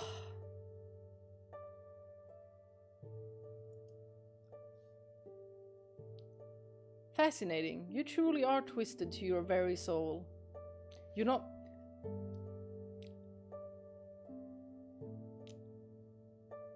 Do not bully my girl Jiren. We're on her team. We're on her team. She did nothing wrong. Fascinating. You truly are twisted to your very soul. Oh, but I do sometimes feel disappointed. Do tell. Like, I sometimes wish I could eat my mom's supper again. And I feel left out when everyone's talking about how weird I am. Oh. So she has like some kind of a tinge of a feeling. But they're like, it's like the feelings are so faint and jumbled. And just like, if there are threads, all of them are like cut off. But some of them are just holding on. Like, for example, this. When she feels left out. But she also must know that people going away from her, speaking about her, looking at her, maybe, you know, laughing at her, and, you know, telling her that she's weird. She already knows that that's not something you should do if you're nice. She knows that people wouldn't like something like that. So maybe she's just voicing that and it's not actual, like, feeling.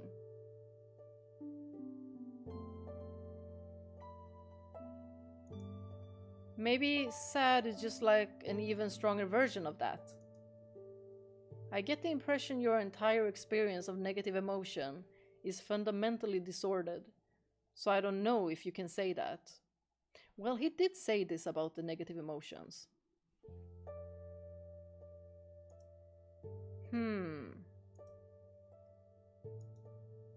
Jiren? I? Would you like to remain with me? What? Normally, I send horses back to where they came from when I'm done with them. But I'm offering you the chance to stay here with me. Are you asking for my hand in marriage?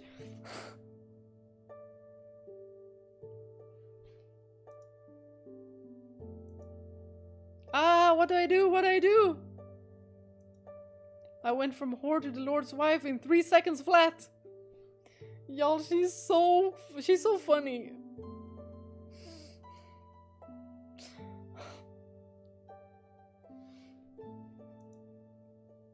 Fool. I would never even take a mere prostitute as a concubine. The drat.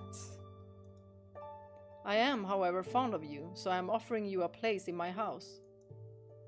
So you're saying you actually want me around? Even knowing what kind of person I really am? You could say that, yes. Wow. No one's ever actually wanted me before.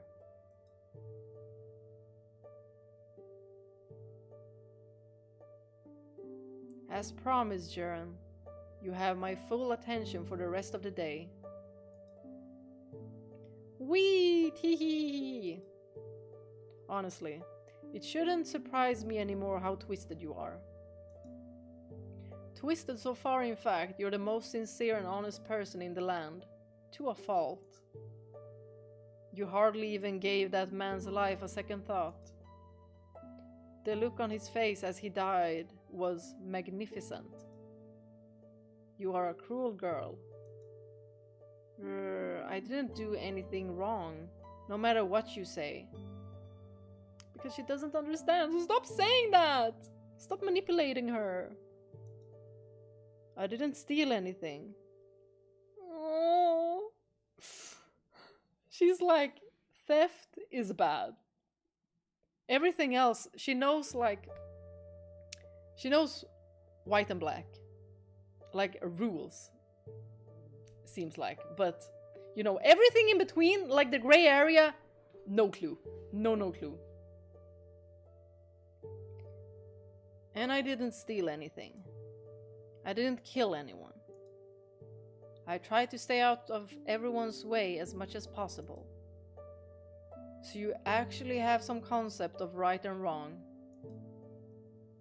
Which means you understand that I am a wicked man. I was taught the difference, yes. Fascinating. However, simply knowing the difference is of no use. If you don't feel the repulsion it's supposed to elicit. Knowing full well that I was acting maliciously, still you selfishly chose my affection, sentencing that man to death. That's not what No, I guess you're right. I guess I did let him die for my own selfish desires. Looks like I've still got a lot to learn. No, you stay exactly the way you are. As I've said before, you don't need to put up a facade around me. Don't act sad if you are not sad. Don't act angry if you are not angry. Don't feign pity for someone you don't care about. Be you. But everyone says Y'all, this is exactly how he trapped her. This is exactly... Oh, to think I couldn't hate Barnier more. Your natural self neither disgusts nor disturbs me. In fact, I greatly prefer you that way. No matter how many slaves I kill and torture for my own entertainment, you never leave my side. You happily accept me, no matter what I do. I would rather not lose that. Don't stand so far away. Sit down beside me. Aye,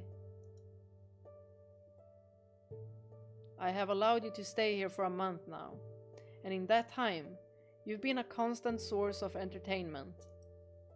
Entertainment again! And you've expressed no desire to leave either, despite being well aware what kind of man I am. The same goes for you, Barnier. You want me to stay even though I'm such a weirdo. The difference between you and I, though, is that I kill and you do not. You know, I've been wondering. What? Why do you like killing so much? It would seem your perception of me is slightly inaccurate. It is not the act of killing I enjoy, but the look of dread and despair on a man's face as his life is ripped away. Y'all, Barnier and Yukimasa are like, they're quite similar, although Yukimasa actually, you know, he actually wants to keep his human side. Barnier just feels like he doesn't give a fuck.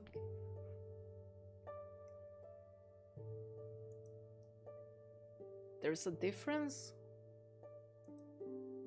In your mind, perhaps not. I'd kinda like to know what it's like in your mind then. I told you my story. Maybe you could tell me more about you, Barnier.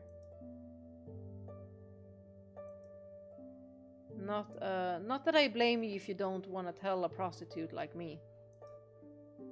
You're not a prostitute anymore. I'm not? Then, what am I? You're my property. I wanna fucking hang you upside down and slap the shit out of you. Y'all, I hate this man.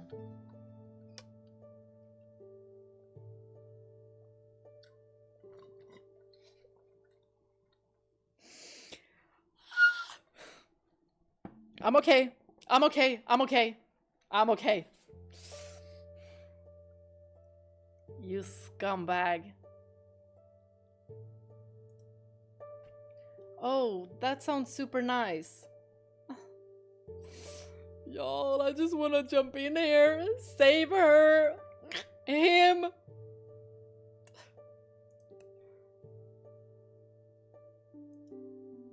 So, to answer your question, I was not always the man I am today.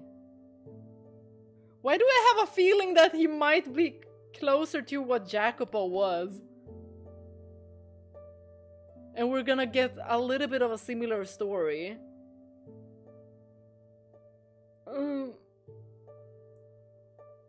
So it's gonna be like...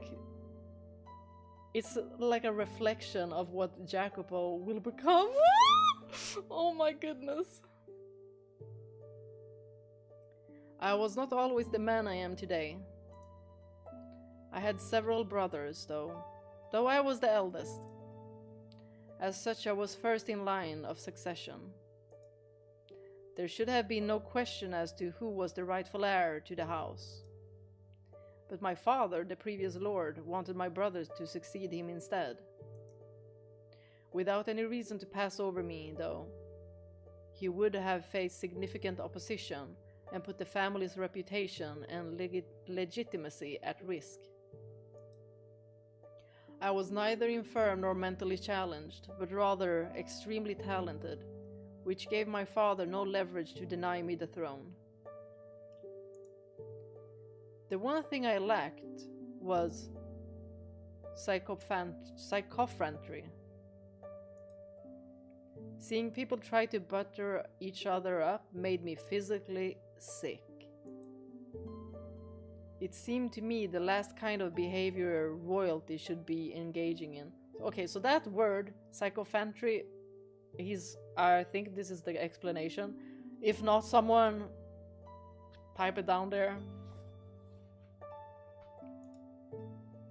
I believe that merely possessing leadership ability should be sufficient for ruling effectively. But in this world, only those who can win others' favor make it anywhere. Only those who can make themselves look good and their peers like fools. Those who can claim others' achievements as their own. Who can appear to have more power than they actually do. My father and brothers forsook me, making an attempt on my life. Because they could not legitimately remove me as the rightful heir, they could only kill me if they wanted their way. I was fortunate enough to survive the attempt, but I still carry the scar today. You mean the big on your back? That's right. You're surprisingly observant. Hee. I was in danger of not just losing the lordship, but my life. I was left with 3 choices. To let them kill me, to flee and live in poverty, or to kill them first. You know what? His story is quite unique. Not similar at all to Jacopo. But having to... Well, you know what, Barnier? I don't feel bad for you at all. You're a sick man. Go die. Oh, right, you're already dead. I was born to rule, though, so in reality, I only ever had one choice. I murdered my father and all my brothers, leaving me as the only one in the line of succession. He kinda looking sad here, though. I don't think we've seen this sprite before, like, ever. But becoming the Lord did not immediately win me everyone's favor. Distant relatives crawled out of the woodwork to claim my throne as rightfully theirs. The people demanded I satisfy their every whim and fancy. And even my attendants tried to push their own agendas. The whole affair quickly grew tiring.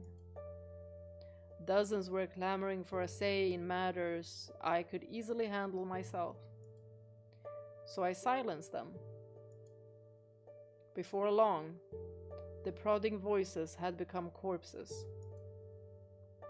And it was somewhere around that time that I found myself, intrigued by fear. Fear is a wonderful thing, an incredibly effective silencer that spreads like a plague. Sufficient application would preemptively stop everyone from interfering. Fear strips man of all his will. When it became apparent to me that one did not have to be a great leader to rule effectively, all the time I had spent in my younger days working to improve myself felt like an incredible waste. Fear became the centerpiece of my rule, and as I continued to employ it, I began to derive great pleasure from the despair it instilled in others. Men trembled at the sight of me. They bowed their heads and abandoned their dignity. They begged me to spare their lives. And what an exquisite sight it was, every single time. Enrapturing. You were born into your madness, Jiren, but I was molded into mine. So one is innocent, one is not. Huh? That's neat. But Lord Barnier, wouldn't that make me a bad match for you? I'm not scared of you at all. Heh. Man is a curious beast, you see. Speaking of beasts. Once everyone feared me, I then came to seek those who did not. You sure are hard to please. Ha, you make it sound like I'm merely a picky child. Though I suppose there's little difference in your eyes. There were a number of others among the nobles who had, like me, strayed from the path. Hardly a surprise, given what life as a noble is like.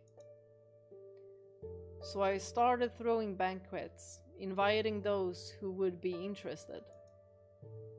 These parties were to serve two purposes. The first, obviously, being for my own amusement. The second, to find those with similar tastes and bring them into my circle. I found little success with the latter, however, despite my rather zealous attempts at recruitment, so I no longer waste the effort. You weren't able to make any friends then? No, I was not. The other nobles had no interest in getting their own hands dirty. They only wanted to watch, getting their titillation from a safe distance. Oh, they're as guilty as you are. As guilty. Even if they don't get their own hands dirty, they were there. They witnessed everything. They're guilty. They enjoyed it. Not a single one shared the same madness as me. Jiren, you are far better than any of them. Whoa. Thanks.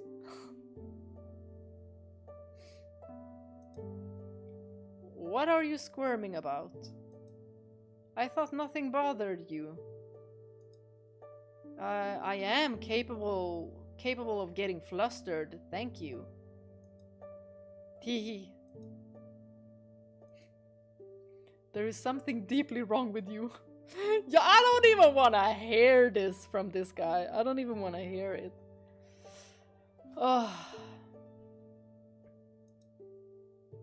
You're the one who decided to throw that curveball, Lord Barnier. Enough with the formalities already. You're not a whore anymore. You're allowed to use my name. That is your name, though.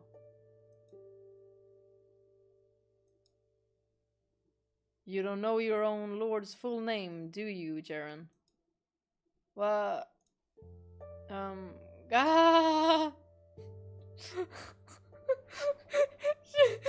doesn't know how to respond to this, so she just laughs. It's like in the story. What that prostitute told her customer. That she just laughed. And it made the man uncomfortable, pissed, disrespected. Answer the question, girl. I'm sorry. She's like, oh, wait, that's the wrong act. Wrong CD. Allow me to help. I will only say this once, so don't forget it. My name is Jean-Francois Barnier, firstborn son and rightful heir of the Barnier family. Jean-Francois. We've seen a book of yours. Got it memorized. Right. My French pronunciations are not good at all. So I'm probably gonna, mess up some more of those. Got it memorized. That's a really long name though. I think I'll call you Franny. That rolls off the tongue nicer. Franny! Oh my god. Y'all. She's so innocent. She did nothing wrong. Nothing wrong.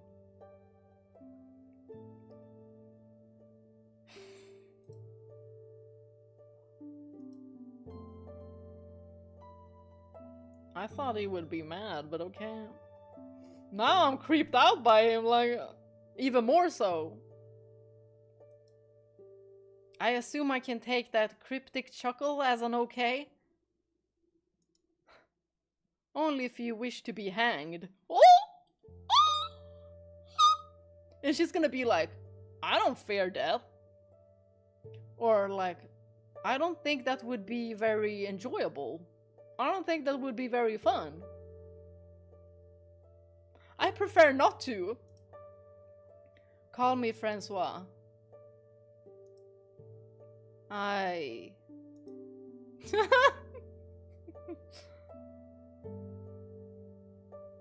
Jiren. Get up, Jiren. Oh? I swear, you spend every moment you're not otherwise occupied sleeping. She needs the sleep, y'all. She's been acting all day long. For years. She needs her sleep.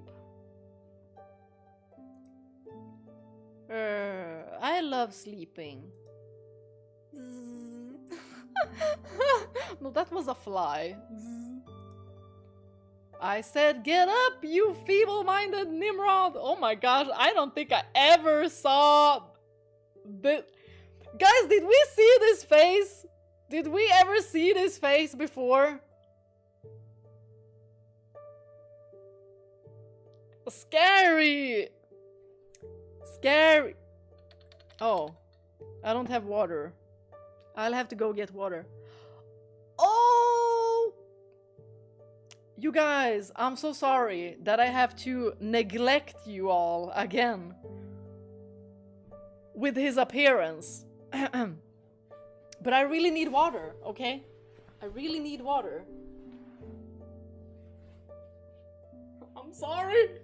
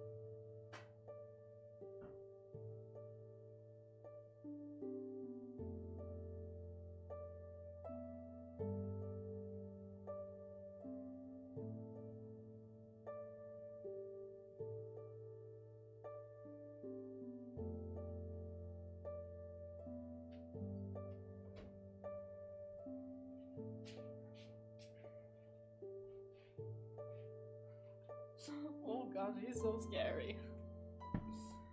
I accidentally spilled water. Ow! Ouch. I have heel chafing. I think that's what it's called. And I just put it on this chair.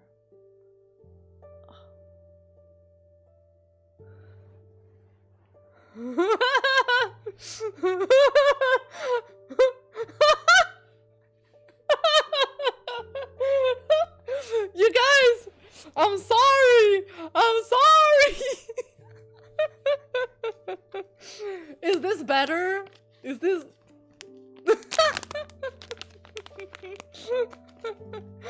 Well, I'm just surprised he got, you know, a lot of different sprites. Like, he got different expressions, is what I wanted to say. But the Swedish word was just circulating in my head. I hate that face. I would sleep tonight. Yeah. I don't know if I'm gonna sleep well now seeing his face this much.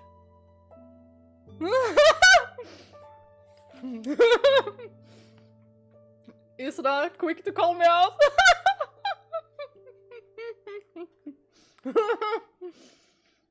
It was just too good a moment.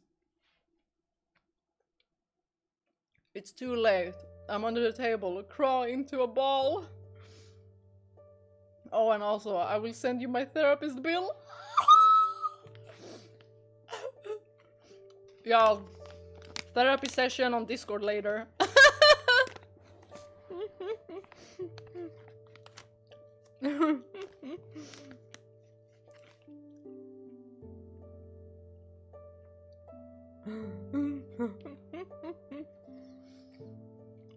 Well, at least we just see pretty butterflies now.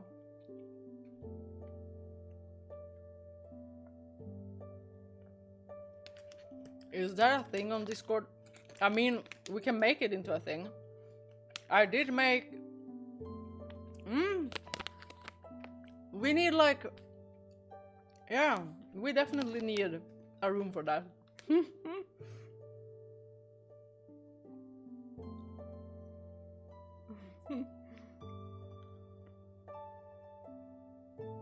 For us who have seen Barnier's face for way too long. Therapy room.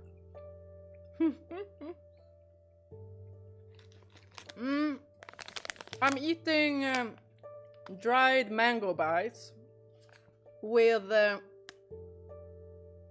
coconut pineapple.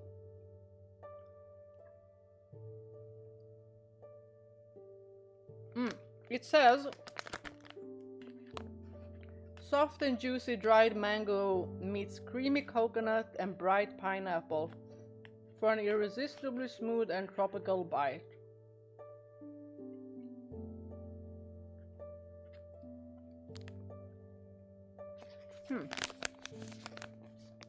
They're good. They're not very healthy, but they're healthier than eating candy. It is very good, actually. I really like it. I think this one is one of my favorites now. And I usually am not, you know, big on pineapple as is. Hi, Mike! Oh, you don't have your headset until May. Oh, I can't. But maybe there are like subtitles. But I can type hi Mike. Hold on. Hi Mike. We'll do that. But it's gonna take too long to write things down when I'm talking. But are there live subtitles? Or are those created after the video is uploaded? Maybe it is after.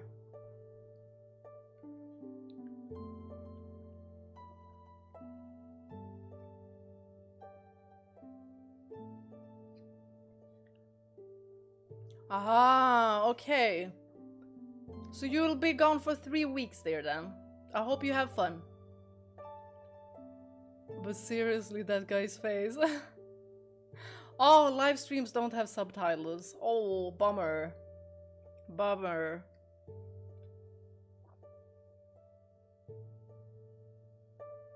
Closed capture is a feature on Twitch. I don't know if YouTube has. Ooh. I didn't know. Huh, okay. So it's a Twitch thing then. Aww.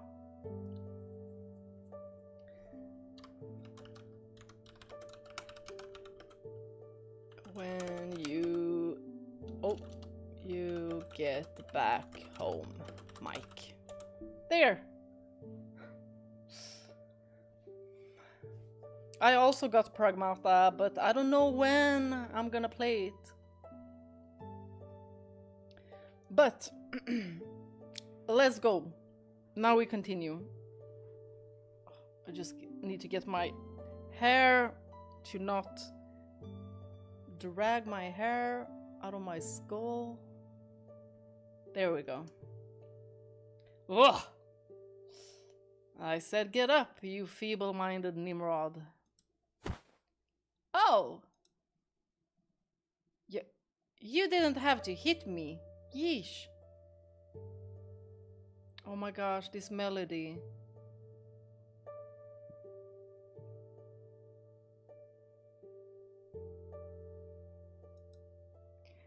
There are nicer ways to wake a girl up, you know. Be grateful I only hit you hard enough to wake you. I swear the church may have to redefine sloth if they ever meet you. This bed's so comfy though. You do realize the blood of dozens of women has seeped into every fiber. Comfy is still comfy though. Ha, that wouldn't bother you, would it? So what's up, Francois? You need me for something? Yes, I have a favor to ask of you. What, a favor of me? What is it? I'll do anything. Without even hearing what it is? It doesn't matter what it is. You say the word and I'll do it, Francois. And what if I ask you to take your own life right here? Just give me the knife. I should honestly be more used to this by now. Why wouldn't I do anything for you, Francois? I love you. No one's ever cared for me like you before. No one's ever wanted me as much as you. She does not understand those words. She just knows that others throw them around when they like someone, and so she thinks it's the same. Because... oh, no, I feel so bad for her. Oh, this freaking demon. You're happy with me as I am, despite me missing all the most important pieces. Again, I really shouldn't be so surprised. Fear not though, I won't be asking you to die today. How much harder is it gonna be then? I hope you don't want me to kill anyone. It would be my first time, and I'm not sure I could pull it off properly. You're at the bottom of my list of prospective assassins. I doubt you could successfully smother a baby. Although, you could probably cause a great deal of death, I imagine. I would like to make you into a mole. So you want me to dig holes? Yo, she's so innocent, she does not know! Oh my gosh!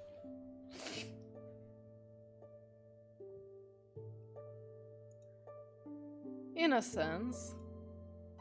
There's been word of unrest building in the city of late. Money and resources gather below the table. Murmurings of resistance being organized. So a bunch of baddies. Precisely. I want you to go down to the city and try to find as many baddies as you can, then report back to me. Can you do that? Aye, I can try. Excellent. A whorehouse would be the best place for you to start gathering information, I think. All I need you to do is deliver reports. Anything more involved would probably cause that empty head of yours to burst. Aye, aye. I just realized if I go into the city, I won't be able to see you as often, Francois. Does that displease you? A whole lot. Oh, I bet this is what being sad feels like. In your twisted mind, perhaps so. How about this? I will have a servant act as a regular client of yours. He will pretend to be a well-off merchant. At regular intervals, he will patronize the brothel, requesting your services and bringing you back to his residence. He'll pay well enough that they won't mind if you're gone for a few days, during which time you can come back to the manor and see me. How does that sound? Wee, I love it! Next, we need to discuss how you present yourself. Although you're free to be yourself in my presence, you will need to put up a suitable act down in the city. Oh yeah, I forgot about that. Now I'm getting butterflies. Do you even know? You spent years doing precisely that before you came here. But I didn't have you counting on me to do a good job of it back then, Francois. Allow me to offer you a piece of advice then. Whoa, I'm all ears. Freely tell others about the misfortunes of your upbringing. I don't think I had a bad childhood though. You may not, but others will. Your parents murdered as you watched, taken captive by the men who did it. Tell people your story, but don't act overly dejected. Huh? Why not? Won't people think there is something wrong if I'm not sad? People will think it's more unusual if you get too dramatic, because it's so far out of line with your regular disposition. Good acting is subtle, not overdone. Oh. People will feel great pity for you when they hear of your past. And then they will see you exuberance as a sign you fought and found the strength of will to move past your ill fortune. She had me fooled. They will be impressed, taken with you. So you needn't exaggerate your performance. Just give it a little bit of flavor. As long as you don't tell anyone those emotions are beyond your grasp, no one will have any reason to suspect otherwise. Huh? Neato. I'm feeling a lot better about this now. I expect you won't disappoint me. Aye aye, boss. So hey, Francois. What is it? What would you do if, hypothetically speaking, if when I go down into the city, if I learn that sadness and fear, and learn what sadness and fear feel like, I would kill you because I would no longer have any interest in you. So even if she was to learn of it, she would still keep this from telling him. Awesome. I'm just glad you didn't say you'd kick me out. Every girl's dreams of being killed by the man she loves. No! Jiren! Oh my god, somebody save her! Oh, she is the perfect victim for him. No, they do not. Tee! You want me to kill you? If it comes down to it, I guess. Though really, I'd rather be with you forever. Oh, I feel so bad for her. Into the room, Jiren, now. Oh, whoa, you're gonna yank my arm off. I wouldn't have to if you would move. Is this the revolt? Well, listen very carefully. You stay in this room until everything has blown over. Do not open the door for anyone. You're not tricking me! You're not tricking me into thinking that you even care the slightest. You just wanna survive and have her dear waiting for you. Do not open the door for anyone. But is this what I think it is? You are only to leave the room if I tell you it's safe, or the manor goes completely silent. And if someone breaks down the door, tell them you're being held captive by the Lord.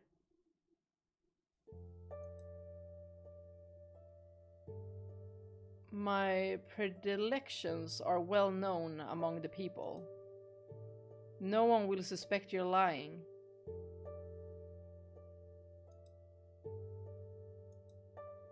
I must go now. Farewell, Jiren. I rather enjoyed our time together. What? Wait, don't go! I've got an idea, Francois. We could escape through that window there. Tie the sheets up into a rope and climb down. Then we can go somewhere far away where nobody will find us. I do not have that liberty. Well, why not? Because I am the lord of this land. I was born to be the lord. I murdered my own family to keep my claim to this title. And I will not abandon it until my final breath. I was a fool and a tyrant, neither a great leader nor a great man, but still I bear the responsibility of my role. Fleeing is not an option. I never thought you were a tyrant. The rest of my lordship would disagree with you.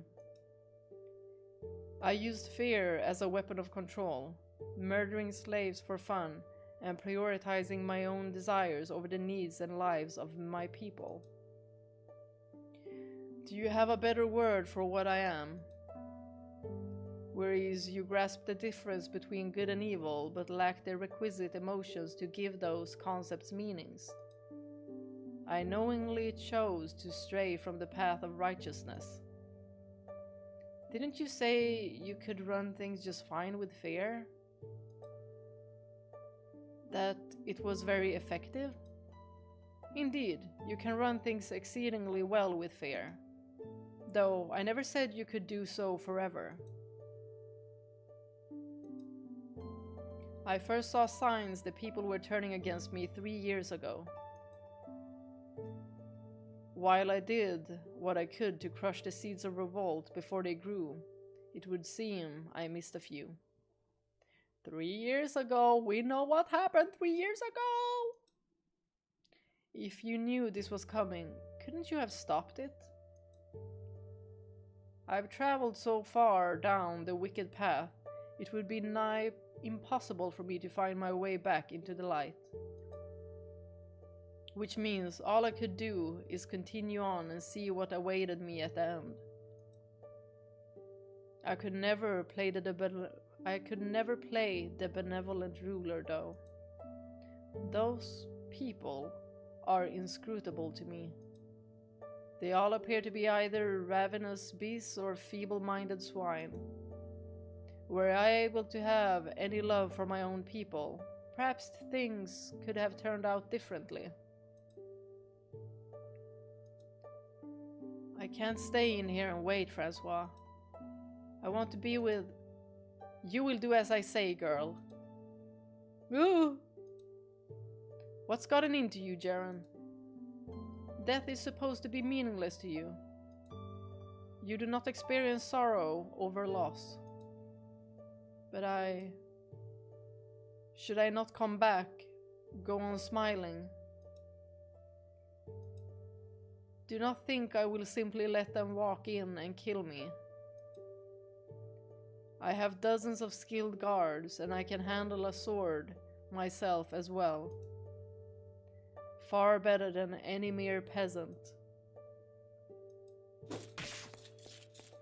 They're getting closer. Now remember, you are not to leave this room, understand? You are my property, and property does not defy the will of its master. And what if I do come out? Jiren, You will not be of any help to me out there. And should you obstruct me in any way, I will not hesitate to kill you. You do not have a choice. Is that clear? Francois? What? Time is running short. I love you. Don't waste it on him! I will always place myself, the Lord Jean Francois Barnier, above anything else in the world. And you second. Wait. Second? And she's like, still, that's second! I mean, you should always place yourself first. Because at the end of the day, that's who we have in the end. Like, people can leave you, people can disappear, people die, but you will always have yourself.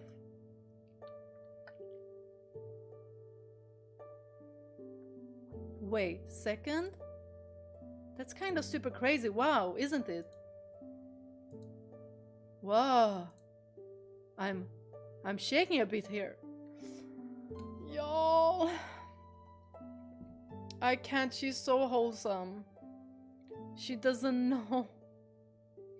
She just doesn't understand. I've never felt this way before. And there is something. Is this what being scared feels like? Oh, I'm about to cry.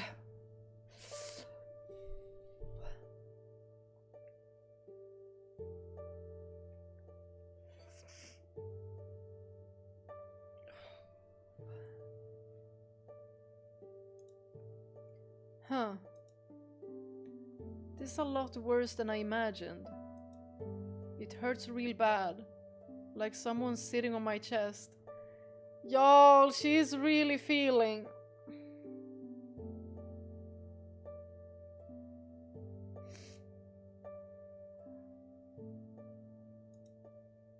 I can hardly even breathe right. But it's kinda really wonderful. No, I can't do this. I can't be away from him. And that's when it happened. Part 2, What's Past is Prologue. Wherefore should the heathen say, Where is now their God? But our God is in the heavens. He hath done whatsoever he hath pleased. Oh my god, so much text. Their idols are silver and gold, the work of men's hands. They have mouths, but they speak not. Yeah, oh, I could have never. They that make them are like unto them, so is every one that trusteth in them.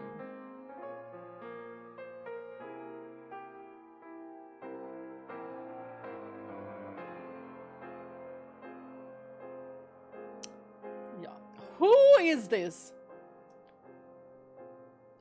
I forget you even exist. I think you appeared like once. This is a great shame what happened to Ginevra. The post-revolution merrymaking continued into the wee hours of the morning. After things settled down and the men returned to city, an elderly man calling himself Odilon showed himself before me. Well, he looks as scary, almost as scary. Well, not as scary as the Lord. Let me just see when he opens his eyes. Despite his evident age, the man stood tall and spoke in a clear, confident voice. Looking into his deep sapphire eyes, I felt as though I could see everything he had borne witness to in these walls engraved within them. Odilon revealed himself as an ally of the revolution and as having been in contact with Ginevra. Had things proceeded as initially planned, she was to take power and build the land anew with my assistance, But great change is never without its cost. You know what? He does not look as scary at all. Not even with one eye. Like it's... With Barnier, it was his expression and those bulging eyes. Nevertheless, I am unspeakably grateful for how swiftly you managed to dethrone the former lord. Without your heroic efforts, we would still... Enough with the ass-kissing. Tell me who you are and exactly what you're hoping to get out of me. No need to be so apprehensive, I assure you. Okay, he has 2 eyes. I am more than happy to tell you everything you wish to know. Wait, so when you only had 1 eye open, were you flirting? Ew.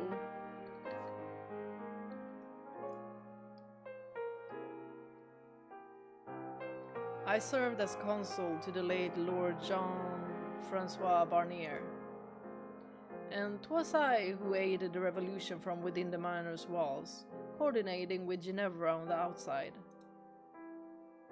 So that'll make you the one who ordered the gates open for us then. Verily. Furthermore, I arranged to have a number of guards turn coat. Well, you did fine work.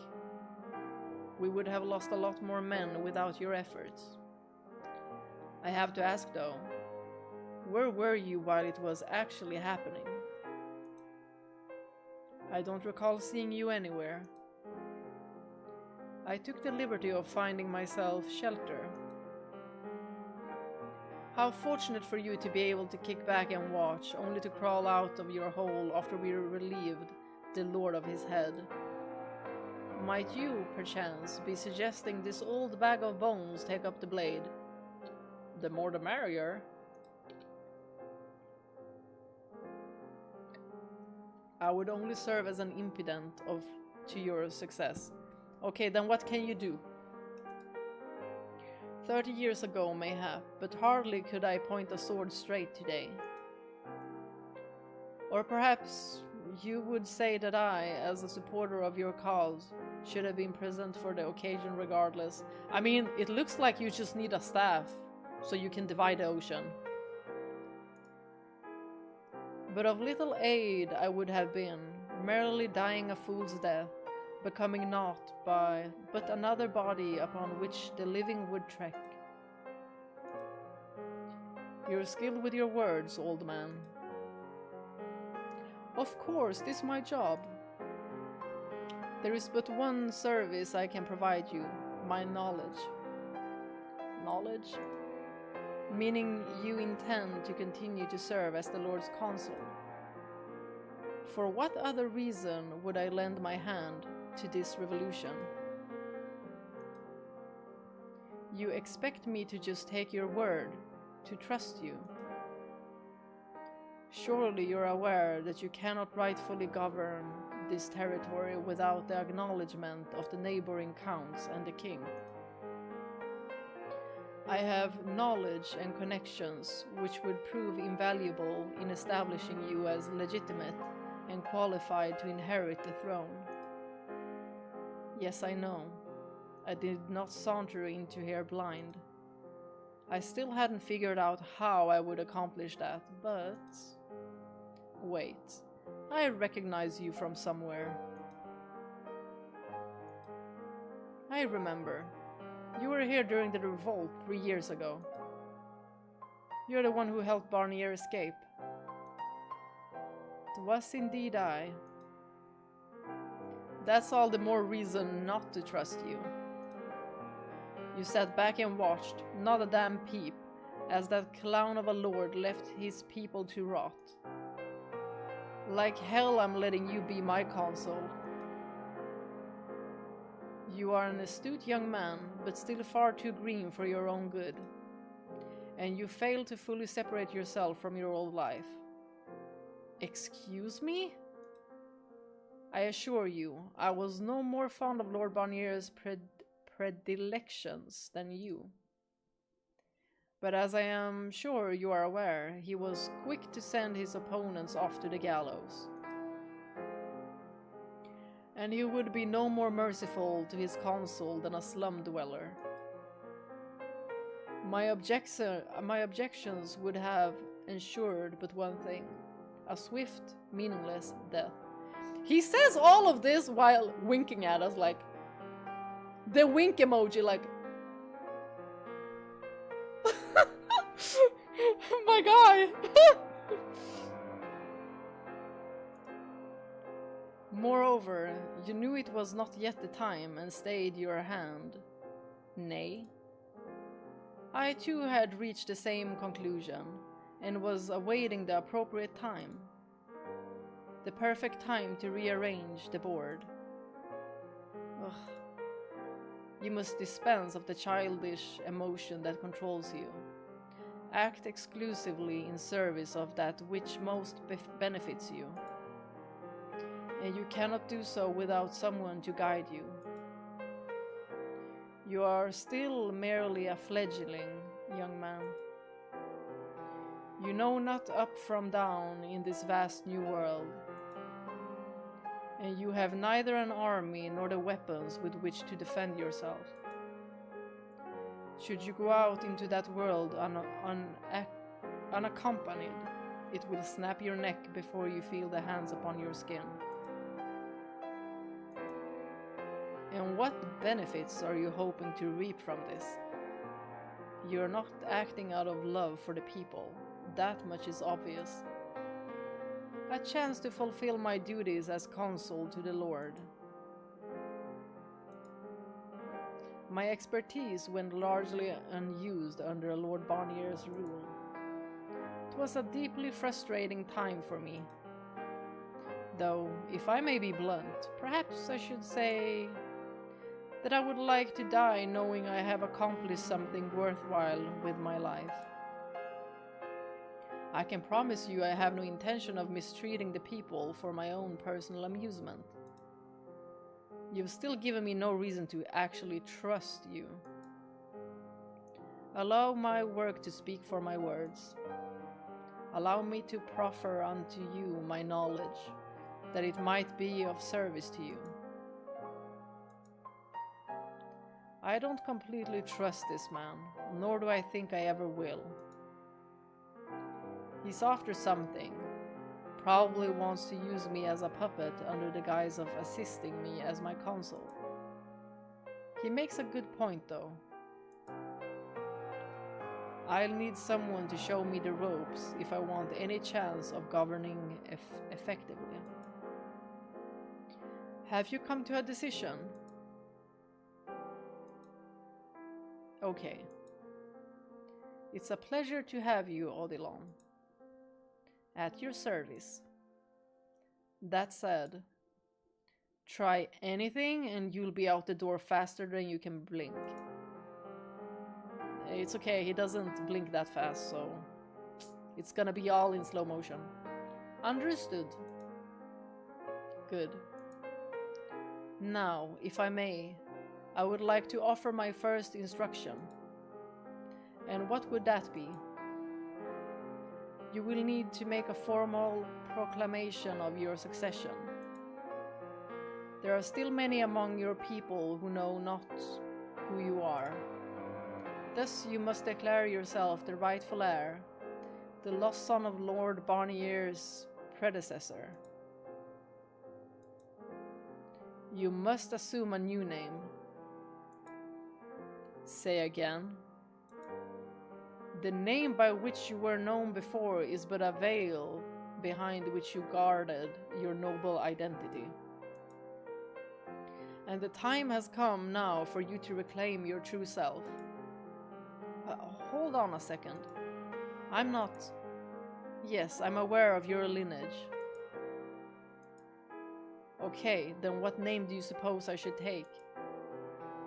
You shall assume his name. Jean-Francois Barnier. Is this some kind of sick joke? You're insane if you think I'm taking on that psychopathic killer's name. Why on this green earth would I ever want to call myself after the man I dethroned? Among the nobility, names are oft passed on, from father to son, from brother to brother. But why his name, a name associated with fear and tyranny? Are you trying to hobble me before I take my first step? You will remove the stain his deeds have left upon the name. Lord Barnier killed his father and brothers and all their families and attendants, as Ginevra likely told you. Why do you suppose he killed them? Are you mocking me, old man? He killed them because he was a damned madman. Lord Barnier was not the rightful heir. Excuse me? He was merely a stand-in to be disposed of and quietly replaced when came the time. However, he grew voracious for power, fixated on becoming the Lord himself. So he killed everyone who stood in his way, both the Barnier family and the attendants who knew the truth. Though he failed to realize that the Lord had sired another son, you, the rightful inheritor of the Jean-Francois Barnier name. So that's our story, huh? I'm not the fake. He was. When the truth is revealed, the people will be enraptured, and crucially, the damage to the Barnier family name will be minimized. After all, the Barniers were but victims of this charlatan's avarice. As you are to take on the Barnier family name, it is to your benefit that the reputation you inherit is as unblemished as possible. Furthermore, you have nothing to gain from keeping your present name. No longer are you the man you were in the slums. But a name is so important! Like, we identify with it. So that is also why he assumed the role, like, so... Like, he's living the name. Whoops. You must become a new man entirely. Enough. I need time to think. A day. Give me just one. I cannot. This is a matter of the utmost importance. You must act swiftly, for the opportunity will pass and the tides turn against your Anon. The people are on your side for now. However, should you fail to expeditiously demonstrate that you, as their new lord, are likewise on their side, you will find yourself with more than the counts upon your doorstep. You must decide now. Sir. All right. I will swallow my pride. I knew there would need to be some changes before I embarked on this road. So this isn't unexpected. Just moving quicker than I was prepared for. A wise decision. Now, before we move on to the next order of business, I must ask, are you physically well enough to remain on your feet for a short while longer? You will need to stand before your people and make a speech. Nevertheless, it is evident that you are wounded from your battle, and would reflect poorly on your accomplishments were you to collapse during your first appearance. I'll be fine. I can hold myself up long enough to give a speech. Oh ho ho! Youth, what a wonderful thing. You must be sure to get your rest once you have finished. I will arrange for the best doctor to come examine you. Appreciated. Now then, let us be off. You need merely repeat after me.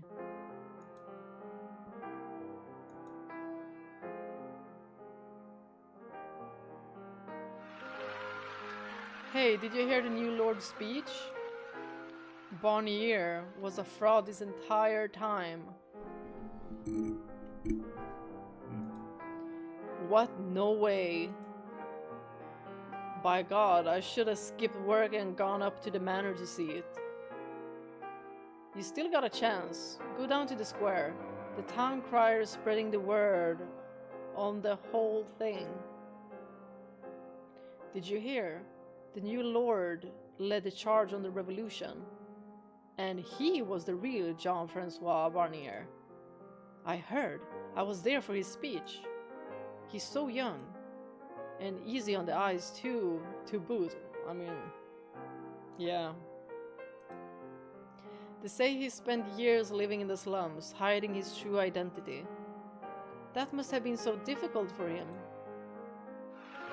At long last, we're free from our suffering. Free from the terror of Lord Barnier. Cheers for the new lord. Oh, give me a break. You're no damn lord. How goes it, Maria? You look like you ain't slept in weeks. Where's your smile, girl? Today is a day for celebrating. Oh, you about to get hit. Oh, go fuck yourself. What? You're the one who pushed him into this. Huh? What are you getting pissy about?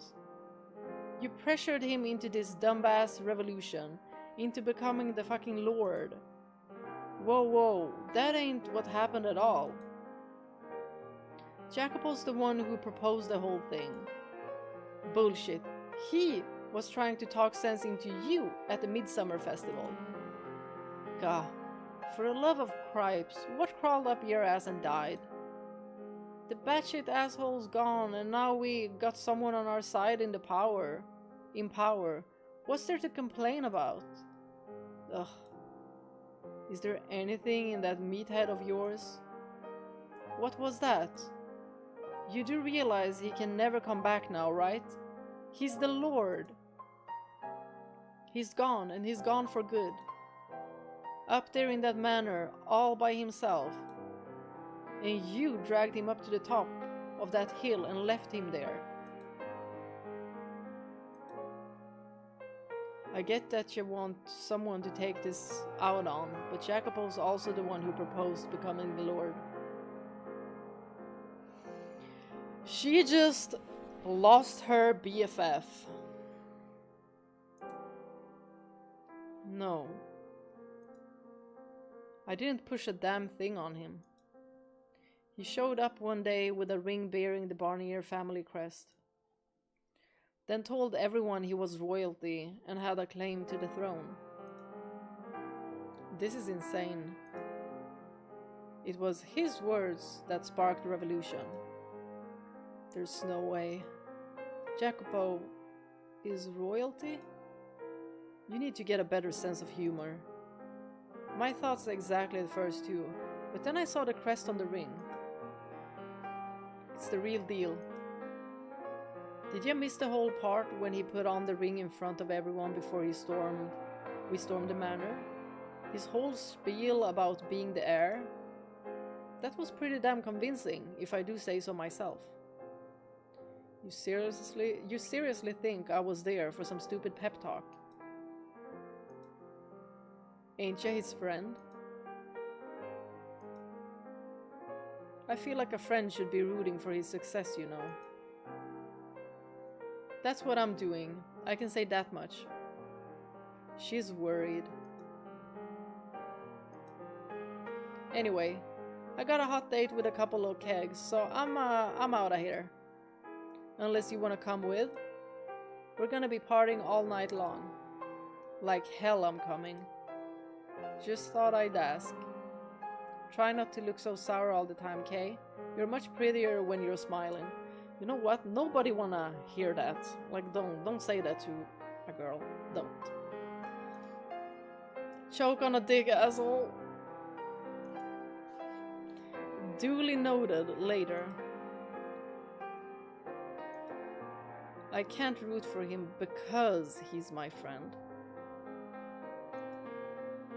I know better than anyone that he's in over his head. All I can do is pray for you, Jacopo.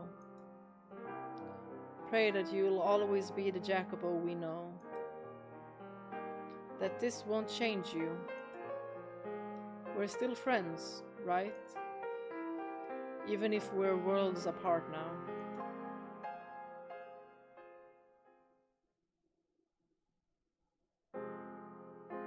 After giving me just enough time to recover, Odilon quickly got to work instructing me in everything I needed to know to be a lord. My first priority was to revitalize the city, cleaning up the mess my predecessor had left it in. As much as I wanted to ensure that everyone had food and water, it simply wasn't possible to make happen overnight. We would need to significantly expand our farmland, build additional granaries, repair existing irrigation canals, not to mention crack down on crime and disorder. There was so much to do, it was almost dizzying. But the last thing I had time to do was whine. That said, none of it could happen with a snap of the fingers. It would take time and manpower, which meant we would have to use existing stores in the meantime. I asked the people, particularly among the upper class, to relinquish ownership of their stockpiles for me to redistribute among the population. That would allow everyone to make it through the transitional period, I figured. Naturally, though, not everyone was happy with the arrangement. But the cries of dissatisfaction were drowned out by cheers of support when I explained that it was for everyone's sake, that we would need to band together to carry the whole city through what would be a rocky transition. As I was patting myself on the back for a job well done, Odilon shook his head and said, "'Twill hold a year at most."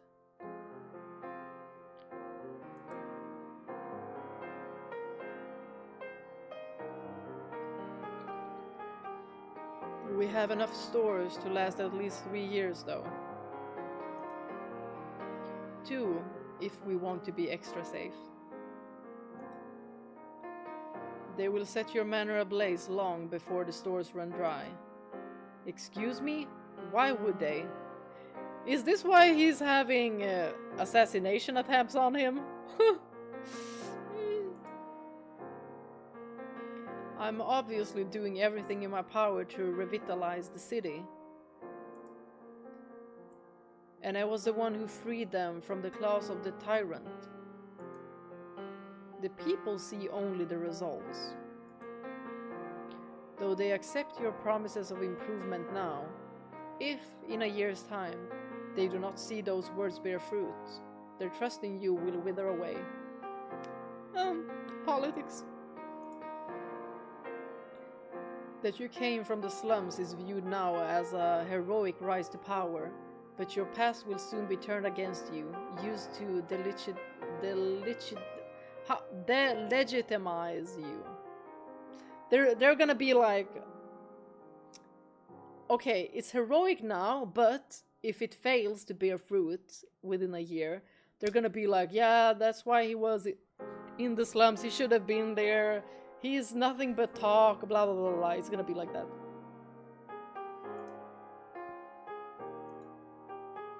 You must produce for them tangible results. God, I knew this wouldn't be easy, but still. It boils my blood to think my predecessor sat around on his ass all day. Did he even accomplish anything in his entire time as the Lord? I can think of only one truly positive effect of his regime. His support for the arts. His what?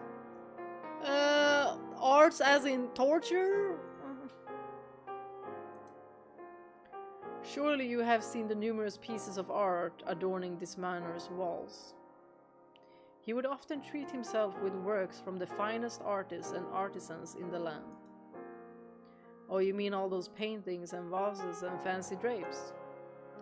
Bunch of worthless junk, every last bit of it. None of it will do anything to fill the people's empty stomachs. It would seem you understand not the value of art. Well, I did grow up in the slums. Do you know what purpose art serves? To make you feel better. It's nice to have around, but not much more than that. Bribes, my boy. Those who hunger for power similarly hunger for ways to flaunt it, and the singularity of a piece of art fills that role. Some have a genuine appreciation for art, others merely use it as a tool. But nonetheless, skilled craftsmen, artisans, and their work naturally gravitate toward those with power. It would be wise for you to consider dressing somewhat less pedestrian soon. Now, we should be able to put the former Lord's possessions to good use in helping you build up valuable relationships. You mean start handing out bribes? Indeed, but remember, they are negotiation tools. You must use them where they provide you the greatest returns. Negotiation, huh? Alright, I think I see what you're getting at. If I want to revitalize the city in a year, I'm going to need help from my good neighbors. In exchange for provisions and workers, I offer the various counts pieces from Barnier's collection. Sound about right? Precisely.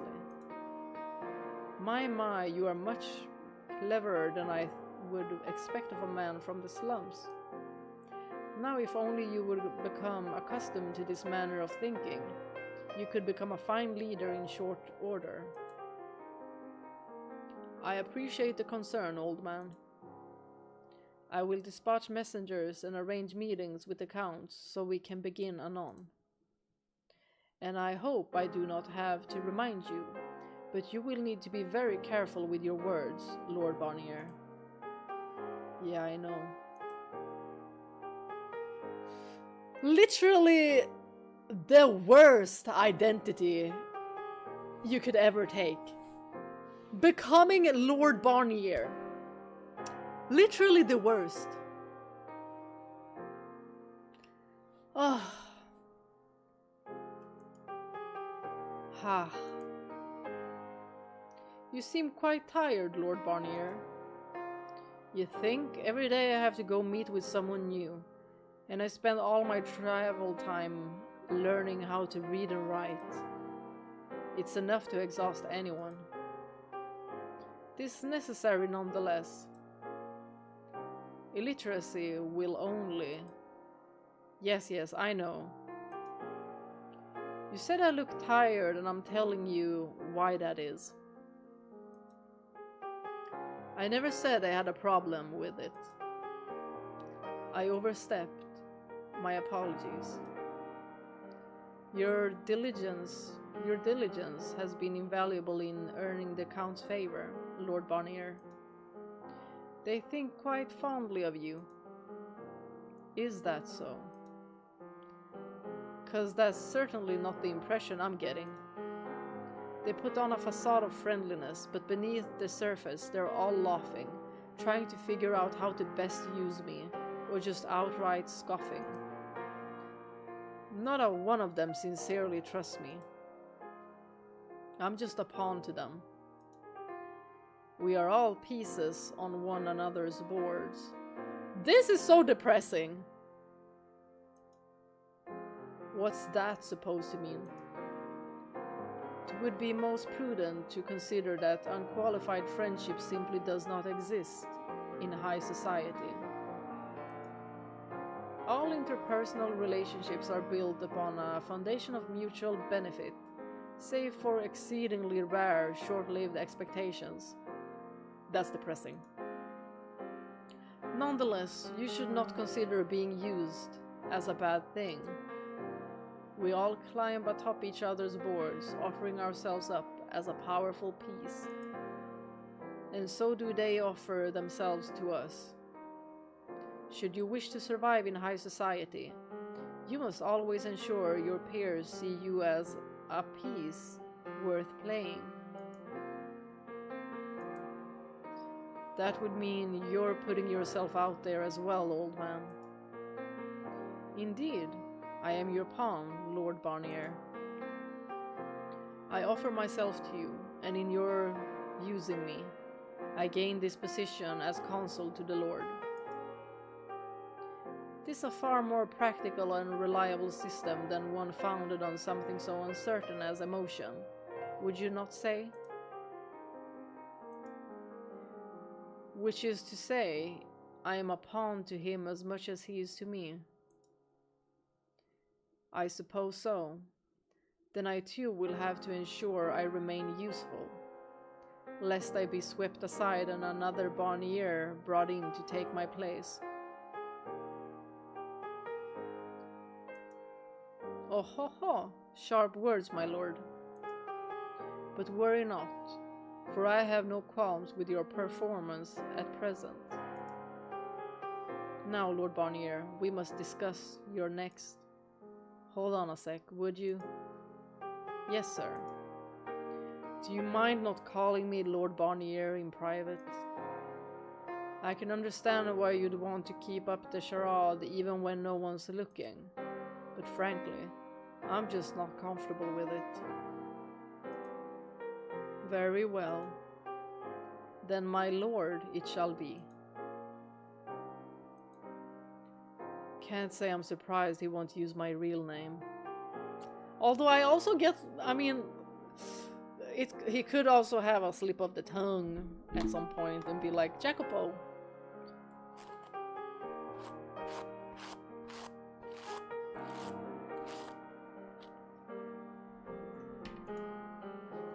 But still. Yeah, that'll do. Thank you. Not at all. Now back to business, my lord. It took long enough, but we're finally starting to see some real progress. Who knew negotiation was so much work? You should be proud of your accomplishments, my lord. This hardly an easy feat to amass that much manpower and resources in only 6 months. Doing better than expected, huh? How's public opinion looking? Reports should be coming in by now, I assume. Some dissatisfaction, but numbers are within expectations. Satisfied? With what? I spent every waking moment these past 6 months working my ass off to revitalize this city, and people aren't happy with that? They should be jumping with joy. My lord, you must understand that it is impossible to satisfy everyone. A degree of discontent is to be expected. Even so, it should be blindingly obvious how much better I'm doing than that previous basket of rainbows and kittens. All is forgotten on the gentle ebb and flow of time. Past injustices matter little in the face of the present. It hasn't even been a year. They're having high expectations of him, while knowing how shitty the previous lord was. But that's standard. Like, a good person wanting to do good, like, they have to do so much more than a bad person. And also, like, a good person can do like one mistake and everyone just turns their back on them. But a bad person They're just gonna keep on making mistakes after mistake after mistake just because people will be like, well, this is how they usually are. Like, it's so shitty. Like, where's the logic in that? It hasn't even been a year. The people do not genuinely care about you, nor will they ever. They may sing your praises one day and forget about you the next. I believe we have been through this before. Surely there's someone out there who gets it. That is wishful thinking, my lord. You could work yourself to your very bones, and the people would merely see you as fulfilling your duty. You must not seek their approval. More will be expected of you, and more you will be the subject of undeserved resentment, for the simple reason that you exist in a position of power. Only those in a similar position can understand your hardships. Ultimately, then, you have two choices. Either dedicate yourself in service of your people, or mercilessly exploit them like your predecessor. I won't follow in that bastard's footsteps. I pray your heart remains true, that you remain a wise and caring lord. Damn it. So what specifically aren't people happy about? The foremost is food shortages. This was anticipated, and all we can do is ask them to persevere. The second comes from the upper class. Go on. They are quite naturally displeased about being made to surrender their stockpiles. It would be prudent to offer them remuneration in the near future. Remuneration. They're doing well enough for themselves already. My lord. I know, just letting off some steam. So I get to go butter up all the rich men in town. Wonderful.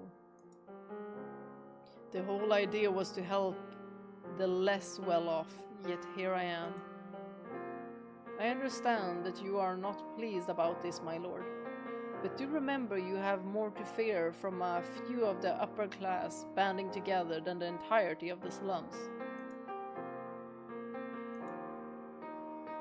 For they wield a most troublesome weapon, an upper-class upbringing.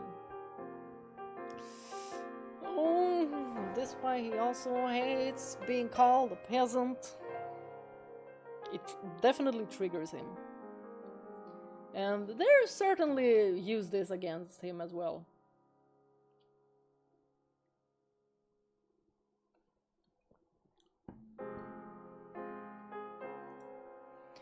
They know precisely who to tell and what to tell about you to tarnish your reputation in the blink of an eye. And do not placate yourself by thinking the common man will see through the attempts to undermine you. Even if they did, an unlikely supposition, they could do nothing to counter it. They are powerless. But it was the people at the bottom who pulled most of the weight organizing and executing the revolution. It was an exceptional set of circumstances that allowed the revolution to take place as it did, not the least of which was the Lord's status as unequivocally evil in the eyes of the people. You will not find them all agreeing on anything so readily now. All right, I get it. The point is, I gotta win over all the rich people or my whole operation's going to come to a grinding halt, right? So as much as it rubs me the wrong way, I'll do what I have to do. A wise decision, my lord. Is that the last of the complaints? No. The influx of immigrants has caused an increase in general unrest. Of course it has. I bring them in to help with the restoration effort and they go and cause their own new set of problems. It's like I'm chasing my tail here. So long as there are people under your authority, never will you be completely free of strife. You can't be perfect in this position. Someone is always gonna be mad at you. You're telling me. So would increasing the guard's presence in the city help keep the peace? Most of those with the training necessary are already deployed, meaning you would need to have new guards trained from the ground up. You will have to mobilize them where they are most needed. In other words, tighten your grip on the slums. So now I gotta take away their freedom. I know you have a personal attachment to that area, my lord, but you must cast that aside. No longer are you the man you once were. The slums should have never been allowed to fall into such lawlessness in the first place.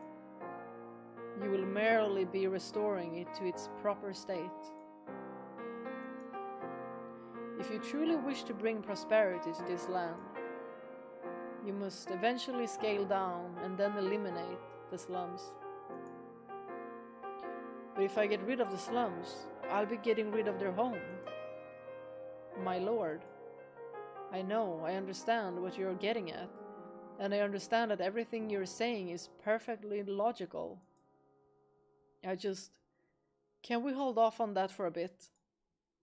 A bunch of guys down there formed this peacekeeper group to, you know, keep the peace. They'd gladly help out if we could talk to them, I'm sure.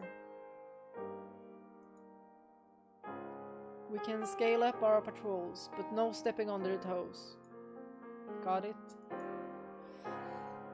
As you command, my lord. Y'all, he was really trying in the beginning.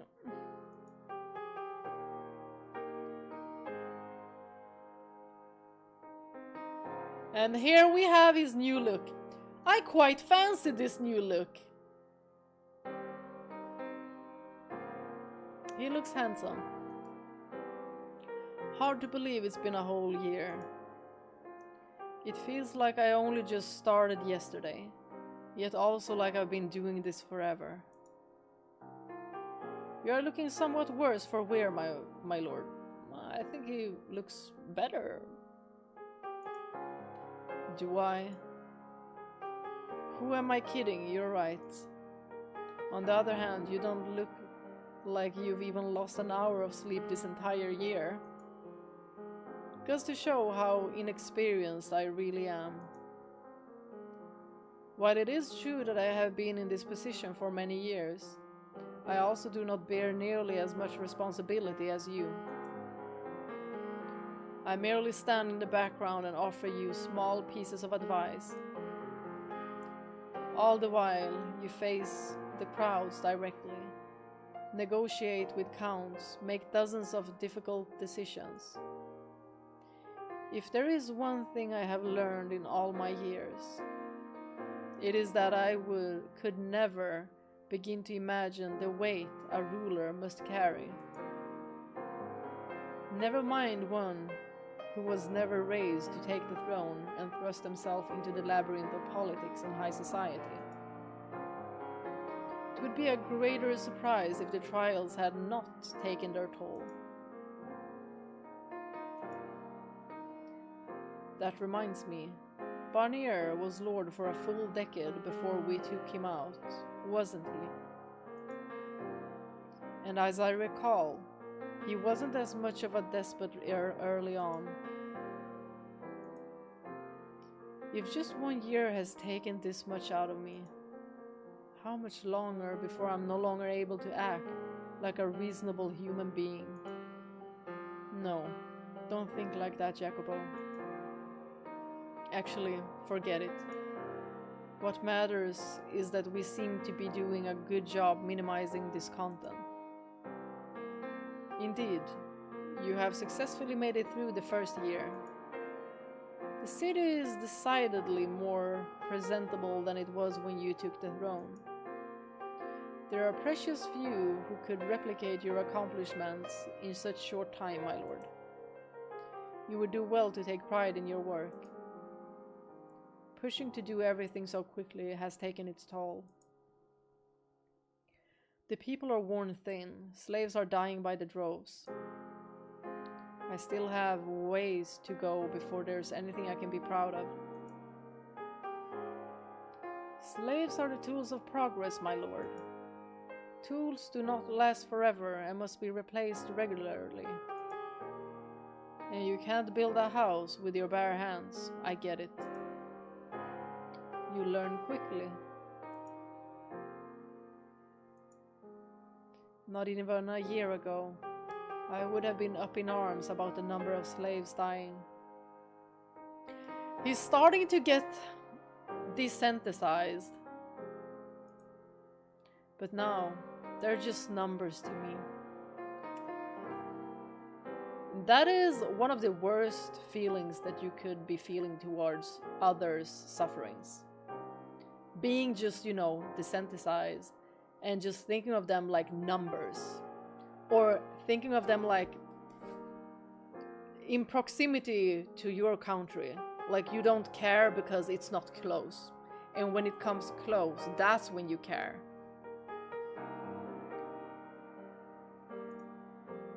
Apparently, my worldview has changed quite a bit. It is about time we started considering our next step. Meaning your efforts thus far have merely been toward repairing the damage caused by your predecessor. You make it sound like all this has just been warm-up. My apologies. I did not mean to discount your great efforts, my lord. I was simply speaking of the grander scheme. Yeah, I got that. You want to settle on a direction for how to grow the city, right? Indeed. The status quo is vastly inadequate for bringing prosperity to this land. And there is no saying when the surrounding territories may cease being so friendly and set their eyes upon conquering us. But of course, you cannot keep your eyes trained outward in fear of attack and allow the land to devour itself from the inside either. So what you're saying is, it's a balancing act. Precisely. So, what kind of advancements do I want to pursue? There is something that's been on my mind. This land is ill-suited to growing crops. When I lived down in the slums, I had no perspective and figured that what we produced here was no different than anywhere else. But now I know better. The grapes used for our wine are miserable compared to what I've been served elsewhere, as is nearly everything else we grow. I can only assume the land itself is to blame. Oh ho ho! The wine from the south is indeed exceptional.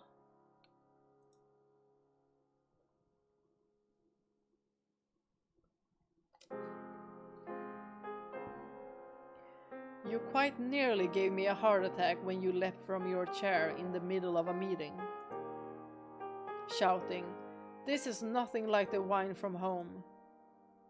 Enough, that never happened. It was my first time tasting anything like that, alright? Anyone would have had the same reaction. Oh ho ho! You have grown much, but nevertheless, you are still quite green. God, I really need to watch myself around this man. In any case, it would be nice, it would be ideal if we could begin producing higher quality grapes. Not necessarily to compete with the South, but enough to be serviceable. Efforts to improve our farmland are underway, although it could take some time before we see the progress. Have you any propositions, my lord? Actually, I was thinking it might be the best to cut back on agriculture. Do elaborate. What if we were to build the city up into a trade hub of sorts?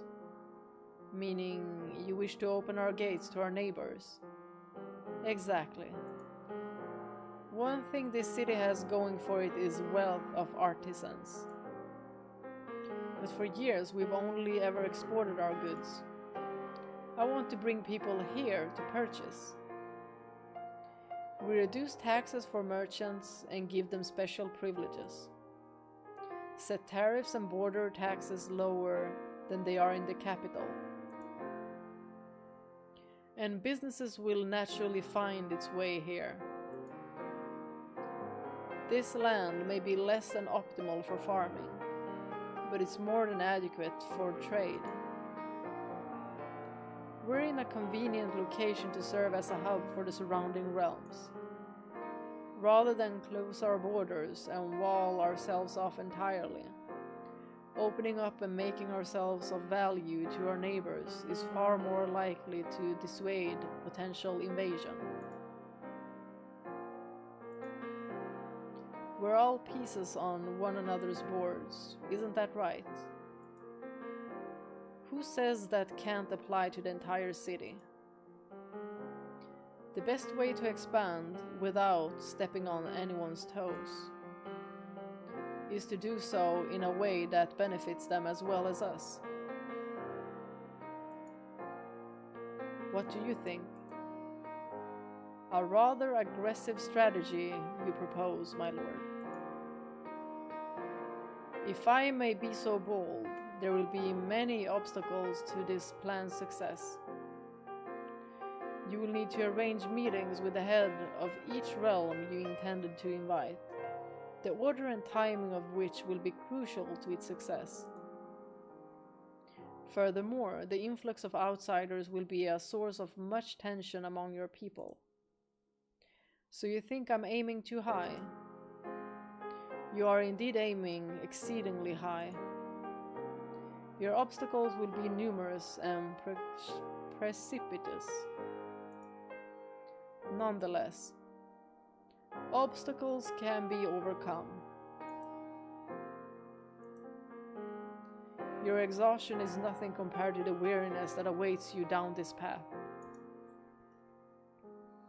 Do be well aware of this, my lord. You're damn right I am. If I'm gonna do this, I'm gonna go all in.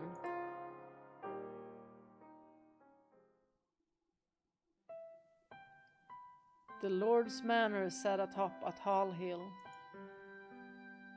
Gazing out, the city stretched before me. Countless columns of smoke rising from the buildings, the people scurrying about like so many ants. From up here, I had the perfect view of the bustle of the city. But I was too far away to feel the life breathing through it. To think I used to be one of those tiny little specks. Thousands of people lived there. They had families, jobs, friends, hobbies. But as much as I was cognizant of that fact, I no longer grasped it on anything more than a conceptual level.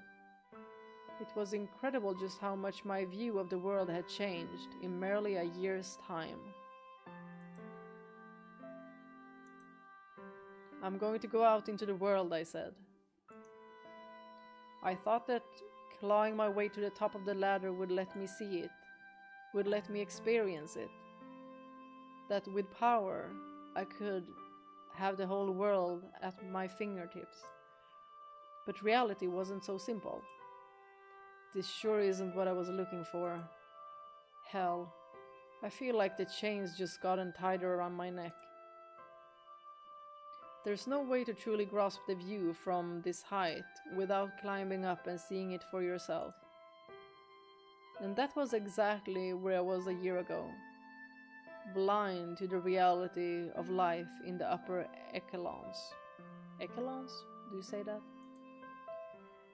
fantasizing about a world that didn't exist. Unlike the me of the past, I did have the satisfaction of feeling like I was accomplishing big things. But was that really worth cutting myself off from all my friends? Did those achievements really justify a bloody revolution? Or, I suppose I should ask, was this work valuable enough to me to justify it all? Reminiscing about days long gone wasn't going to help anything, and, in fact, it only served to cause me pain. I couldn't return to that time. This was where my quest for power had brought me, and now I had to live out my days as lord of this land. Telling myself day after day that it was far better than being a powerless slum rat. God, I've been so busy these past few weeks. My eyes are...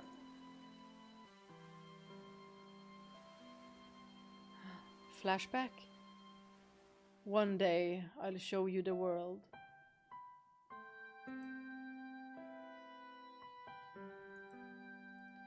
Do you ever get tired of saying that? You've gotta think big. Dream. The world changing all around us. A life just fighting to make it by day to day is hardly a life at all. I don't want to spend the rest of my days confined to this tiny little corner of the world. Well, try not to let your dreams grow so big they crush you. I'm sure I'll be fine. I'll just have you sing for me if it ever gets to be overwhelming. Why would I be there? Why wouldn't you? It's hard to show you the world if I don't bring you with me. Knowing you still won't know where you want to go. So I'll bring you with me. We can find a place for you together. Pretty good deal, huh?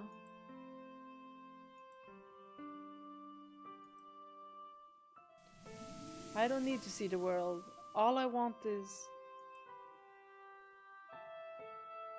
And the wind was strong, we didn't hear.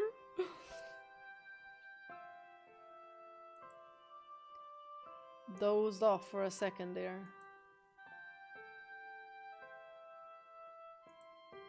It feels like these days were an eternity ago. I don't need to see the world. All I want is... All you want is what? Morgana. What were you trying to tell me?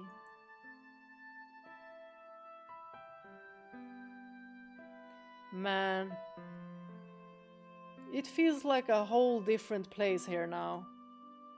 You think? It looks like the same old nasty dump it's always been.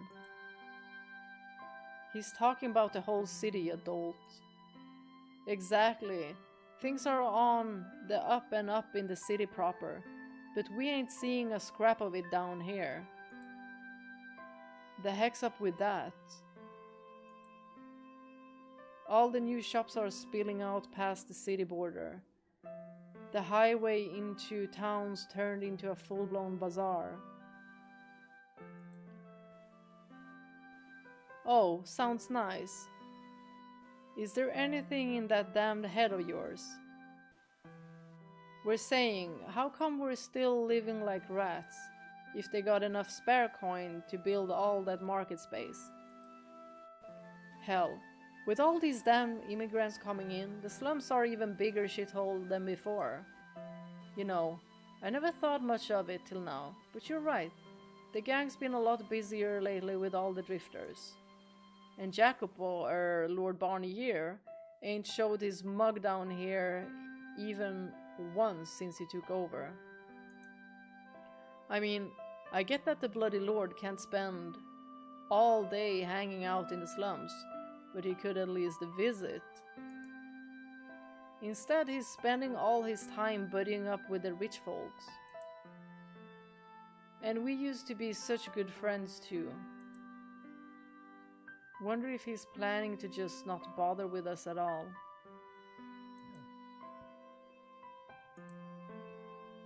I hope not. That's sure what it's looking like. You think he'd at least throw us a bone rather than letting the merchants and upper class take coin baths in his coffers? Guess when he became one of them, he became just like them too. Feels like we're in the exact same place we were a year ago. He's no different than old Barnier. Yeah, they already lost hope. They already lost hope for him. Like, ah! Oh! Hold on, I need to go to the bathroom and then gonna snack a little bit.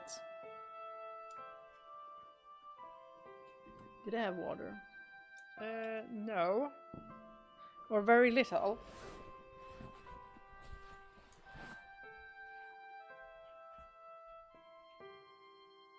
Oh, what did I do? I thought I did something. Darn it. Okay.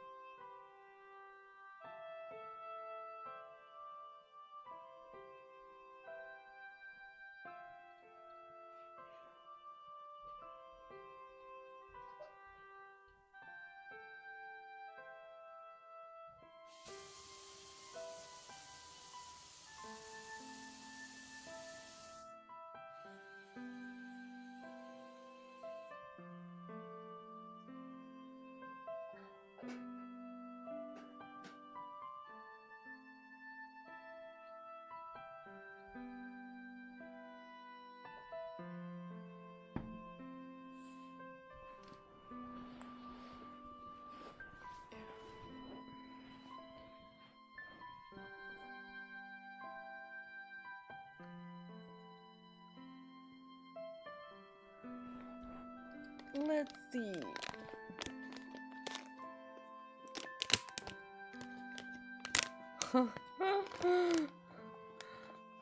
There's no pyramid head here.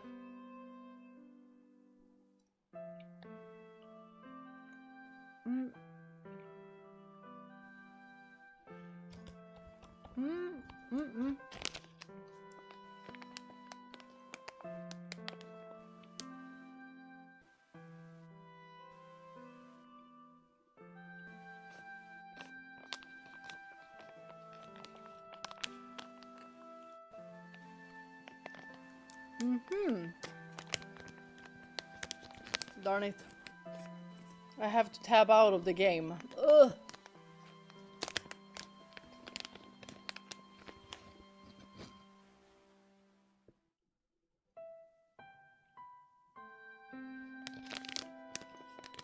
I think they're being quite harsh on Jacopo. Like, he's really trying. And I feel like this is gonna push him even further. Like, knowing that people just wanting to do so much more. And much faster. But they don't really understand the politics of it.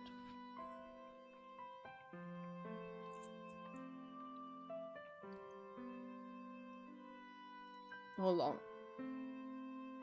I'm gonna get the link.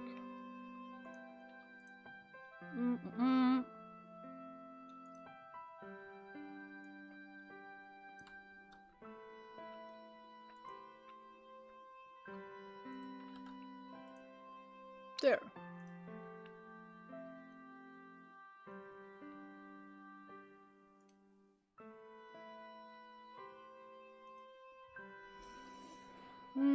A good indie horror game prologue demo for you to play called Pulang Insanity. The latest version of this, there is a good indie horror game prologue demo for you to play. I was just asked to help share this indie game. I think this game is quite good. I hope you play the demo, thank you. I'll have a look at it.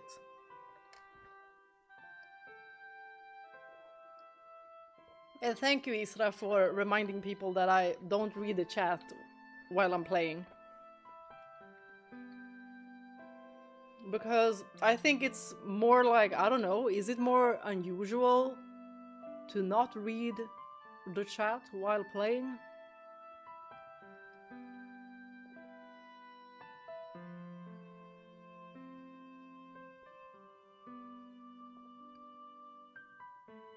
So Maria knew Jacopo was now the new lord and she wanted to kill him. Yeah, I think it's just gonna spiral from here. Just gonna spiral. I think they are hard on Jacopo too. He still didn't do anything wrong. What? You don't read the chat? I'll just occasionally be like... Did I caught a wink at it? Yeah, so far at least. That's what I'm thinking as well. And I think that he's gonna get so frustrated by this that he's gonna feel like nothing I do is ever good for them anyway. So he just succumbs into the easiest path.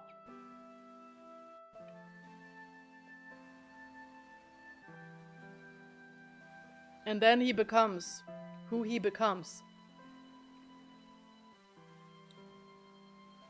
Okay, I'm gonna play a little bit more, like 15-20 minutes, because I am gonna meet my my sister's boyfriend tomorrow. He'll be visiting our family, so I need to be, you know, awake. Can't sleep for too long. I think it's normal to not read when playing because it's not possible to focus here and there. Yeah. And like I would just lose where I was at.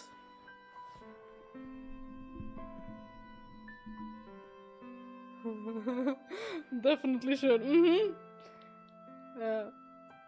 Well, you got to check the chat during gameplay, just in case the spammers are calling for some tech issues. But y'all know what to do. I can see if y'all are spamming. Like, if you're spamming emojis, I know that something is up. So, y'all know what to do. I trust in you. Let's continue. He's no different than old Barnier.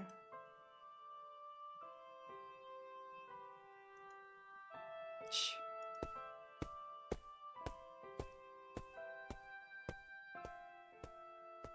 Psst, psst. God, oh, it's you. So you find anything?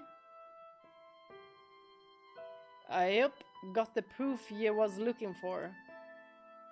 But if ye'd be so kind as to ne'er give me a job like this again, I'd be hanged thrice over if the nobles found out I was sniffing around in their business.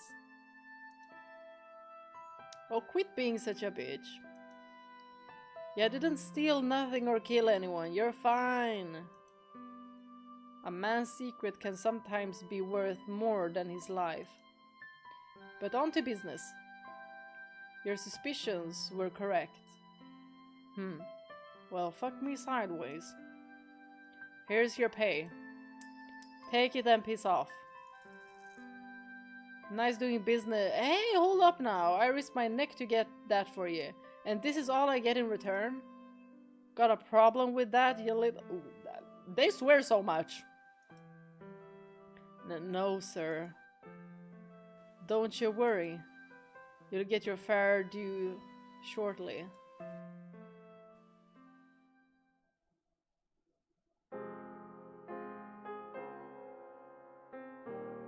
Oh, wow.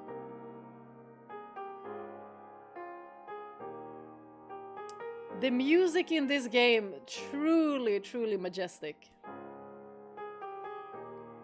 These construction costs are really starting to pile up. Can't we put the manor repairs off until we've taken care of more pressuring matters? Like using that money to help the poor.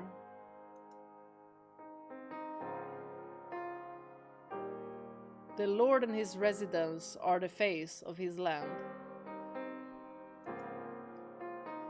If you wish for this city to continue thriving upon the fruits of your relationships with the surrounding realms, you must maintain a minimum level of respectability, my lord. Merchants in particular are merciless judges of appearance.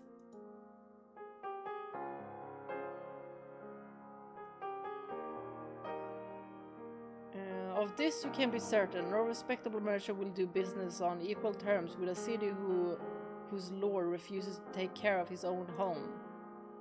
I get that, but still, it's so much money. These are necessary expenses. To acquire the resources required to aid the lower class, we must increase the rate of production. Efforts must begin at the top and gradually work down. You must not be in such a great rush, my lord. The work you are performing is on a much larger, longer scale than perhaps that of which you are accustomed.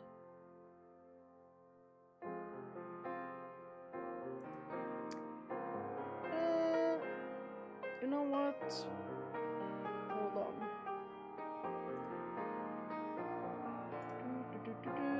Bam. Timed out.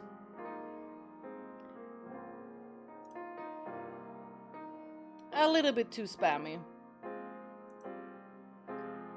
You have a point. Then let the construction continue. I'm definitely coming to see just how crucial a bit of embellishment can be to surviving in high society. Every engagement is like throwing myself into a lion's den. Everyone surrounding me, measuring me up. They question my pedigree, some with their eyes, some with their mouths. Some even attempt to dig up dirt on me in order to tilt the scales in their favor. Oh yeah, and there was that one time when I was straight up shouted at right to my face. You're no more a damn noble than any of those other rats whose nest you crawled out of, if I recall. Not that he was wrong. I took the throne by force. It's only natural that people are going to have their suspicions. That I came from the slums is just the icing on the cake. I'm damn lucky if condescension is the worst treatment I get on a first encounter. And then there are the distant relatives Barnier lets slip through the cracks, slithering back up to assert their right to the land. There are a lot more people out to get me than I first anticipated. Do remain strong, my lord. I will always be strong. If I so much as let those wolves smell weakness, they'll pounce all over me. Like hell I'm going to let that happen. I won't have time to work on helping the poor if I have to spend my days fending off packs of bloodthirsty nobles. I must always appear strong under any circumstances. I, of all people, should know just how easily a lord can be dethroned. And I'll be next if I leave even the slightest opening. Oh! I have to do whatever it takes to make sure that's not my future. Oh, they really jump scared us there. Perhaps you should get some rest, my lord. Excuse me, are you insane? I have to review the construction budget so that... Allow me to handle that. I will get you something to drink. Perhaps a glass of that southern wine you are so fond of. It is quite sweet, perfect for alleviating built-up fatigue. I'm not fatigued. Come now, please take this request from an overly concerned consul, my lord. Fine, you win. I mean, he's also all alone up here, without any friends. All he has is his consul. So it's very easy for him to slip into the other path. Like, not many people would keep on the righteous path. Except for Michael, because he's perfect. I love my Michael. Fine, you win.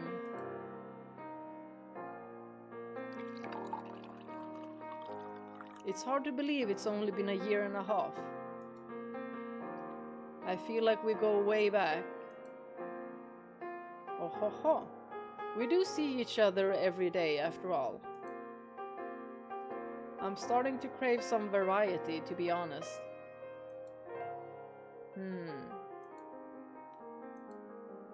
I never found a good opportunity to ask you this, but... Yes? Do you have any family? Because if you do, you're more than welcome to have them live here. I appreciate your concern, my lord, but they have all passed away. All of them? Indeed. My entire family was eradicated at the previous lord's order. Once, and only once, I offered him my humble opinion. So infuriated was he by my insolence that he had my family murdered.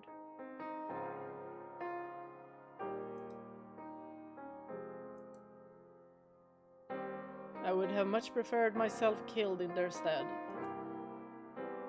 But he was a man who reveled in others' suffering. And you just kept on serving him? That is correct. I acted as his loyal servant, too afraid to speak up again. Acted. Recall what I said when we first met. I was sitting in wait for the perfect opportunity. Now you understand why. Well, damn. And if I may come clean about that time, I had every intention of disposing of the revolution's puppet master. Never once did I trust Ginevra. Her foolish motives were plain as day. As the new lord's mother, she planned to control her planted spur from the shadows, acting as the effective governor of the land. Having no family left myself, this city and its people are like my children. So I refused to stand by and allow her to turn them into tools to satisfy her own avarice. The land would hardly survive a tyrant sweeping in to replace a tyrant. But she was removed from the board by the former lord before she had a chance to see her aspiration to fruition. Knowing she was no longer a danger, I decided I would await and see how the successor fared before taking any further action. To determine if you were sufficient to serve as lord of this land.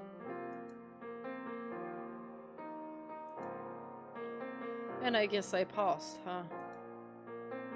Are you not upset, my lord?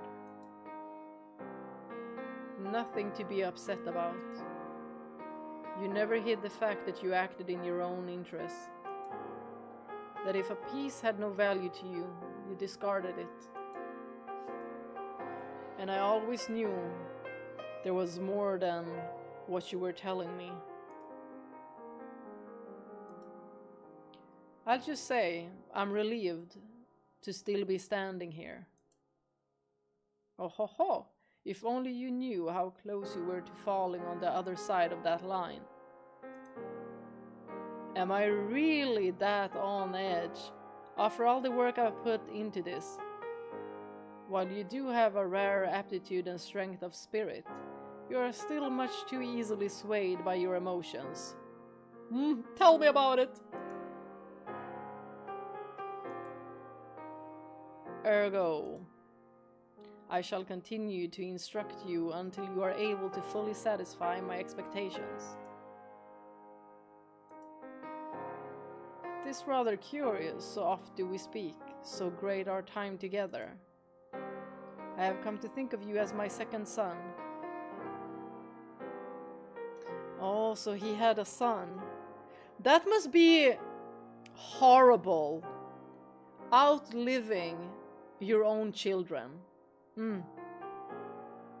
Horrible.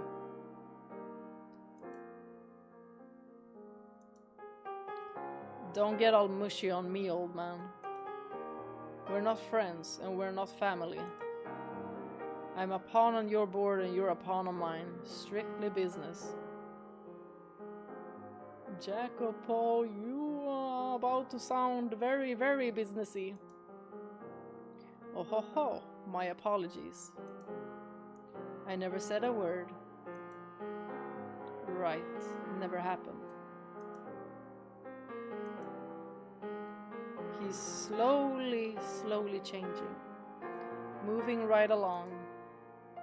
You just keep doing what you do best. At your service, my lord. See? Even smiling. Out of curiosity, do we have any free hands around capable of riding a horse? For what purpose? There's someone I want found. Whoever it may be you wish to find, my lord, I'm obliged to remind you that. You don't even have to finish that, I know. I'm supposed to leave the past in the past. He wants to see if he can find Morgana, doesn't he? Let us see then. Your men have their hands rather full at present, though we can perhaps arrange for one of them to be reassigned. Are you sure? This is a small request, and not once in your entire tenure have you requested to use your men for personal matters. I believe we can spare a hand or two on such rare occasions. Much appreciated. Shall I arrange for them to set off immediately? Please. Wow, the piano is so good. Please, I'm looking for a girl. If she's alive, she look around 13 or 14. And she has unusual markings on her face. Markings akin to burn scars. Barnier once imprisoned her in this manner. He used her as a prop for his banquets, cutting her up from head to toe. My guess is that the patches on her face are a result of Barnier's abuse. Indeed, I know the girl. I presume she had not survived the slave revolt. I take it you care quite deeply about this girl, my lord. Then allow me to offer my sincerest apologies in his stead. No need to apologize. Will you help me find her, Odilon? I will oversee the search operation personally to the best of my ability, my lord. I pray the girl is still alive. As do I. Unlikely as it may be.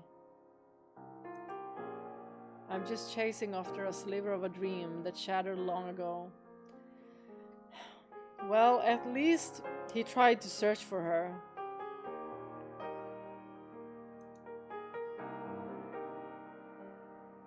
Why the dots all day long?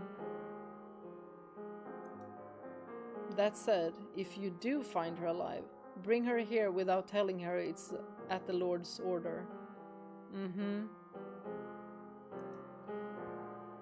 She'll likely assume it's the old Barnier who's after her if you say anything. And if she happens to have found a new home where she's happy, just leave her be. Understood.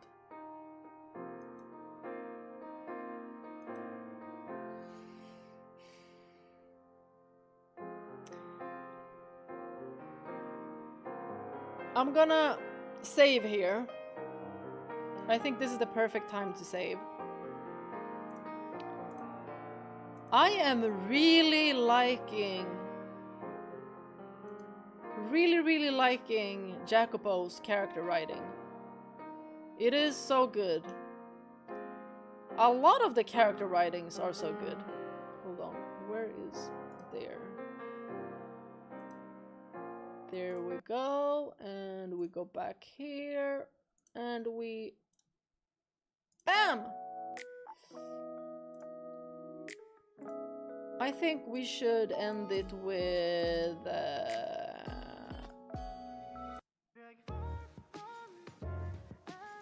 Zane's! Oh. Chilling Crescendo. I really love this one. Was it a flashback, or did he decide to keep it as a souvenir? I hope that he didn't keep it as a souvenir, because... Did he pickle it? Like, what did he do?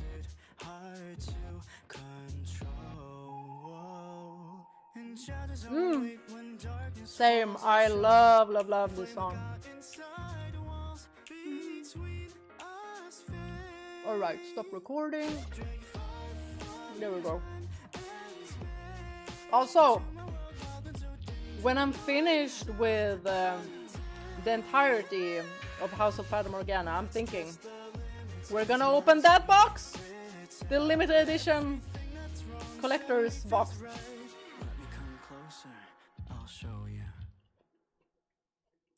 Or I'm not gonna get spoiled if I open it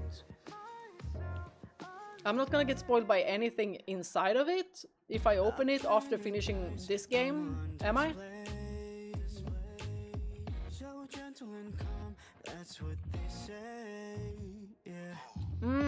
I think after the prequel, because then there's one called Reincarnation. I think it was Siglis who mentioned Reincarnation. Yes, sequel. And it had a different kind of style.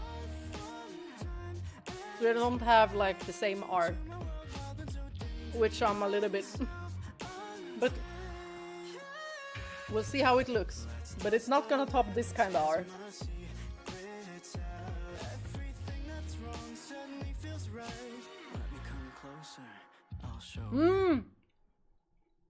Yes, voiced as well. So I'm gonna keep my voice. But the VAs are probably gonna do a fantastic job. I think it was even mentioned that they did a fantastic job. Jacopo is a contender for the high points in the tier list. Yes, in most well-written character, he's gonna definitely be top tier. Him and Michael.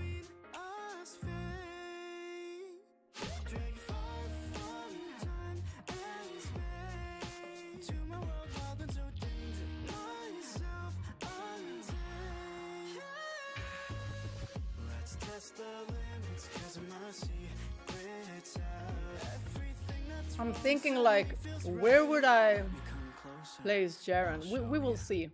But her character was super interesting.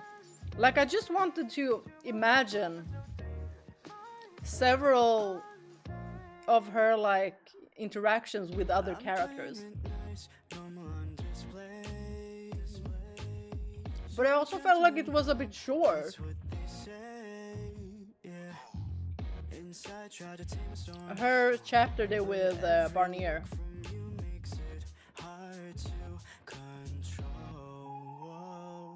Judge the art and the VA. Yes, I will. Specifically the art. VA, I'm sure it's gonna be absolutely fantastic.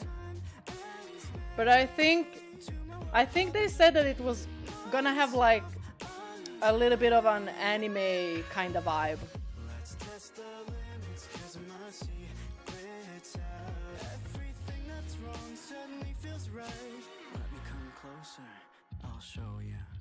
Jacopo is a very complex character, yes.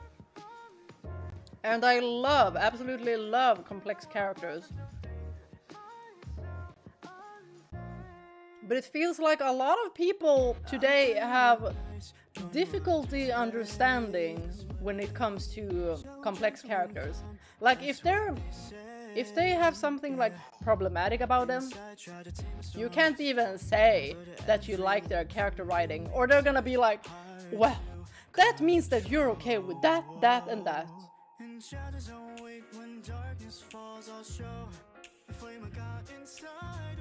People need to read books. Read books and not self-insert every time.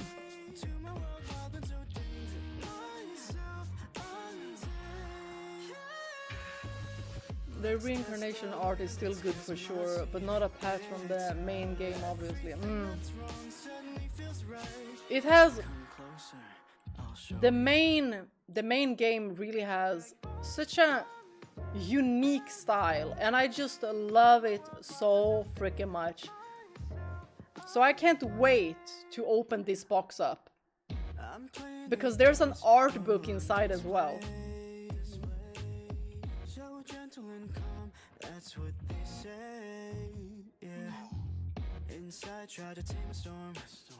I am sure the voice actors will fall short in comparison to your voice acting skills. Well, I wish I was even this.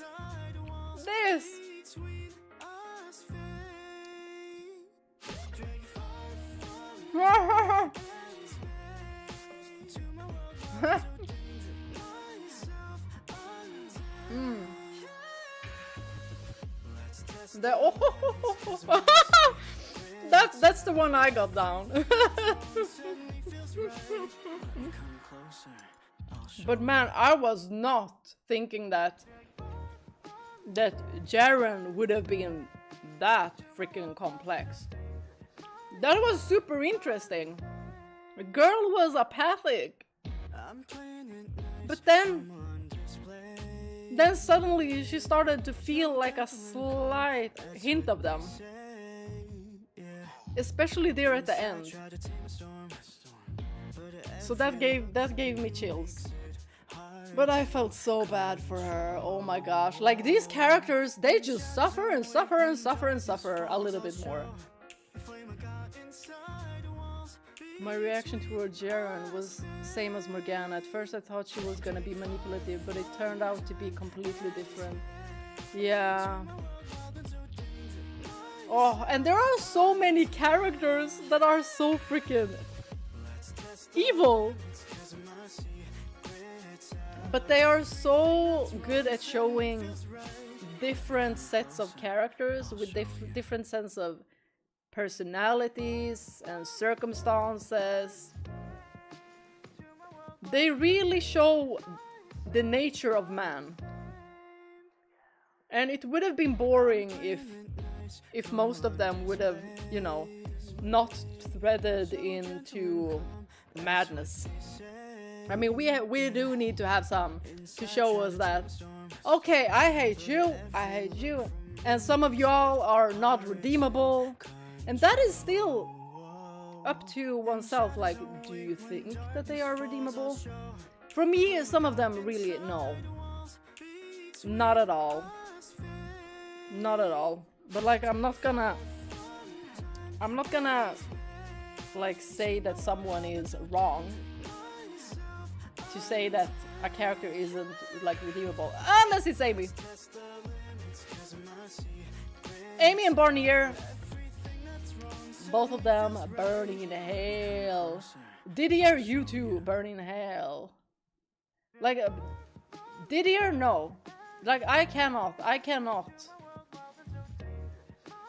I feel like they kind of wanted us to, you know, feel a little bit bad about him.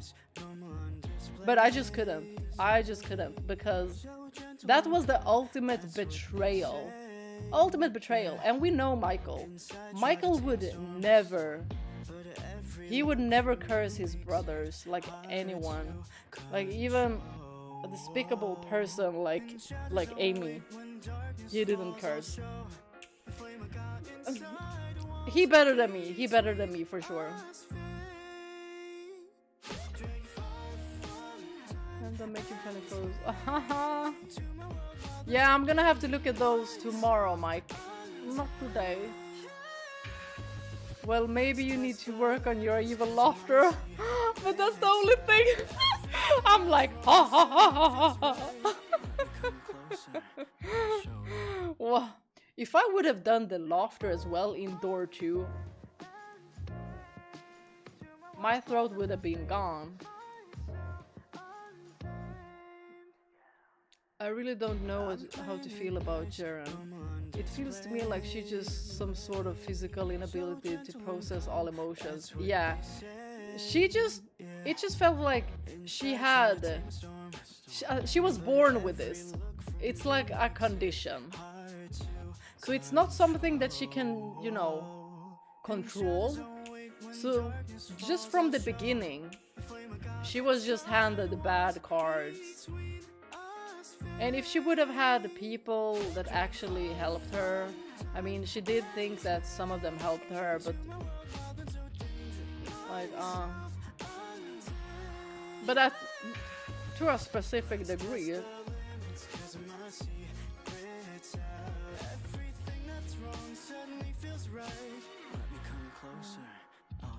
There are a lot of evil characters. Yes. But I also, it's very refreshing to see a different set of characters. And also being bamboozled. We've been bamboozled in this game.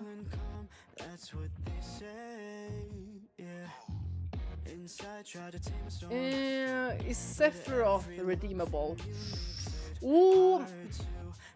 I mean, if he's coming back to solve the issues that he started, then maybe. Angela's father? No, Angela's father, he can just fuck off. No. Angela's father, nah. Didier's redemption could have been if he had tried to warn Michael, but for some reason this attempt would have failed and Michael would only find out about it when they met again. Yeah, I would have liked that. But it's like, when they explained that Didier was crying under that helmet, I was like, you could have done so much more for your brother. You could have done so much more and you didn't. You did not. Instead, you just stood there, cried, and took the church's orders. You suck. Like, that is a weak-ass man that can't go against the church. Like, are you serious right now? Oh. Each time I think they can't introduce a character that I can hate more than the previous, and they prove me wrong. Y'all, Bonnier and Amy, I think they would go well together.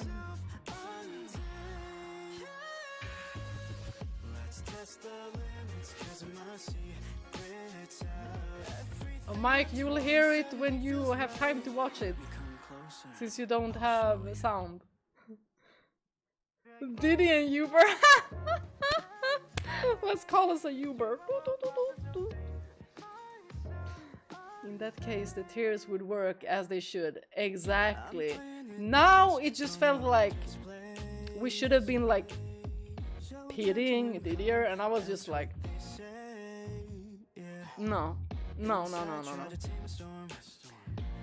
Oh, I'm not gonna drag it on for much longer because I'm gonna meet up with my sister and her boyfriend, who's gonna come to my family, our family, and visit.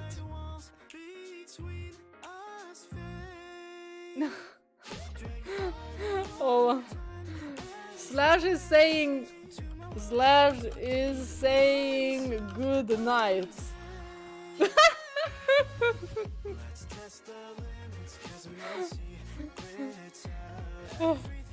But we'll see each other tomorrow. No, not what I mean. Then you will know tomorrow. Exactly. See you all tomorrow at 8 p.m. Central European Time. Although it's not night for all of you, so good night, good morning, good afternoon, good evening, bye! Inside, try to tame a storm, but every look from you makes it hard to control. And shadows don't wait when darkness falls, I'll show the flame of God. Agreed, Ionix. Bye!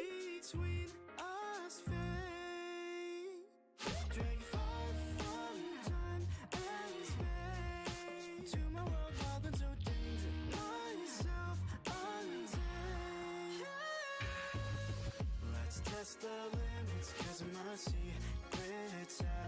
Everything that's wrong suddenly feels right. Let me come closer, I'll show you.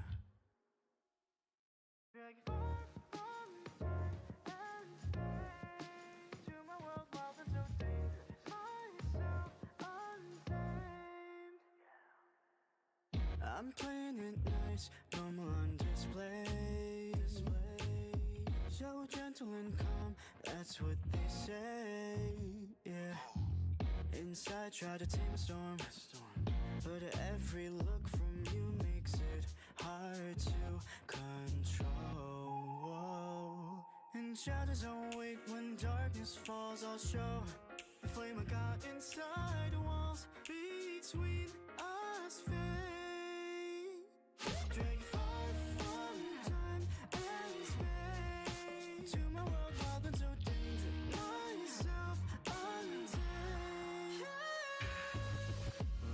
test the limits, 'cause my secret's out. Everything that's wrong suddenly feels right. Let me come closer, I'll show you. Drag you far from and strange to my world, wild and so dangerous. Myself untamed. I'm playing it nice, normal on display. So gentle and calm, that's what they say. Yeah. Inside, try to tame a storm. But every look from you makes it hard to control. And shadows don't wait, when darkness falls, I'll show the flame I got inside the walls. Between us,